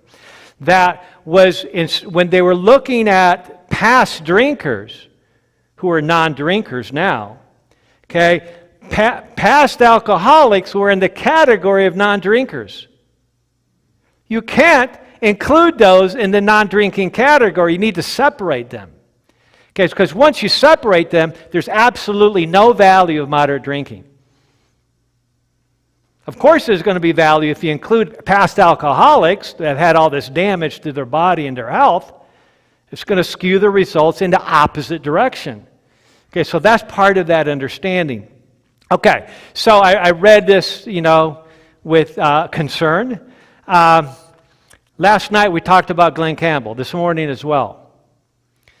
There's a pathologist who has a channel on YouTube called Reel's Channel, where he talks about the real cause of Glenn Campbell's Alzheimer's.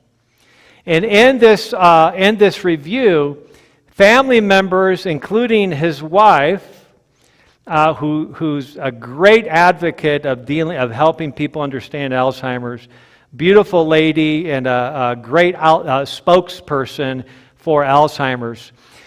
She said, everybody knew Glenn Campbell had a drinking problem, except Glenn Campbell. He'd been drinking heavily from his youth. Okay, and that's a major, major stress on the hippocampi, and that's why he lost half his hippocampi over those years, or that's one of the big reasons he did that. Now, take a look at this study. What about moderate drinking relative to Alzheimer's or cognitive decline, or occasional drinking? The best study ever done to date was published in 2017 by the British Medical Journal, which I consider one of the most accurate and trustworthy medical journals today, for a lot of reasons. Okay, but they basically looked at, let's take a look here. It basically was a 30-year follow-up study. They did MRI scans, and they found that a higher consumption of alcohol over that 30-year follow-up was associated with increased odds, it's another way of saying risk of developing, hippocampal atrophy. Right? That's the theme of the weekend, right? World Alzheimer's Day. We want to prevent hippocampal atrophy, okay, in a dose-dependent manner. So that means any amount of alcohol incrementally increases the risk of hippocampal atrophy. I had a patient just earlier this week who came into me. She said, my family got together and kind of did a little intervention with her and saying, Mom, you're not as sharp as you used to be. You used to be really quick-witted and funny. You're not. You still communicate very effectively, but you're not quick-witted anymore. Something's going on. You need to start addressing this. And so her and her husband came in to see me on, I think it was Tuesday. And it's interesting. We were talking about the whole structure, everything we've been addressing this weekend, looking at the big picture, how we, what testing we're going to do and so forth. You know what the main thing they wanted to figure out? The husband said, and he was being careful not to cross his wife or embarrass his wife, but he's saying, there's a lot of confusion right now on the question of alcohol. He said, my wife loves to have a couple glasses of wine or 1 to 2 glasses of wine in the evening, is that okay? Or is it not okay? And I could tell his wife was just sitting there like, oh, like, don't bring it up. Just don't ask those questions, you know? Okay, because if you don't ask the question, you don't have to change, right? You don't want to change. I can get somebody that notices some type of benefit, you know, from having a glass of wine or two. I get that. But you got to ask the question, what's the cost to me now and later on? And so I listened, you know, they kind of elaborated on that, and I listened to them. I shared with them this study. And I said, you know, there's this huge 30-year study in England of people who are highly educated, which normally would have good hippocampal activity. They found that those who drank more than 1 to 2 drinks a day were 580% increased risk of hippocampal atrophy. And those who only drank 1 to 2 drinks a day, which is considered moderate drinking, still had a 340% increased risk of hippocampal atrophy. And there was no protective benefit at all from 1 to 3 drinks per week. This is the most definitive study that I've seen in the medical literature on this topic. And you know what really struck me as I listened to these researchers talking about this study, they said, we were shocked. We did not expect this at all. And I'm going like, where have you been? Okay, they're major researchers in this topic. Why aren't they aware of all the other research that basically says the same thing? Okay, you just got to connect the dots. You got to read between the lines. So very interesting. In fact, here's another document from the Annals of the American Thoracic Society. There's a dose-dependent correlation between alcohol consumption and viral illnesses. I first learned this during the AIDS epidemic in the 80s, that the studies were showing that if you had a couple beers on the evening that you were exposed to HIV, you were much more likely to get infected with it. Alcohol dramatically increases our susceptibility to being infected by any infection, especially viruses. Okay, increased risk of acquiring community infections, and that could include any infection. Okay, of any kind. Okay, and then there was a 7% increased risk of a more severe course of COVID-19 with each drink consumed during the week. So if you had 1 drink in a week, which is way better than moderate drinking, you already had a 7% increase of getting COVID. Okay, and if you had 2 drinks 3 times a week, right, which would be pretty common for anybody that drinks occasionally, that would be a 42% increased risk of getting COVID right then and there. So, caused by alcohol-induced oxidative stress leading to a depletion of the critical antioxidant glutathione and ultimately deteriorates alveolar barrier in the lungs, the integrity is decreased and therefore modulates the immune response down. Okay, so hopefully that's enough information for you to be aware of that. A quick story. Some years ago, I had a patient who was an engineer, came to see me. How are we doing with time, Kurt? 1 minute? 1 minute? Okay. I won't tell the story. You'll have to get that some other time. It's a great story, though. So let's look at these last 2 real quick. Let me run through it. What about caffeine? Whoa! Okay, don't talk to me about caffeine. Now, let me just say up front, there's a lot of research on both sides. Okay, so if you want, you can find all kinds of research supporting the use of caffeine actually improving hippocampal volume. But there's a lot of research on the opposite side, and so the thinking person should ask the question, wait a minute, it can't be both. So why is it that you have so much research suggesting that both things are a reality, which is impossible? And so this article in the Time magazine special, Coffee, the latest antidote to aging. Boy, who came up with that line? Some marketing group made a lot of money putting that article together, and that's what happened, I can guarantee you. This wasn't some researcher or some thoughtful, reviewer of the literature that came up with this study.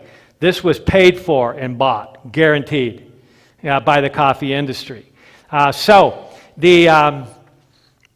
We could talk a lot more about that. Here's a couple quick studies. Caffeine alters proliferation of neural precursors in the adult hippocampus. In other words, these results demonstrate that physiologic relevant doses of caffeine can significantly depress the adult hippocampal neurogenesis. Now, as I already said, I didn't have time to put the other study in. You can find what you want in the medical literature. That's why I would also have my students at University of Guam debate this topic. And guess what? Blew me away. Every single time, the group that argued for avoiding coffee won the debate before I had anything to say about it. Because, see, I don't want to bring my preconceived notions to that. We all have preconceived notions of what's good and what's bad. And I'm not saying this is the worst thing ever. It's not. Okay? But we need to ask the question, does it help or not? Right? And I realize that many of us rely on certain amounts of caffeine, and we love it when we read an article saying this is actually good for us. I mean, there's Harvard medical studies saying 5 or 6 cups of coffee a day lowers your risk of diabetes by 50%. Do I believe that that's in the study? Yes. Do I believe that that study shows that we should drink 4 or 5 cups of coffee a day to lower our risk of diabetes? Absolutely not. I've actually talked to the Harvard researchers during a conference who kind of challenged me in my view of coffee. And I said, look at the clinical implications of what caffeine does to insulin resistance. Look at the clinical implications of what caffeine does to adrenal function and adrenal impairment, leading to hypoglycemia and reactive hypoglycemia and depressed immune system over time. So you got to look at the clinical implications of this. Okay, so again, I'm not saying having a little bit of tea or caffeine here and there is the end of the world. It's not. Okay, but the question is it beneficial or not? Okay, it's the funny part of this is that the majority of the population, the United States population diet is so poor, you can actually improve the nutritional value of the diet by adding coffee. And that's true. That's accurate. Okay, that's how bad the American diet is. But that's not a good argument for saying everybody should start drinking coffee, especially if you're already eating healthfully, because at that point it's probably going to be on the other side of the equation. You understand the nuances here that we have to work through to understand what is truth and what is fiction in the healthcare arena. Okay, so moving on. By the way, if you are so inclined to maybe start cutting back on your caffeine intake, don't do it all at once. You're not going to feel good. You're going to have major withdrawals, which should be an eye-opener in of itself. Okay? And So the general rule clinically is never decrease your caffeine intake more than 1/4 per week. So it should take at least a month for you to cut out all the caffeine if that's what you decide to do. Okay, but you need to decide to do that based on what makes sense to you, based on an honest evaluation of the information. Okay, and last of all, we have optimized the immune system. I said in session 1 that if somebody gets an infection, especially if they already have early signs or more moderate signs of dementia, it really hits them badly. So in fact, one of the dreaded problems with my patients who have more moderate to advanced dementia is if they get a urinary tract infection, because they start hallucinating. It goes really bad really quick, and some of them start walking with a tilt. Neurologically they become really messed up, and I had one patient who became demented because he was an environmental cleanup expert who was exposed to major toxins for many years of his life. And when he had a urinary tract infection, he would walk by and see himself in the mirror, punch the mirror. Yeah, and of course that created a lot of problems, or headbutt the mirror. Infections really mess people up. So we need to prevent and manage infections properly. So low-grade infections in particular are the hardest to detect. Why? Because you can't detect them necessarily with a blood test or a urine test. They're low-grade. Okay, so you have to do a deep analysis of this, and so this is really, really critical. This could be a whole weekend talk just on how we optimize the immune system. So I'm just going to skip through some of these because I don't have time to address them. Just basically studies documenting that infections are really bad for dementia. Any kind. Chronic infections leading to chronic buildup of dementia. Acute infections causing dementia acutely as well. And then there's all kinds of things. Here's we're wrapping up tonight. There's all kinds of things that we can do. I talked about using iodine. The three things I want to have stockpiled in my home is charcoal, activated charcoal, iodine, like this type of iodine and other forms of iodine, and chlorine dioxide tablets called Safrax for basically cleaning up any bacterial, viral, or fungal infection or mold in the house. So let's just look at this real quick. I have a whole, this will be easy. I have a whole hour presentation on just iodine. It's on Rumble. Just type in my name on Rumble and you'll see a whole hour presentation of iodine. When I first, I've been using iodine as an antiviral, antibacterial for 25, 30 years.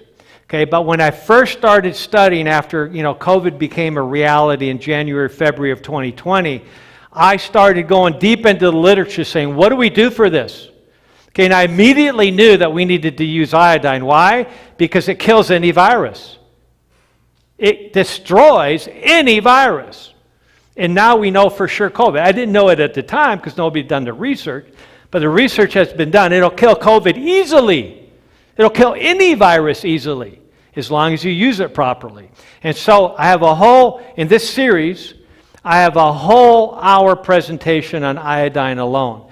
Now there's different forms of iodine that you need to be aware of. There's the liquid iodine forte, which is the diluted potassium iodide that's very diluted, and you can easily put a snoot cap, a vertical spray cap, and spray it up into your sinuses, and you're instantly basically destroying any viruses in your sinuses, and you can spray it into your mouth to kill any viruses in your throat area. And it usually takes about 3 days for viruses to progress and spread from this area to other areas of your body. So if you do this properly, you could theoretically never get a systemic infection or even a lung infection. But you can also do this in a nebulizer, which I'll show you in a little bit, where you're breathing it in through a nebulizer, and so you're super saturating all the tissues in the lungs and destroying any virus. So you breathe it in deeply, it just destroys viruses on contact. Okay, so now that virus don't have the chance to spread through the body like they otherwise would. And then there's nascent iodine. Now, nascent iodine is a form of iodine. So liquid iodine forte is actually potassium iodide. So it's different types of iodine. And nascent iodine is pure iodine that's more potent than the potassium iodide in killing virus. So I like to mix them together. Okay, and then we have Lugols, 2%, which, you used to be able to get much more concentrated iodine, but guess what meth labs like to use to make meth? Iodine, potassium iodide. So this is heavily regulated by the government naturally. And so, but you can still get 2% Lugols, and that's a very concentrated form of potassium iodide and iodine, but it's very thick, and it's not easy to nebulize in a portable nebulizer. It'll gum up the mesh nebulizer. So if you're going to nebulize with Lugols, you got to dilute it with saline or other forms of diluted iodine, and then put it through a mechanical nebulizer that's like a hardier, a sturdier nebulizer that won't get gummed up easily in the mesh. Okay? So you just need to understand that. And then you have povidone, 10%. Now, povidone is just a generic name for like what we normally refer to as betadine. Betadine is 10% iodine. Okay? And you can actually use povidone iodine, and it's super cheap. At the beginning of the pandemic, I was ready, man. I had a box full of charcoal, I had everything, and I had a whole box of bottles of povidone iodine. To date, 4 years later, I'm still on the first bottle. So it lasts a long, long time. But the point is that this could save a lot of people's lives if used properly, and the studies are there to prove it.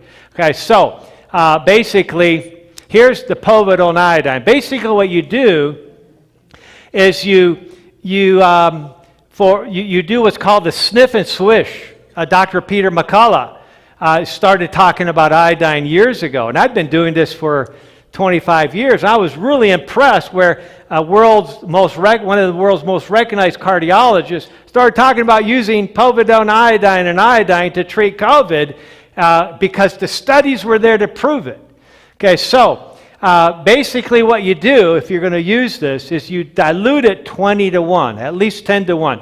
20 parts water to 1 part povidone, which is basically 1/4 teaspoon of 10% povidone in 1 ounce of water. That gives you a 20 to 1 dilution, okay, or basically 0.5% iodine. Okay, so you can then take a sip of that, swish it in your mouth, gargle for another 30 seconds, and then you spit it out. This form of iodine is not to be swallowed. All the other types are nutritional forms of iodine. Povidone or betadine is not designed for internal use. You could get away with a little bit of swallowing. I wouldn't recommend it. Okay? And so it's mainly for topical application, but okay for a gargle and a swish. You can also spritz it up into your sinuses. It'll sting a little bit because any liquid up the sinuses is going to sting a little bit, but it'll knock out the virus. So that's the cheapest way to use iodine right there. Everybody should have a bottle of povidone or betadine. It's super cheap. Everybody should have one in every house. Okay, so basically, just doing that reduces SARS-CoV-2 virus infectivity to below detectable limits. Okay, and there's all kinds of studies supporting this. Dramatic studies that show that it improves health, and basically, your risk of being hospitalized goes way down. Your risk of being put on oxygen goes way down. Your risk of death goes way down dramatically just by doing iodine. Okay, so it's almost free. That's how cheap it is. So take advantage of it. So we should at least have this in our home medical cabinet. At least have this. Okay, and so with that, you see you can spray it up into your sinuses. And then this is a portable nebulizer that you can use. Everybody should have a portable nebulizer and then a mechanical kind of tabletop nebulizer just in case. Who knows when there's a new virus is developed that will be very infective and deadly. You're ready for it if you have this available. Okay, I think that ends our discussion for tonight. Kurt's happy that I'm done, so we can take some questions. No. We wanted to do some questions, though, for sure. But the pastor said, let you go ahead and tell that story of the Okay, all right. Time If the Magazine pastor Journal, says and it, then we'll do it. we got to tell it, right? But can I say something just before that? Absolutely. He doesn't know I'm going to say this, but when I heard this a couple of years ago, I immediately became a patient. And I just want you to know, somebody was asking the question last night, does insurance cover the visits with him? No, but it's not expensive.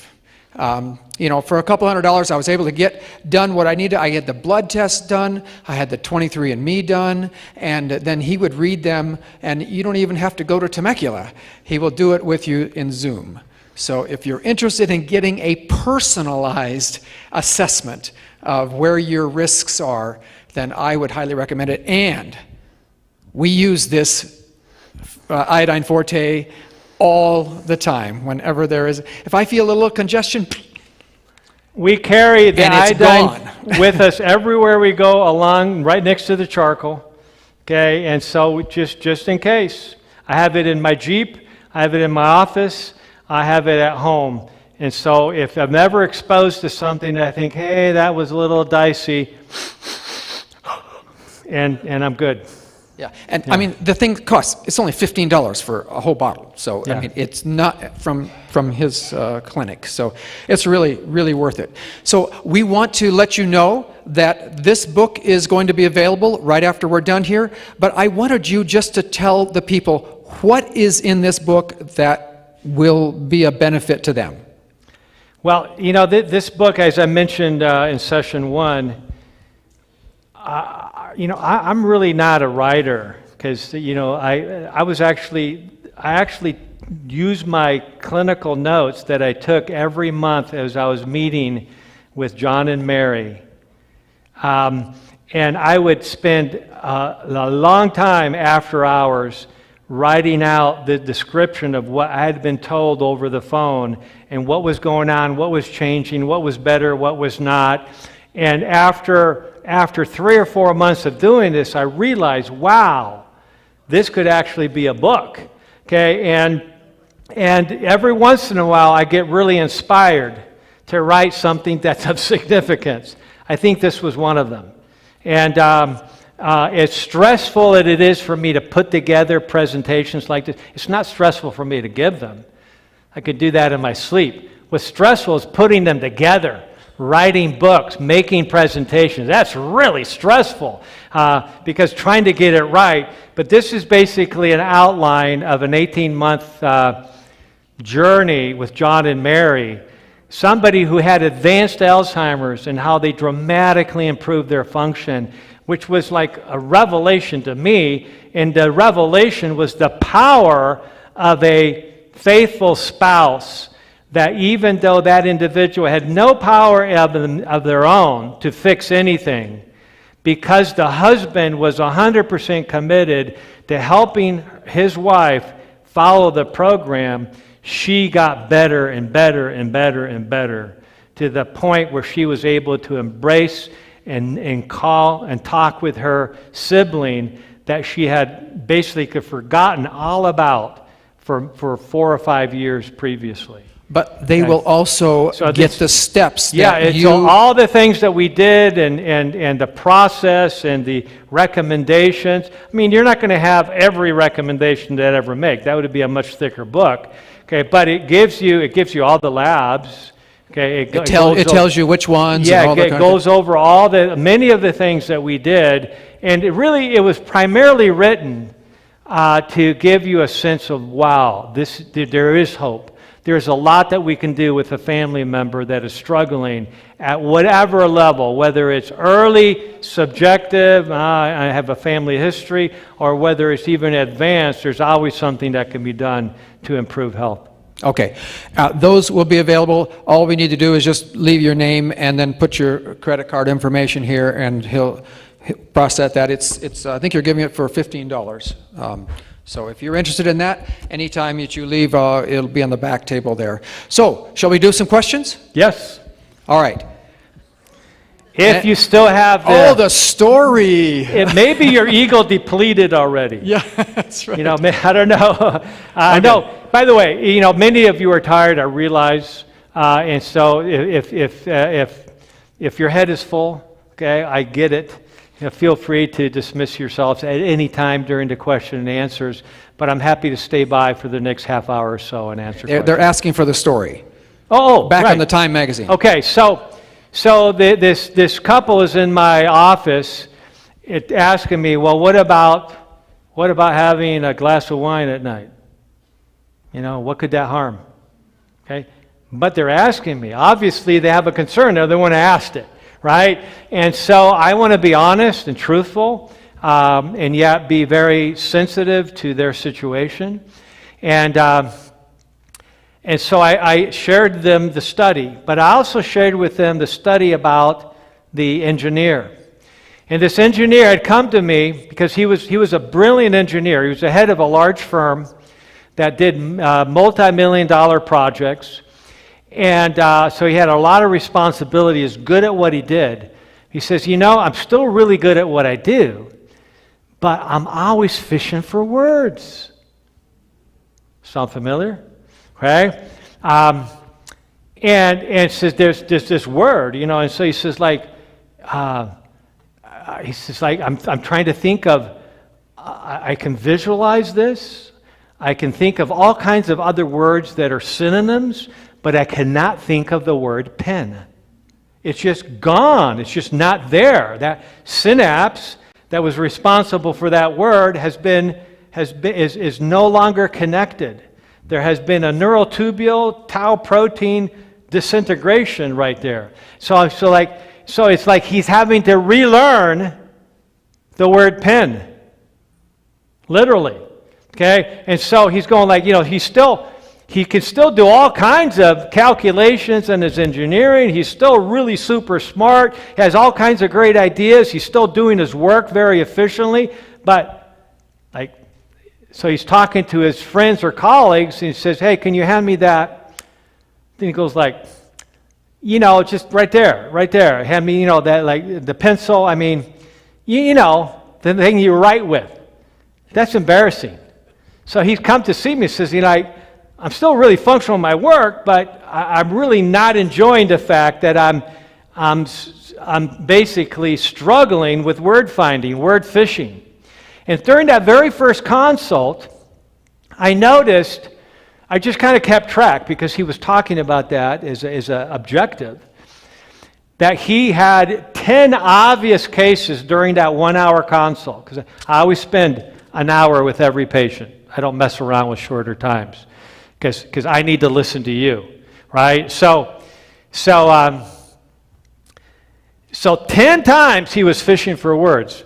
So much so that I knew what the word was without him mentioning it. He's kind of finding a workaround, and he came up with enough information, so I knew what the word was. And I resisted, saying what the word was. And oftentimes he says, you know what the word is, right? I go yeah, I know what the word is. So he was, he's very bright, super high IQ, a better IQ than mine, just couldn't think of pen or whatever word it was at the moment. And so we begin working on the program. You now understand better when I mean the protocol. There's a lot involved. We did all the testing. We discovered he had a very high homocysteine level, which we know is neurotoxic. We started giving him B vitamins like B12 and folate to lower the homocysteine level. because we know that that directly improves the chances of hippocampal growth.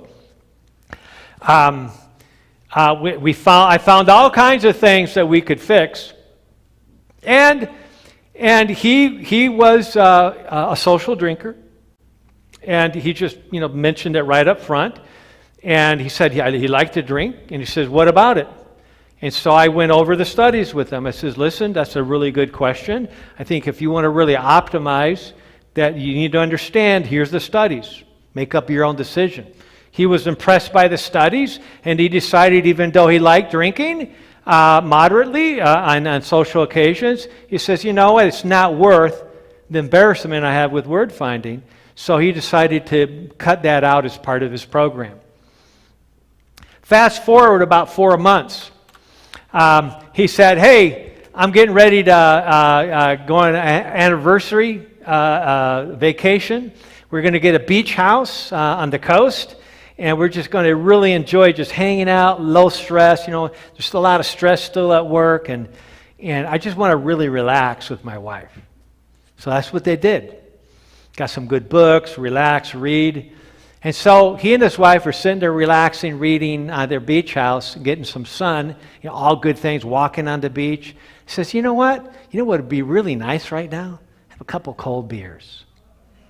I get it. I've never drank alcohol, but I could see why a couple cold beers would actually sound good to somebody in a situation like that. And so he kind of looks at his wife. She goes like, "Yeah, that sounds like a good idea."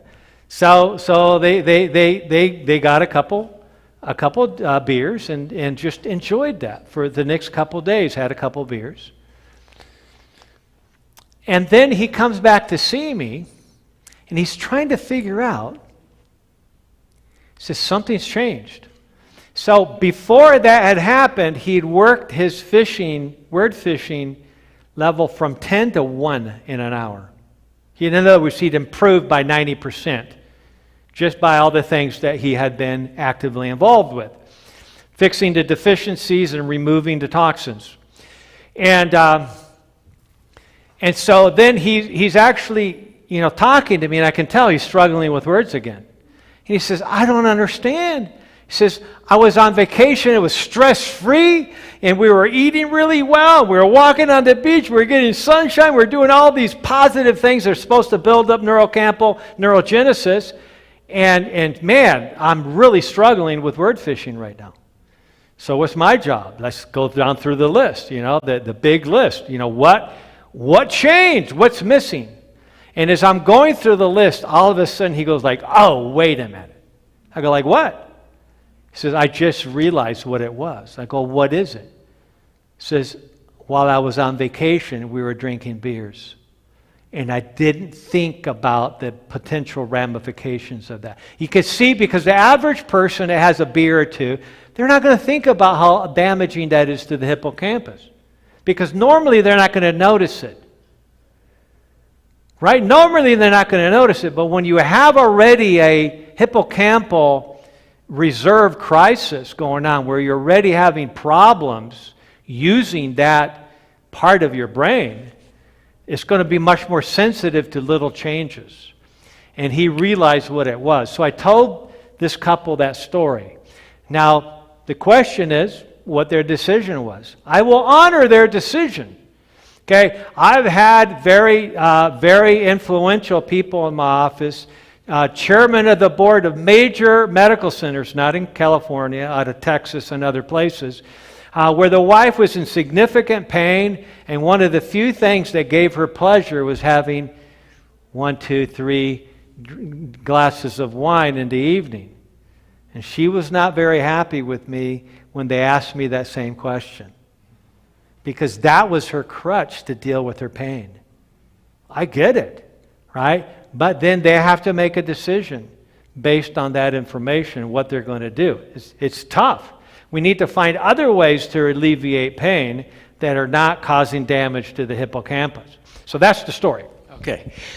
Just one thing before we get a question. I wanted you to know that when I first heard about this iodine thing, I went to CVS. And I said, I'm looking for some iodine to do this with. And they said, you can't use iodine internally. That's exactly what they told me. So Yeah. what you went through. So you can't get it at CVS. Just wanted you to know. Where can they get it? You know, you can get povidone, and they would be correct that you don't do povidone internally other than the swish and gargle and spit, right? The same thing happened to me years ago when I went to a pharmacy in Ohio and I was asking for activated charcoal. They go like, oh, we don't use that anymore. That's an old folk remedy. And so I spent about the next 20 minutes with the pharmacist explaining what the reality was. And, you know, to his credit, he goes like, well, you know, I never knew anything. We didn't learn anything about that in pharmacy school. He says, but charcoal is the number one thing you want to have. Iodine's number 2.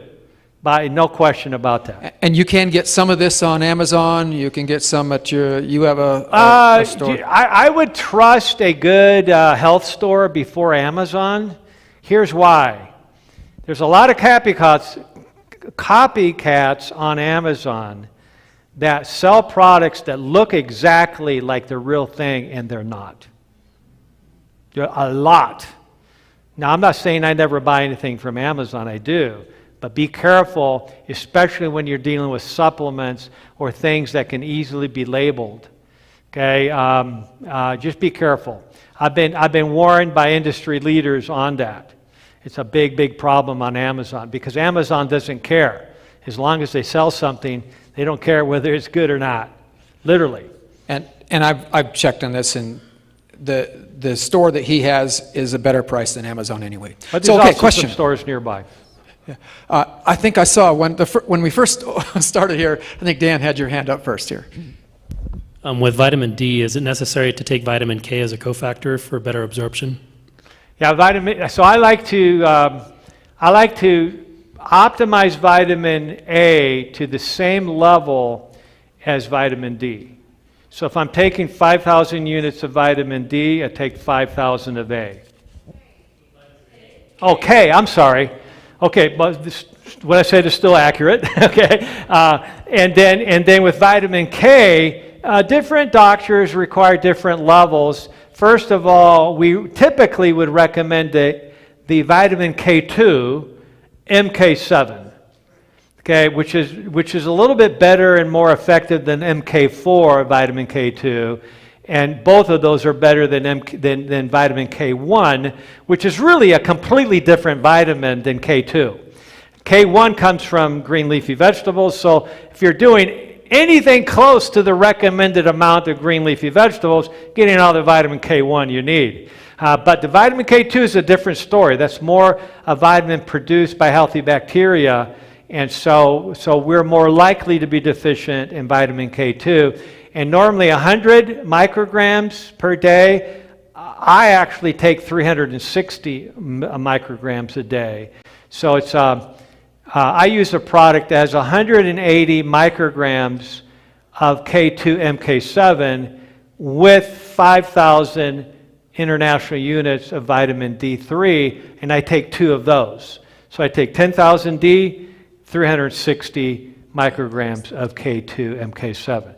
So it just depends. One reason vitamin K is so important, K2, is because it is the rate-limiting determinant of activating a little biologic robot in the bloodstream called GLA protein matrix. It's literally a little biologic robot that when it has vitamin K2, it mines calcium out of the artery walls where it should not be, or if you have an elevated coronary calcium score, or if you have extra calcium in the kidneys or in your tendons or ligaments, which is bad, okay, or in your brain. Okay, so it mines calcium out of areas and soft tissues where it should not be, takes it back to the bone where it should be. So I like GLA protein matrix, little biologic robots. You got to give them vitamin K2 for them to work. K2. Yes, if iodine's touted as such a good supplement or a liquid to use, I can't help but to wonder, why was that not used during the highlight of COVID? What? Which one? The iodine. Well, I In was nets, promoting on it from the very ventilators. beginning, so you just didn't happen to see my post. You know, hey, but I'm hey, wondering you if know, it there's a was whole reason. bureaucracy. If you watch my presentation on iodine and the 7-part series that I talked about, I'll explain. It was largely misinformation. They were promoting. They would have information about. They would have like a top ER doctor at a top medical center says like, hey, iodine can be good for bacterial infections, but it doesn't do anything to viral infections, and it was making a big deal about that, which was absolutely false. It's like he could have Googled that in 10 seconds and learned he was way off base. Way off base. Because it goes back to after the Spanish flu, the government and various scientific agencies were so concerned about this happening again that they spent 25 years of research figuring out, what do we do if this happens again? You know what the main #1 recommendation that came out of that? Use iodine. Because it'll kill any virus. They were talking about aerosolizing iodine even in schoolrooms. Of course, the one problem with that is, what about that 1 in 100 or 1 in 1,000 person that's allergic to iodine? You know, I've had a few patients that they get a little sniff of iodine, their lips swell up. But it's extremely rare. Okay, and if that's the problem, you don't use iodine, you use something else, right? There's all kinds of other options. But iodine is the first go-to strategy. It's super cheap. It's available everywhere. Okay, and it should have been used immediately at the very beginning, and it would have eradicated COVID, as the study showed. Okay, but there was a lot of corporate and other interests that were otherwise. Yes. Another quick question, please. In your opinion, it's not relative to this, but I have to wonder. I'm not there yet, but they seem to push the calcium shot on senior women, that you should get it once or twice a year. Calcium shot? Yes. There is a shot that you get that boosts up the calcium. And holistic-wise, I've been told this is not a good idea. Well, It's well, you bad. know, I'm learning something today. I didn't even know that was an option. Okay. And I am shocked. Because I would, at least on the surface, I would never, unless somebody is, you know, so low on calcium that it's problematic. The reality is that we get plenty of calcium in even the unhealthy diet that we eat. So calcium is not the mineral that we need to supplement. Magnesium is the mineral we need to supplement, not calcium. I rarely recommend calcium, and if somebody tells me they're using calcium, they're concerned about osteoporosis, they have a problematic DEXA scan with a low mineral, bone mineral density, etc., then I will say, well, keep your calcium intake at least under 500 milligrams a day, not the recommended 3 times a day. That is just simply ridiculous. It's actually really bad. It's promoting calcification I agree 100%. throughout the body. But they tell women that this will help you from future fractures. Well, and also I would does not probably cover it, so it's I out would of want to see pocket. the research on that, and even if I did, I would question the research. Thank you for taking my question. I would actually, you know, if you want to optimize your bone, first optimize magnesium. Okay, then you might want to optimize DHEA as a natural hormone. That's good for bones. Then where appropriate, you can use low doses of estradiol and progesterone. Those are very, very supportive for bone formation. Vitamin K2, we mentioned already, that is important. I would potentially use boron. I'm trying to think what I'm missing. Of course, exercise, you know, maybe that would help. That would be far better than taking especially a calcium injection. I would be very hesitant to do that. I would have to see a lot of research on efficacy. There was a rule at the Rancho Family Medical Group, the last large medical group I worked with. They called it the Dr. Bucher rule. It's a physician who had retired about this time that I went there. And the rule was this. It says, don't do anything that hasn't been in medical practice for at least a year. Now, I don't know how long this thing about calcium injections has been available, but this is the first I've heard of it. Of course, I wouldn't be the one recommending it, so I probably wouldn't hear of it. But sounds to me like it's a bad idea. Okay, and I would use the Dr. Bucher rule, at least give this a chance to see what happens over the next year, and then maybe make a decision about it. Yes, sir. The vitamin D that I take is called vitamin D3. Yes. Are there other forms of vitamin D? Why vitamin D? Okay, yeah, good question. Basically, the vegetable form that comes typically from mushrooms and some other things is vitamin D2. That's called ergocalciferol. But when you take vitamin D2, it has to be converted into vitamin D3 in the body before it's used. So it's actually putting extra work on the body when you take vitamin D2. Now, ironically, the prescription form of vitamin D historically was always ergocalciferol. Okay, and so it was done 50,000 units once a week. So it put a big load on the body to try to convert it every week. Really not a good idea. It's better than doing nothing. I would do it rather than nothing. Okay, but there's so many better options, like using vitamin D3. Now, the other implied aspect of this question is, well, vitamin D3 is not vegetarian, technically. Most vitamin D3 comes from the lanolin, the sheep wool that's been expressed. See, vitamin D is produced in the skin when exposed to sunlight.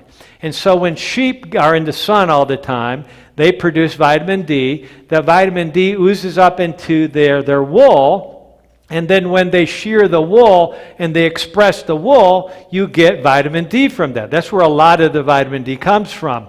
So, not technically vegetarian, but really not technically bad either, right?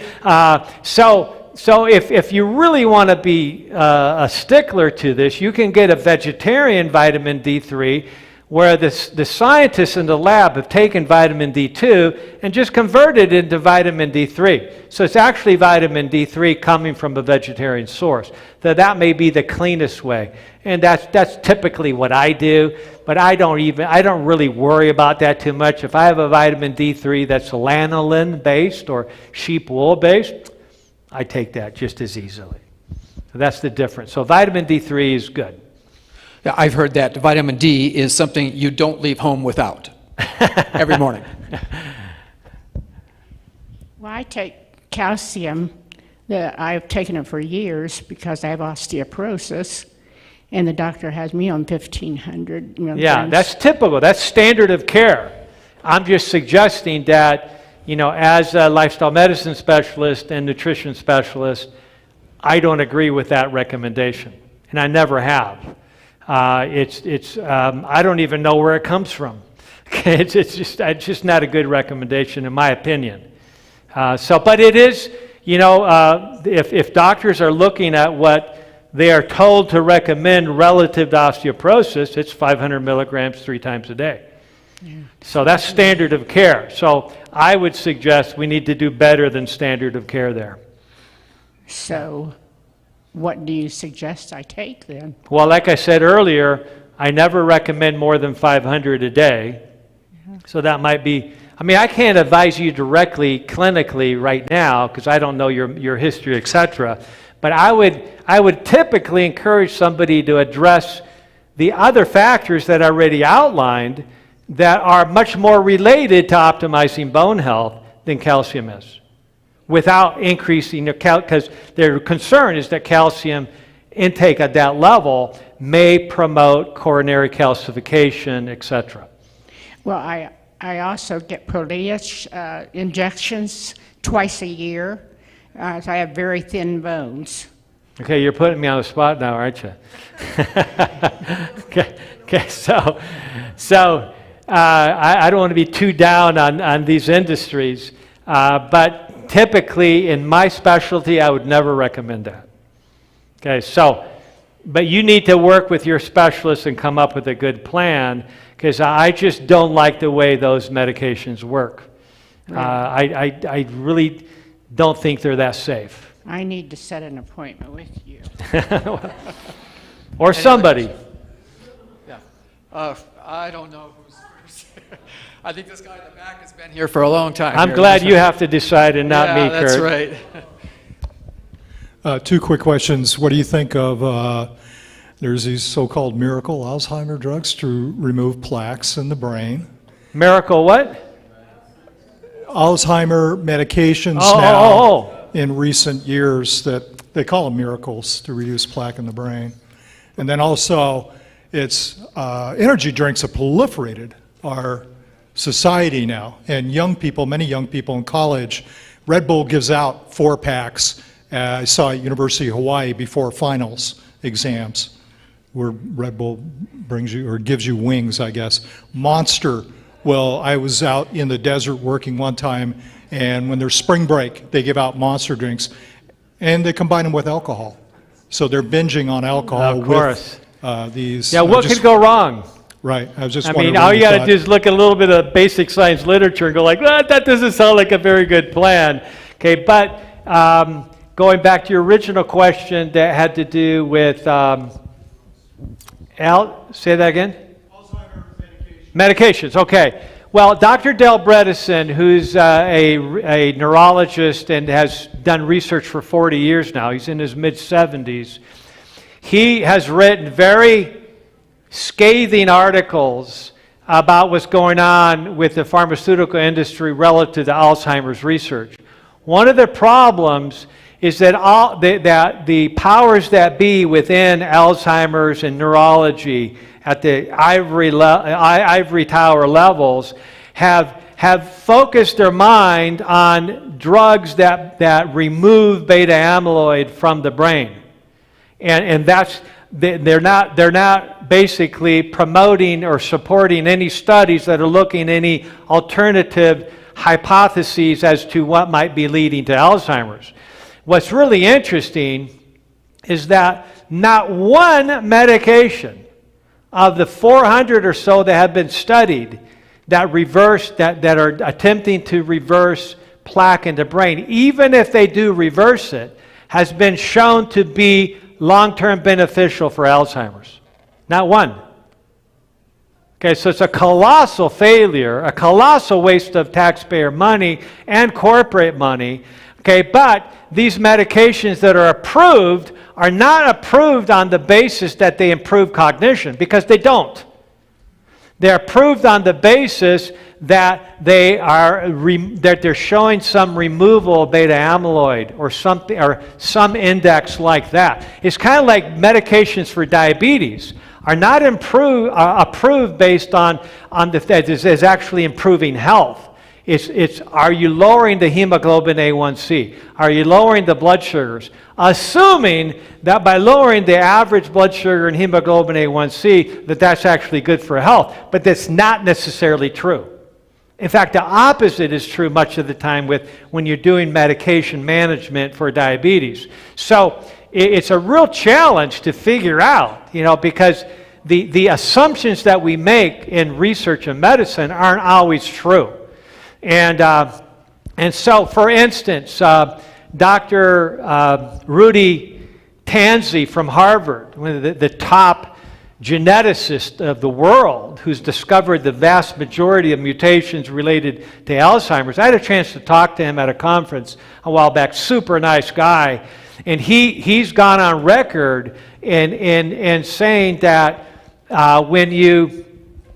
when there's studies, in fact, there was a vaccine developed that removed beta amyloid from the brain, that effectively removed beta amyloid from the brain fairly quickly. Guess what happened? They had to stop the study. You know why? Because when you remove beta amyloid from the brain, you are removing the most potent antiviral, antibacterial substance in the brain, beta amyloid. There's a reason it's there, okay? And people are developing encephalitis and being at high risk of dying. So they had to stop the study. So the whole idea of removing beta amyloid with a medication, rather than addressing the underlying cause of why the body makes beta amyloid, is really misguided.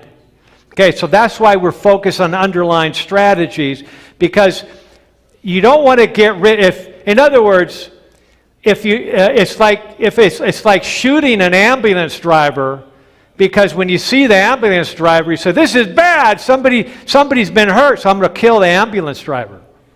That's what getting rid of beta amyloid does. Okay, the idea is address the cause of why the ambulance needed to go to that location in the first place, and now you don't need that ambulance anymore. Okay, so that's why the lifestyle and natural and simple remedies are so critical, because they address the underlying cause. They're not blaming the final stage of something that the body's trying to use to protect itself. So I'm happy to lower my beta amyloid, but only if I do it based on cause-effect, not just removing it and not dealing with the inflammatory infection or whatever it is, or toxin that's causing the deployment of that antimicrobial peptide. That's what beta amyloid is. It's the most potent antimicrobial peptide in the brain. Okay, here we go. I heard recently that statins cause cognitive impairment because they block the fat, and the brain needs a lot of fat to be healthy. Have you heard that? Or is that... Yeah. Yes. Yeah. So especially certain types, like the atorvastatins, are double the risk of the dementia.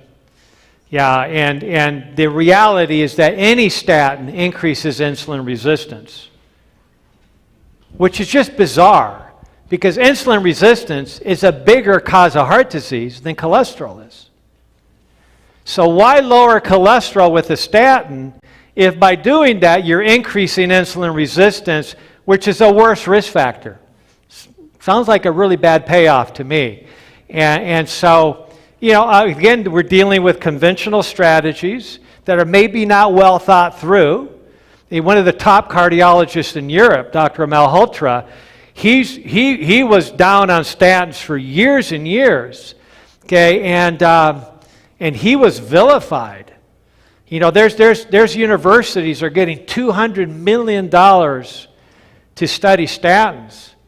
Guess what? They're going to want to turn out really positive studies, because they're getting $200 million for it. So that's a potential concern.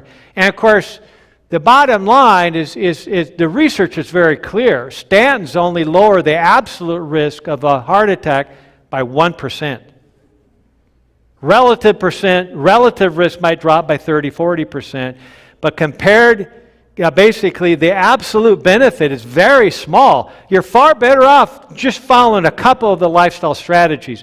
One interesting study published in one of the top medical journals in the last 5 years actually said that just having one apple a day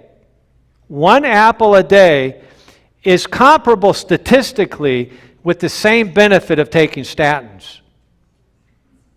And I would say that it's probably a lot better for you than taking statins. But anyway, just going back based on the research itself. Yes, where's the mic? Yes, ma'am.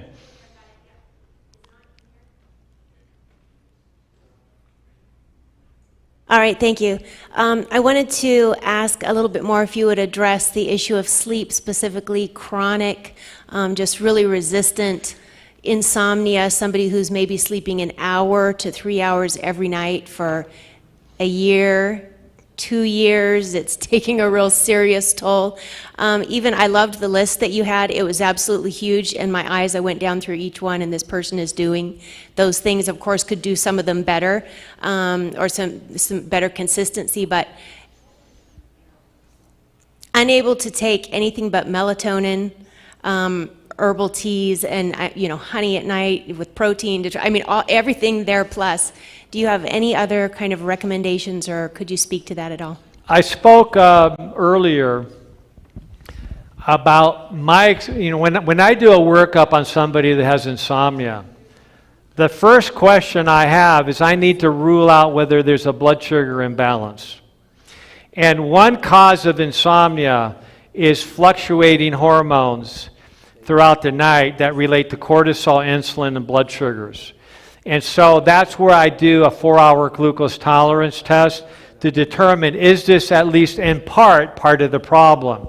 And so when we're dealing with complex, complicated issues like the one you described, where they're not easily responding to, the majority of natural or even prescription strategies, then we got to start looking at other angles and trying to evaluate, is there a possibility that there's a adrenal issue? And adrenal issues will keep you awake. Okay, because if the adrenals go up and down, too low, too high, that'll keep you awake indefinitely. And then the longer you have problems with insomnia, the more hippocampal problems you have, which then adds to insomnia. Okay, so it can be a real catch-22.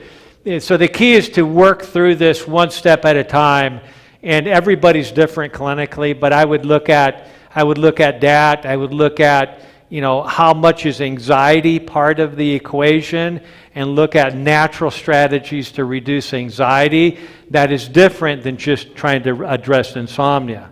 So fixing anxiety, if that's an issue. And sometimes people don't realize they're anxious as well, but it is a part. The brain just keeps active and they just can't relax.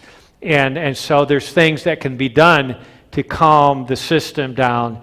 One thing that I try with patients is a product by Neurobiologics called Calming Cream. It's actually a pump that has special forms of GABA in it, and L-theanine and L-tyrosine, and you just rub it into your wrist, inner elbow crease, carotid arteries, okay?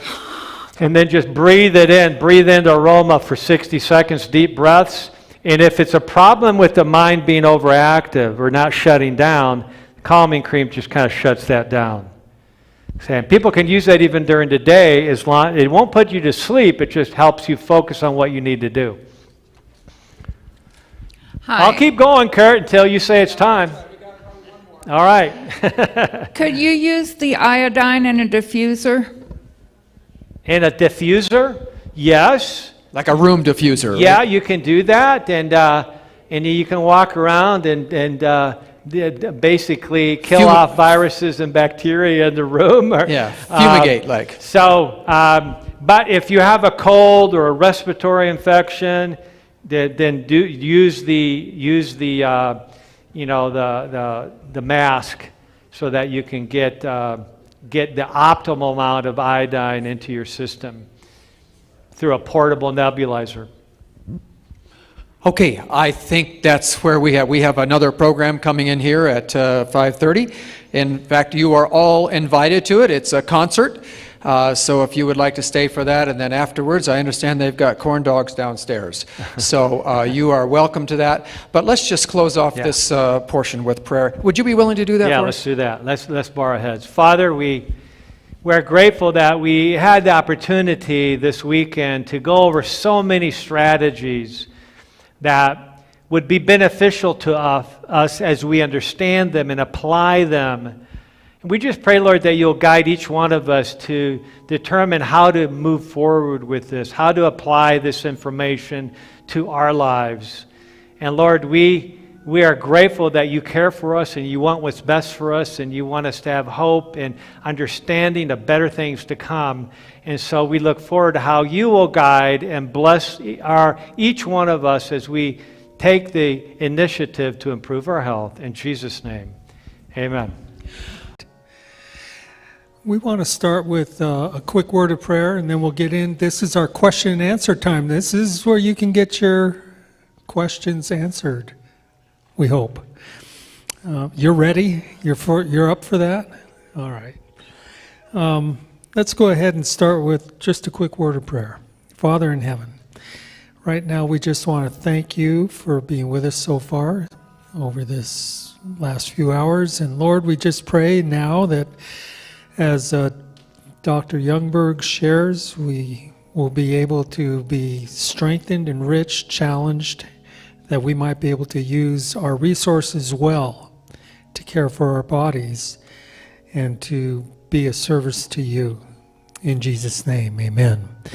Now, Kurt, you had a word you wanted to mention about books. Oh, we'll do that after that. That's right. Okay, so now it's a Q&A, and I have a question. All right. I get to That's go appropriate. first.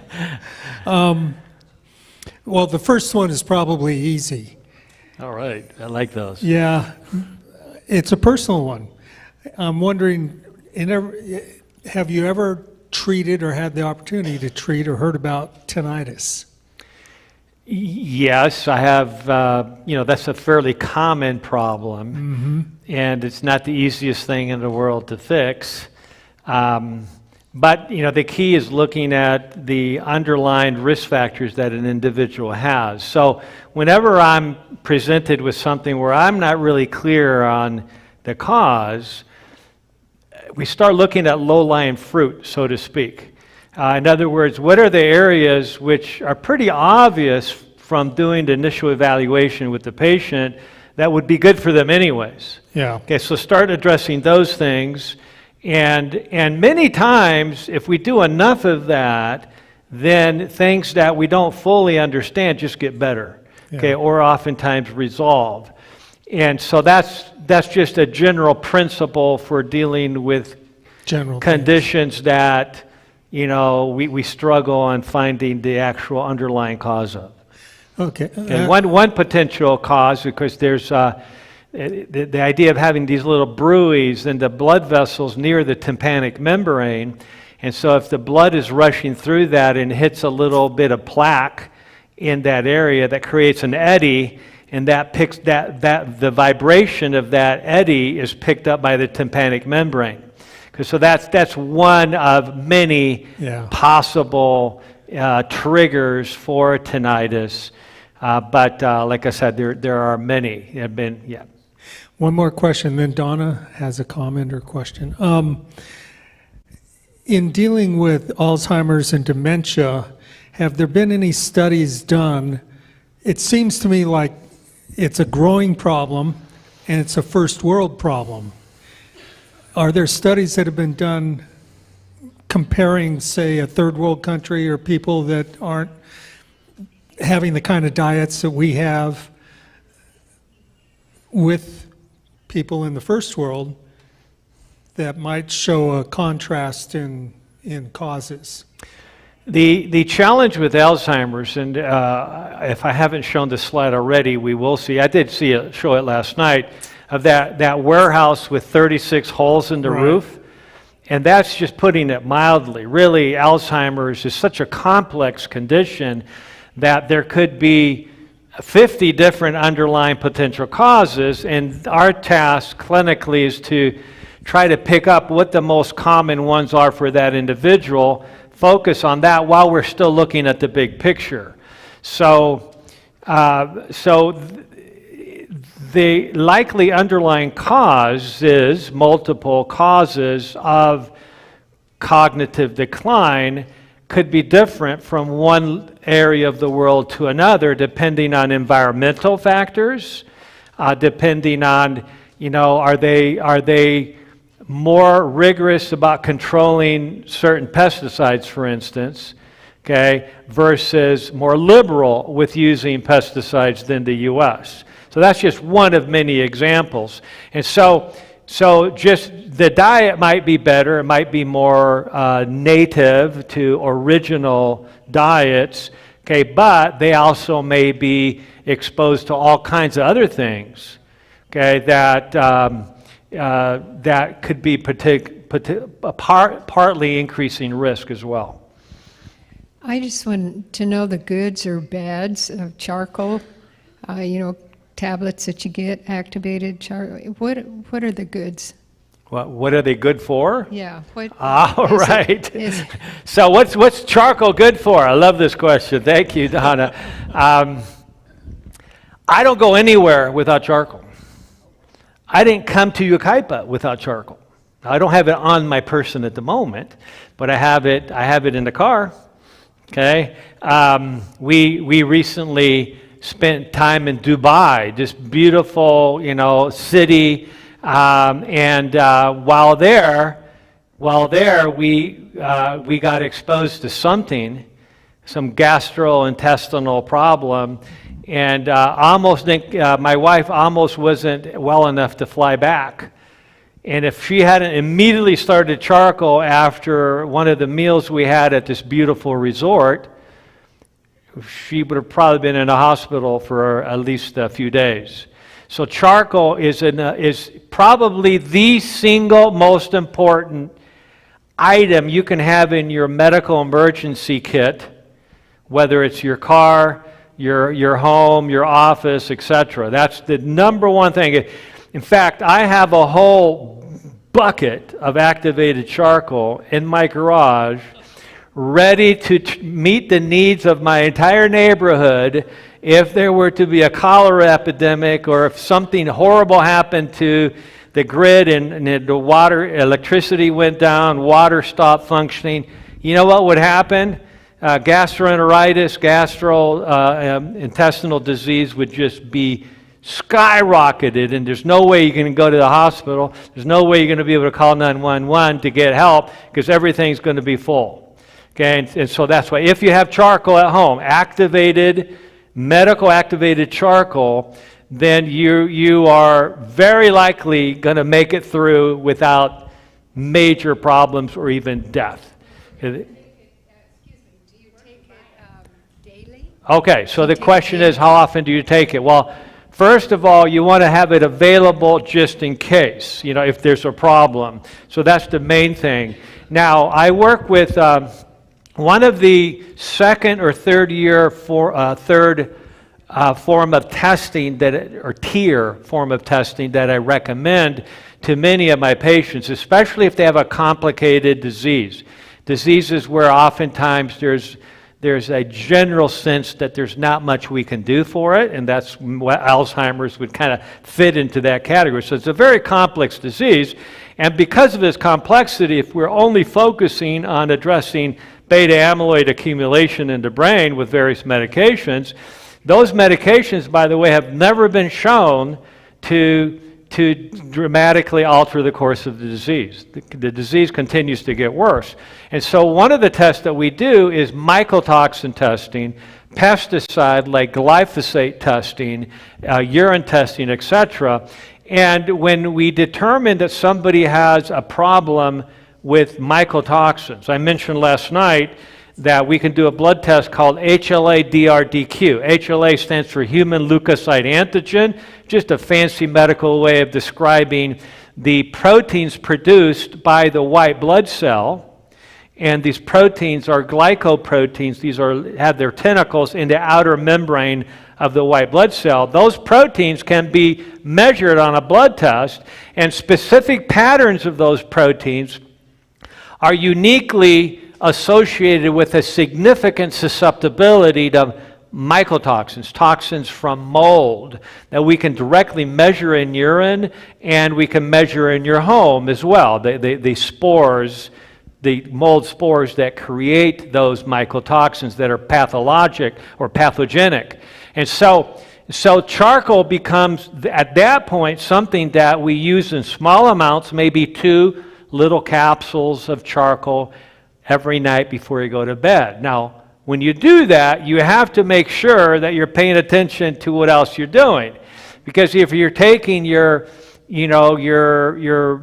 prescription medication at bedtime and you take charcoal at bedtime, you've just inactivated that prescription medication. Okay, that charcoal will absorb that.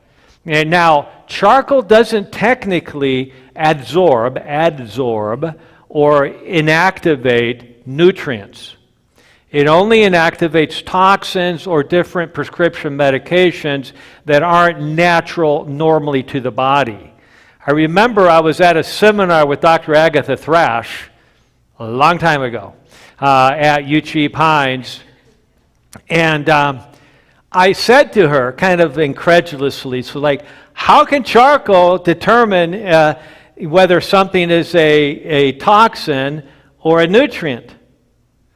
And she looked at me and very kindly and graciously said, well, Wes, we don't really know exactly how that works. And then she went on to explain exactly how it worked. And so basically, charcoal has this ability to electrostatically draw in certain molecules of a certain electromagnetic signature that's typically in the toxin spectrum. Okay, and many prescription medications actually have a similar electromagnetic spectrum, and so that's why it inactivates those. Like, for instance, if a toddler gets a hold of his or her mother's iron supplement that's chocolate coated, they used to make chocolate coated iron supplements many decades ago. They stopped doing that. Why? Because toddlers were getting iron toxicity and sometimes dying by eating the whole bottle of these iron supplements. Charcoal won't do a thing to iron overload because iron is not a toxin in of itself. Okay, it's not in that spectrum. So, but if you work at an ER, like my daughter works at an ER in Oceanside at Tri-City Medical Center, you know that one of the universal antitoxin that is used for almost everything, not everything, but almost everything, is charcoal. Okay, so you want to have it available for emergencies, but you can also use it appropriately most days of the week, but it has to be at least 2 hours away from other things, preferably 3 hours away from prescription medicines. Okay, and of course, if you're having food poisoning and you're starting to have major symptoms, you don't wait 2 hours till after you eat to take it. You take it immediately, right, to address that. So charcoal is high on my scale of one of the most important things that you want to have. Number one is charcoal. Number two is iodine for respiratory infections. We'll talk about that hopefully later today if we have time. To optimize the immune system. Iodine will kill any virus, any bacteria. Any virus. Ebola, HIV, there's studies on it. When I did the research on it, I was amazed. Iodine will kill any virus when it's exposed directly to it. Okay, so that's why if you have a respiratory virus, you inhale or use a nebulizer with iodine, and it dramatically lowers the viral load in your lungs, in your mouth, in your nostrils and sinuses as well. So iodine is number two, and then having pellets of chlorine dioxide available is critical for especially external uses and getting rid of mold in your home, getting rid of viruses. It's very strongly antiviral. It'll kill any virus as well, even probably more powerfully than iodine, and it's also antibacterial and antifungal. So having that for topical use, for the use in your building. You know what they used after the 2001 anthrax attack on the U.S. Senate building? Chlorine dioxide. That's how they got the senators back into the U.S. Senate building, is by fogging and using regular spray of chlorine dioxide. So there's a company called Safrax, SAFRAX.com, where you can order bags of these pellets. All you do is add water and it turns into chlorine dioxide solution. So those three things I stockpile. Okay, for emergency situations. There are certain supplements that are advertised as being helpful for memory. One of them is focus factor. Another one is clarity. And the most recent one I have seen is choline. Choline? Yes. Do these help? Okay, so basically there's many different supplements that are promoted online or on TV as being beneficial for cognitive support. And of course, this is a big market right now because a lot of people are having cognitive problems. That's why we're talking about it. It's extremely common. It's been exponentially increasing in the last 4 years, and it's a huge problem. Diabetes and Alzheimer's in particular, death rates from those have just skyrocketed. And remember, they're similar conditions. Diabetes, you could say that diabetes is Alzheimer's of the pancreas. Okay, and that Alzheimer's is diabetes of the brain. They're very similar, and I'll explain more of that later this afternoon. But in terms of the supplements, there's some formulas. There's hundreds and hundreds of formulas out there. And the key when you're looking at a formula is looking at the ingredients, and then looking at the research on those ingredients, and are they using enough of those ingredients that according to the research should help you. So that's one of the challenges with many of the formulas is that, yes, they're adding good things, but is it at a preventive or therapeutic level? And those formulas can be quite expensive as well. But you asked about choline. The best form of choline that I use in my practice is CDP choline. CDP choline, also referred to as citicholine. In Europe, it's called citicholine.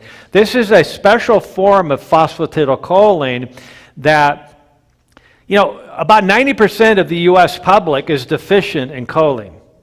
That's a bad, even more so than magnesium. About 80% of the public, or 70 to 80% of the public, is deficient in magnesium. So that's a big area that needs to be supplemented as well, above and beyond an optimal diet.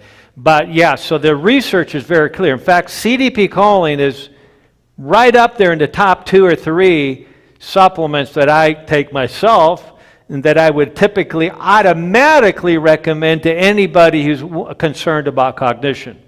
And the dose recommended in most of the medical literature is 1 gram a day, or basically 500 milligrams twice a day. I use the 250 milligram capsules, which are small, easier to swallow, and I recommend 2 of those twice a day for people who already have some awareness of cognitive decline. If they're just wanting to prevent a problem, maybe half that would be fine. Okay, but that's where we get into genetic testing. And we'll look at this afternoon further, but I look for specific genes that dramatically increase the risk of problems when there's deficiency of choline. There's one mutation in particular that's a very long acronym that wasn't worth memorizing for me because it's just a bunch of letters and numbers, that essentially, if you have a double copy mutation of that, you have a 1,500% greater chance of having organ dysfunction, significant organ damage when you're on a low choline diet. That's another reason why you want to be on lots of non-starchy vegetables. The cruciferous vegetables, all the vegetables with crossing patterns in the leaves or stems, the cauliflower, broccoli, bok choy, Brussels sprouts, etc. Those are very rich. Vegetables of that kind are very rich in choline. So do that, but again, if you have cognitive concerns, take advantage of that supplement as well. Okay, here's the next. Yeah, I really enjoy the popcorn at night, the, Pop Secret. And I heard that that's one of the worst things for Alzheimer's. Is it the salt or is it the chemicals? Well, okay. So first of all, the goal is to move towards trying to have an earlier evening meal and then getting used to a lifestyle where we're not snacking at night. Okay? So now a lot of people say, well, it's just popcorn. There's really not that much to it, right? Okay, but it still, it still impacts digestion and it impacts sleep as well. I think the number one thing that we need to pay attention to when we're looking at eating some type of snack like popcorn is oils, the seed oils in particular. Now, I'm not an anti-oil person, okay? Partly because I recognize that the biggest problem with the diet is not oil, it's actually sugar. Okay? And so now I'm not one that promotes a lot of oil. Okay, but I'm not going to tell patients to stop using any oil at all. I will actually oftentimes encourage extra virgin olive oil. Why? Because it has this extra virgin means it's the first pressing, the first cold pressing, and that is it's very rich in chemicals like plant-based chemicals, phytochemicals like oleocanthal, which actually block neurotoxins from doing their damage in the brain. So I want to have more oleocanthal, not less. Okay, so I will use olive oil, extra virgin olive oil on my salads, etc. Now you want to do that according to caloric needs. If you're trying to lose a lot of weight, you're not going to be using a lot of oil. You may use a little bit. Okay, but if many people who suffer with Alzheimer's actually lose too much weight, they start wasting away, and then their doctors, their neurologists, and primary doctors are saying, just eat anything that comes to mind so that you don't lose more weight. What's the problem with that? Okay, that's one of the worst things you can do for your brain, right? When you start eating anything. It's just like oftentimes in oncology, people don't die of the cancer, they die of wasting disease. They just die from losing way too much weight before the cancer actually gets them. And so the oncologist, to expend lifespan, says just eat whatever, even if it's just ice cream, eat a gallon of ice cream. Well, that is guaranteeing that you're never going to get rid of that cancer. That is basically giving up on the fight against cancer. You might extend life a little bit in terms of not losing so much weight, but at what cost? At the cost of guaranteeing that you're not going to survive the actual condition. So the bottom line is that I recommend certain oils like extra virgin olive oil. I recommend coconut chips, like the meat of the coconut, like dried, or the regular, undried meat of the coconut. That is super high in fiber and it's rich in a saturated fat, but in a very different saturated fat that is actually good for the body and is actually good for the immune system, and it's an anti-infective. Okay, so a lot of my patients have this reactive hypoglycemia. Okay, and that means that their adrenals aren't working real well. Using coconut fat and medium chain triglyceride oil can stabilize the blood sugars and stabilize the energy in the brain, so the brain is not under the stress that is damaging the hippocampi, as we've been focusing on this weekend. Okay, so that's why my point is I'm not anti-fat, I'm not anti-oil. We just got to balance it properly. The main principle is healthy foods, healthy oils, and definitely not seed oils. So this whole idea back when Dr. Ansel Keys did the 7-country study and suggested that we'd be far better off eating a lot of vegetable oils versus what we were eating, that was actually a really bad idea. Now we know that. I thought it was a great idea when I was studying it, but seed oils are really bad for the brain. Okay, so not seeds, not eating whole sunflowers or pumpkin seeds. Those are good for us, but no seed oils. They're much more likely to be rancid. They're much more likely to be high in chemicals, and they're way too high in omega-6 versus omega-3 fats.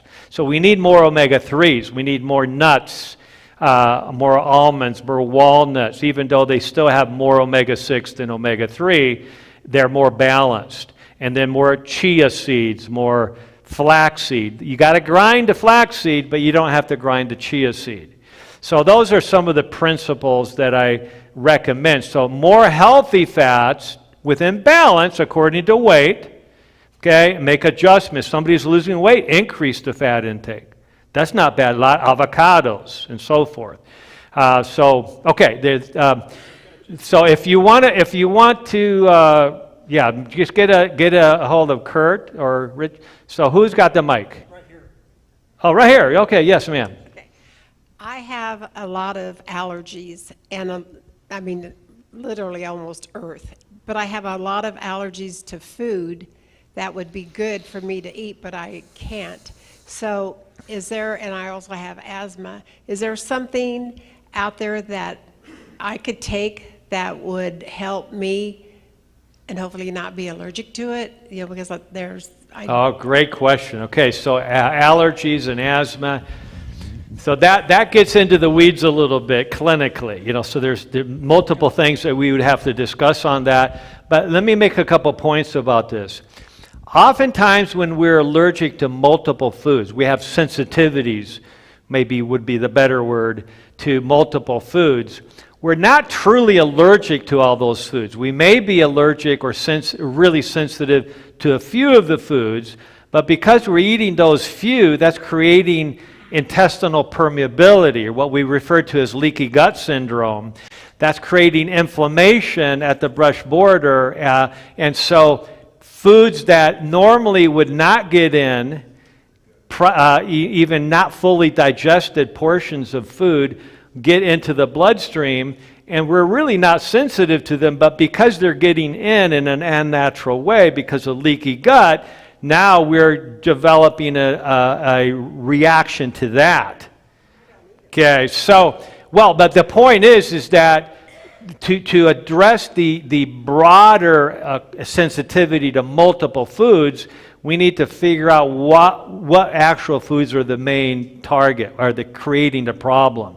And part of the time is just a problem with the gut, where we need to, there's natural strategies to actually heal the gut and get rid of what we call bacteriophages, which are viruses that are bad for us, that are invaded bacteria that are normally in the gut, and now they're creating a chronic low-grade infection in the gut, and they're protected against the immune system because they're inside another cell.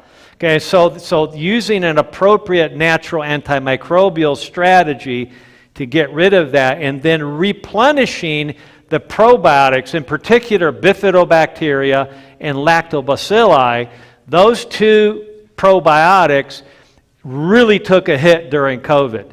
Whether it was a COVID infection or the vaccine, it destroyed those two bacteria, especially bifidobacteria. So we need to re-inoculate, re-infuse those into the system.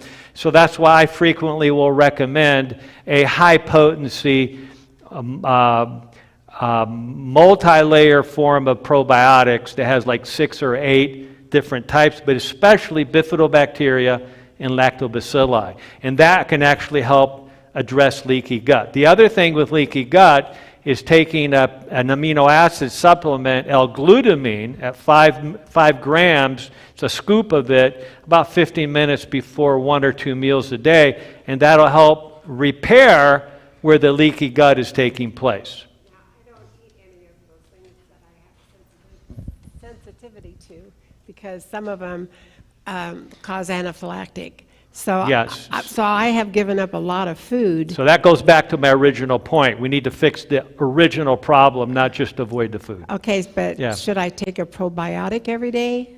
Well, again, that's a clinical question that requires a little bit more individual application.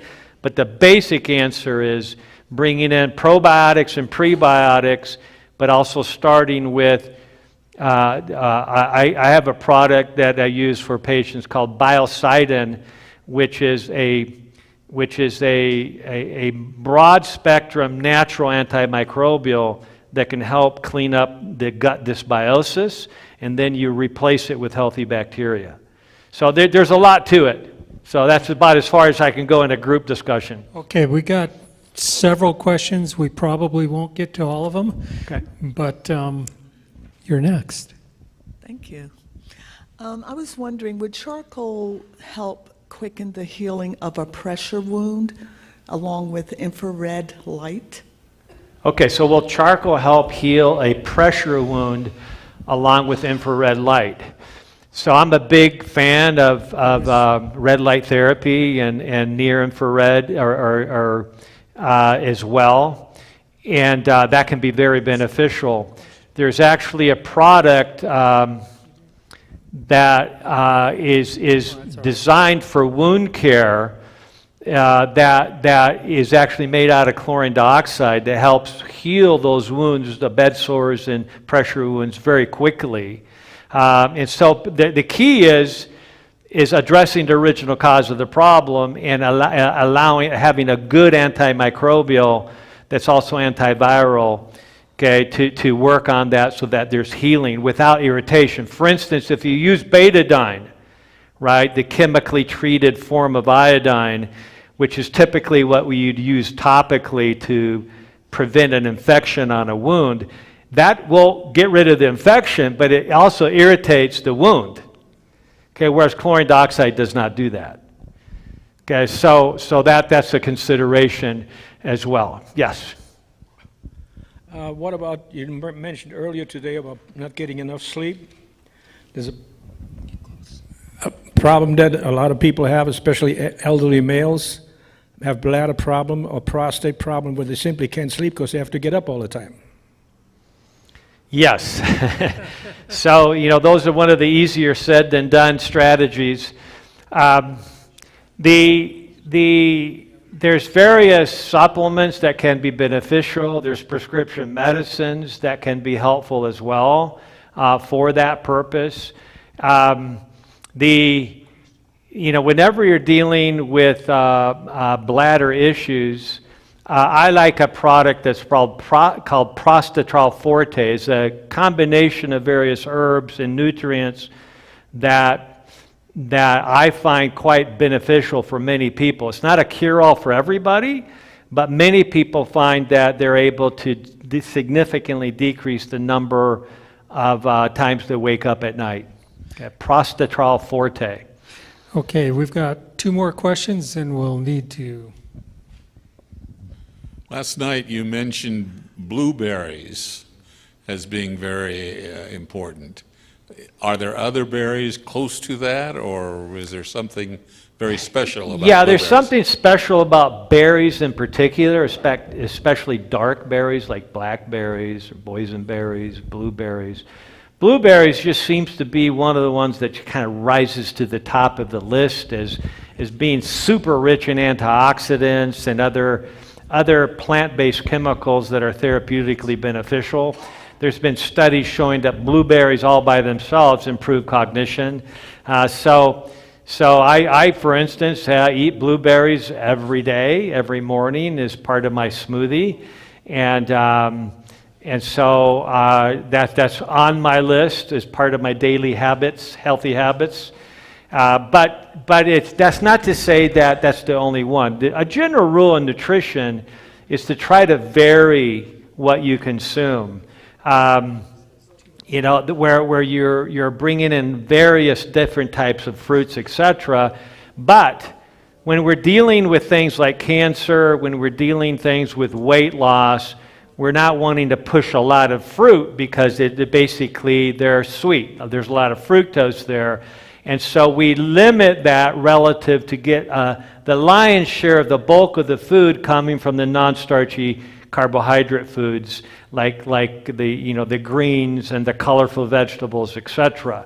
So for individuals where we're trying to limit the overall intake of fruit because of blood sugars or weight or whatever it might be, then I still recommend some blueberries or something like that, a little bit every day or every other day. I think that's very prudent. Okay. Could Could you touch on sunshine? You mentioned early morning sunshine. Some people say between 10 and 2. I thought sunshine was, sunshine any time of the day. Okay, well, we're really talking about several different things. We'll talk a little bit about this afternoon, but there's a concept that I call the sun shadow standard. Just looking for a fancy phrase to remember. And that is looking at your shadow. When you go outside, look at your shadow. And if your shadow is longer than you are tall, you're making 0 vitamin D. Essentially 0 vitamin D.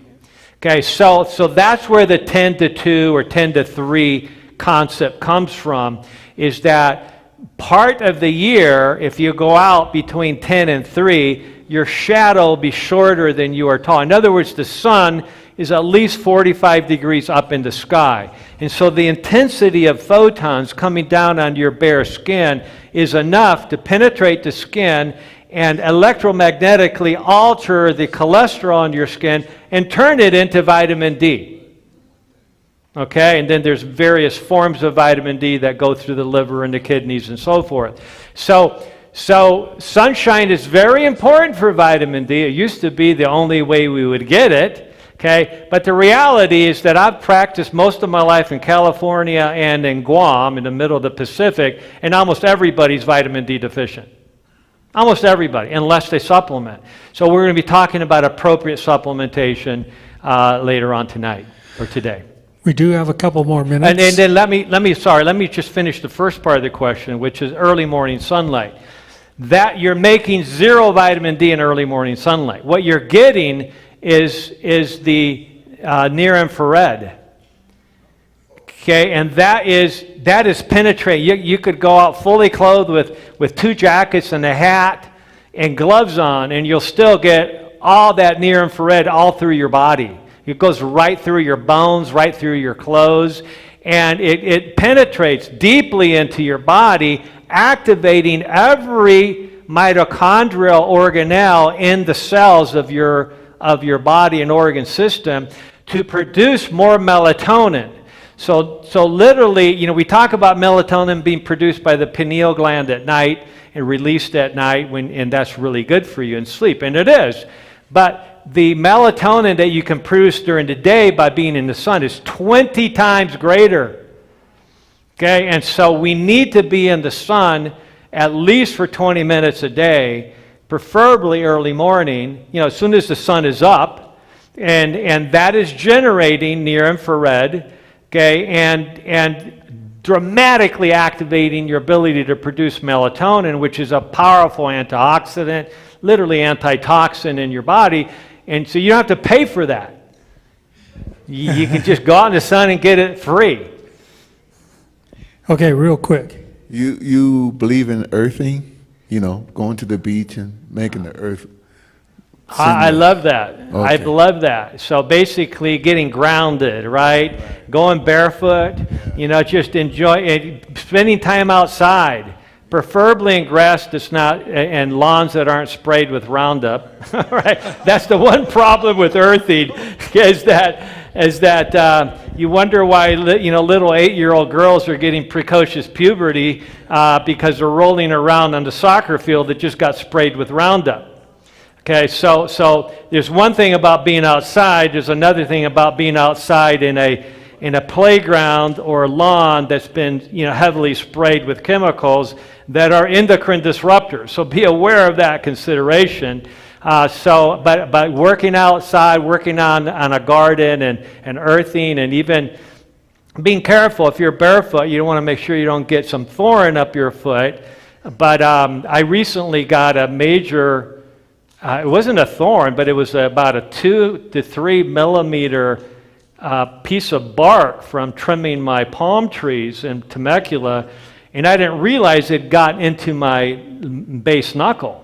I cleaned it out as best I could, but it kept swelling up, and it was oozing pus, and so I kept putting charcoal poultice on it, which completely sucked all the pus out and took all the inflammation, but guess what? I didn't realize there was that significant piece of bark inside my finger, And it was only after I started messing with it a week and a half later that it popped right out. Because I actually cut it open. I said, something's wrong here, it's not healing. And that bark just popped right out. So charcoal is really good, but you got to get to the core of the problem as well. Two things. One, the question about prostate.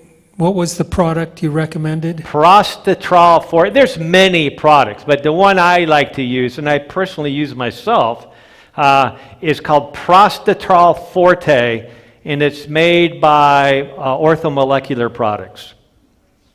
Okay. Just a quick question. What particular DNA test kit would you recommend? Okay. So the two most, there's many different forms of DNA testing, some that are much more elaborate than others, but the simple ones are Ancestry.com and 23andMe.com. Recently, I've noticed that this Ancestry.com is a lot easier to use. You don't have to jump through as much red tape, and it's cheaper. The concern I have right now is that I'm noticing the last 5 reports I've seen do not include the ApoE4 gene, which was one of the Alzheimer's gene mutation, which is one of the main reasons I had people do the report. Okay, so whereas 23andMe, as far as I know, still does.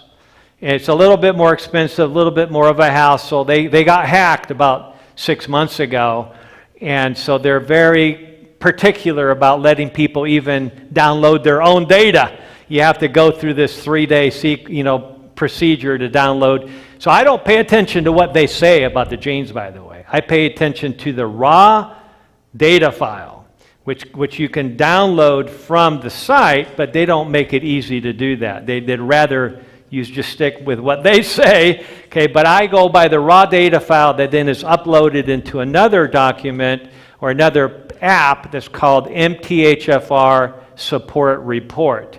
And that gives a 50-page document that I then interpret for the patient, and it usually takes about 2 sessions, an hour each, to go through that in detail. It's like a 24-page narrative report, but we learned so much, and I'll go over it this afternoon in more detail. Taken internally, how does bentonite clay compare to charcoal? Well, the challenge has to do with possible impurities. And I think bentonite clay can be used. I like to use like for instance, zeolite, okay, is a chemical that is found in like the zeolite clay. But I use a zeolite that's purified, that's in a spray. And even that some people are concerned with because of the potential contamination with aluminum. Okay, so I will use that from time to time. And I have patients that incorporate that. They have a formula that has some charcoal, some bentonite clay, and other types of clay, and that can be beneficial. I like to stick with the basics like charcoal, like chlorella, which is a really good binder. If there's a mold issue, I might use okra powder as a good binder. So it depends what we're trying to accomplish as well. I noticed on several occasions you mentioned taking non-starchy vegetables. Dr. McDougall strongly recommends beans and potatoes. I love beans and potatoes. Are you recommending against that? We all love beans and potatoes. Okay, so I knew Dr. John McDougall very well. Unfortunately, he passed away earlier this year. I actually had him speak when I was president of the School of Public Health Alumni Association back in 1990, yeah, a long time ago. I had him, the benefit of being president at the time was you got to pick all the speakers for the postgraduate conventions. And so I picked Dr. McDougall because he was one of my main mentors as I was going into clinical lifestyle medicine. He wrote the book, McDougall's Medicine, great book. One thing I learned though is that whenever you're dealing with diabetics or people with metabolic syndrome or high triglycerides, you got to check the results based on the advice you're giving. Okay, and so there's some of us, because of our metabolic syndrome, because of our insulin resistance, which we'll cover in a little bit, that have to be careful with how much starch we use. Now, I fully realize that Dr. McDougall basically pushed a starch-based diet. Okay? When I started practicing full-time lifestyle medicine and I was measuring patients' blood sugar after every meal, I realized that it's imperative that we also moderate the amount of starch in many people. Why? Because even though for many people that are lean and fit and healthy, they can eat all the starch they want, for somebody who's struggling with weight, high triglycerides, high blood pressure, but especially high blood sugars, starches will drive blood sugars high. Now, that's still beans. I say you can improve your blood sugars by eating a serving of beans for that meal, and then after the next meal and the next meal. So just one serving of beans improves blood sugars for up to 3 different meals over time. The problem is it's still spiking blood sugars more than non-starchy vegetables in some people. And so that's why we go by how your body's responding directly. We don't go by theory. We measure your blood sugar 1 or 2 hours after the beginning of the meal, and if your blood sugars are shooting up, that is forcing your pancreas to overproduce insulin and eventually wear out the pancreas so it can't produce insulin. So we need to consider all those factors as we're applying lifestyle medicine principles. So I'm a big fan of beans, especially beans, all forms of beans. I'm less of a fan of potatoes for somebody struggling with metabolic issues because that quickly gets digested and there's not nearly as much fiber and minerals and nutrients in potatoes, even though it's still a healthy food, okay? But it's not necessarily the healthiest food for everyone. Just depends on what we're trying to accomplish. So that's why the base of the pyramid is not starches in my book. It's actually non-starchy vegetables, and then we bring in the starches in moderation according to impact, and then keep increasing it if the body's handling it. So if you're running marathons, like I used to do, okay, or you're super active as a young adult, I had to take in 10,000 calories a day. You can't do that with non-starchy vegetables.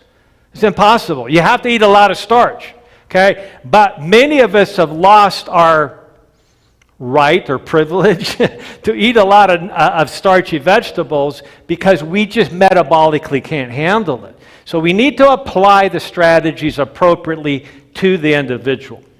Okay, this is our last question. Hi, thank you for taking my question. Are you able to recommend any lab in Southern California that we could contract with individually and or that does live blood analysis? Thank you. Okay, I'm not aware of labs commercially available, at least, or the typical labs that do live blood analysis, so I'd have to research that. But there's various ways that you can use either LabCorp or Quest, which are the 2 national labs. And by the way, Quest recently bought out LabCorp. They're still separate, which is a real potential problem for monopoly, I guess you would say. I don't know how that's going to work. I don't know why that was allowed, because they were the only 2 big national labs. So that could affect pricing, maybe. But there's a website called altalabtest.com. Is that the full? altalabtest.com. And they use Quest, and you can go online, create your own account, all by yourself without any other healthcare provider being involved in any way, and order any lab you want at a price. Now, the good news is that price is really low. it's actually about an average of an 80% discount compared to if you just went to a lab and paid their normal retail amount. Okay, so sometimes when you get a lab based on insurance and the lab tech says, oh, you need to sign on this so that if Medicare or your insurance does not cover all the labs, we will bill you. Okay, oftentimes they'll ask you to sign that. And so you're playing a little bit of Russian roulette of whether you're going to get a bill in the mail, and oftentimes that's because the lab did not do their due diligence and write down all the ICD-10 diagnostic codes that your doctor put on the lab form. And so now they're charging you for something that would have been paid for, but they didn't do their job. So you got to be careful with that. So I always recommend never pay a bill from a lab until you've gone through disputation. Because once you've paid it, there's no more disputing to be done. It's over. Okay, so sometimes you just got to go back to your doctor and make sure that the lab has properly documented all the ICD-10 codes so that they can pay for it. But if you know a lab is not going to be covered, like I mentioned earlier, the HLA-DRDQ biotoxin susceptibility test, they're never going to, no insurance is going to pay for that. That test used to be $600 to $800. Now it's $120 if you do it through LabCorp discount system. Okay, but Ulta Labs is an easy way to do it, and we use that at our clinic as well to help people, significantly decrease their expense. What is that called? Ultra Lab? Ulta, ULTA, labtests.com.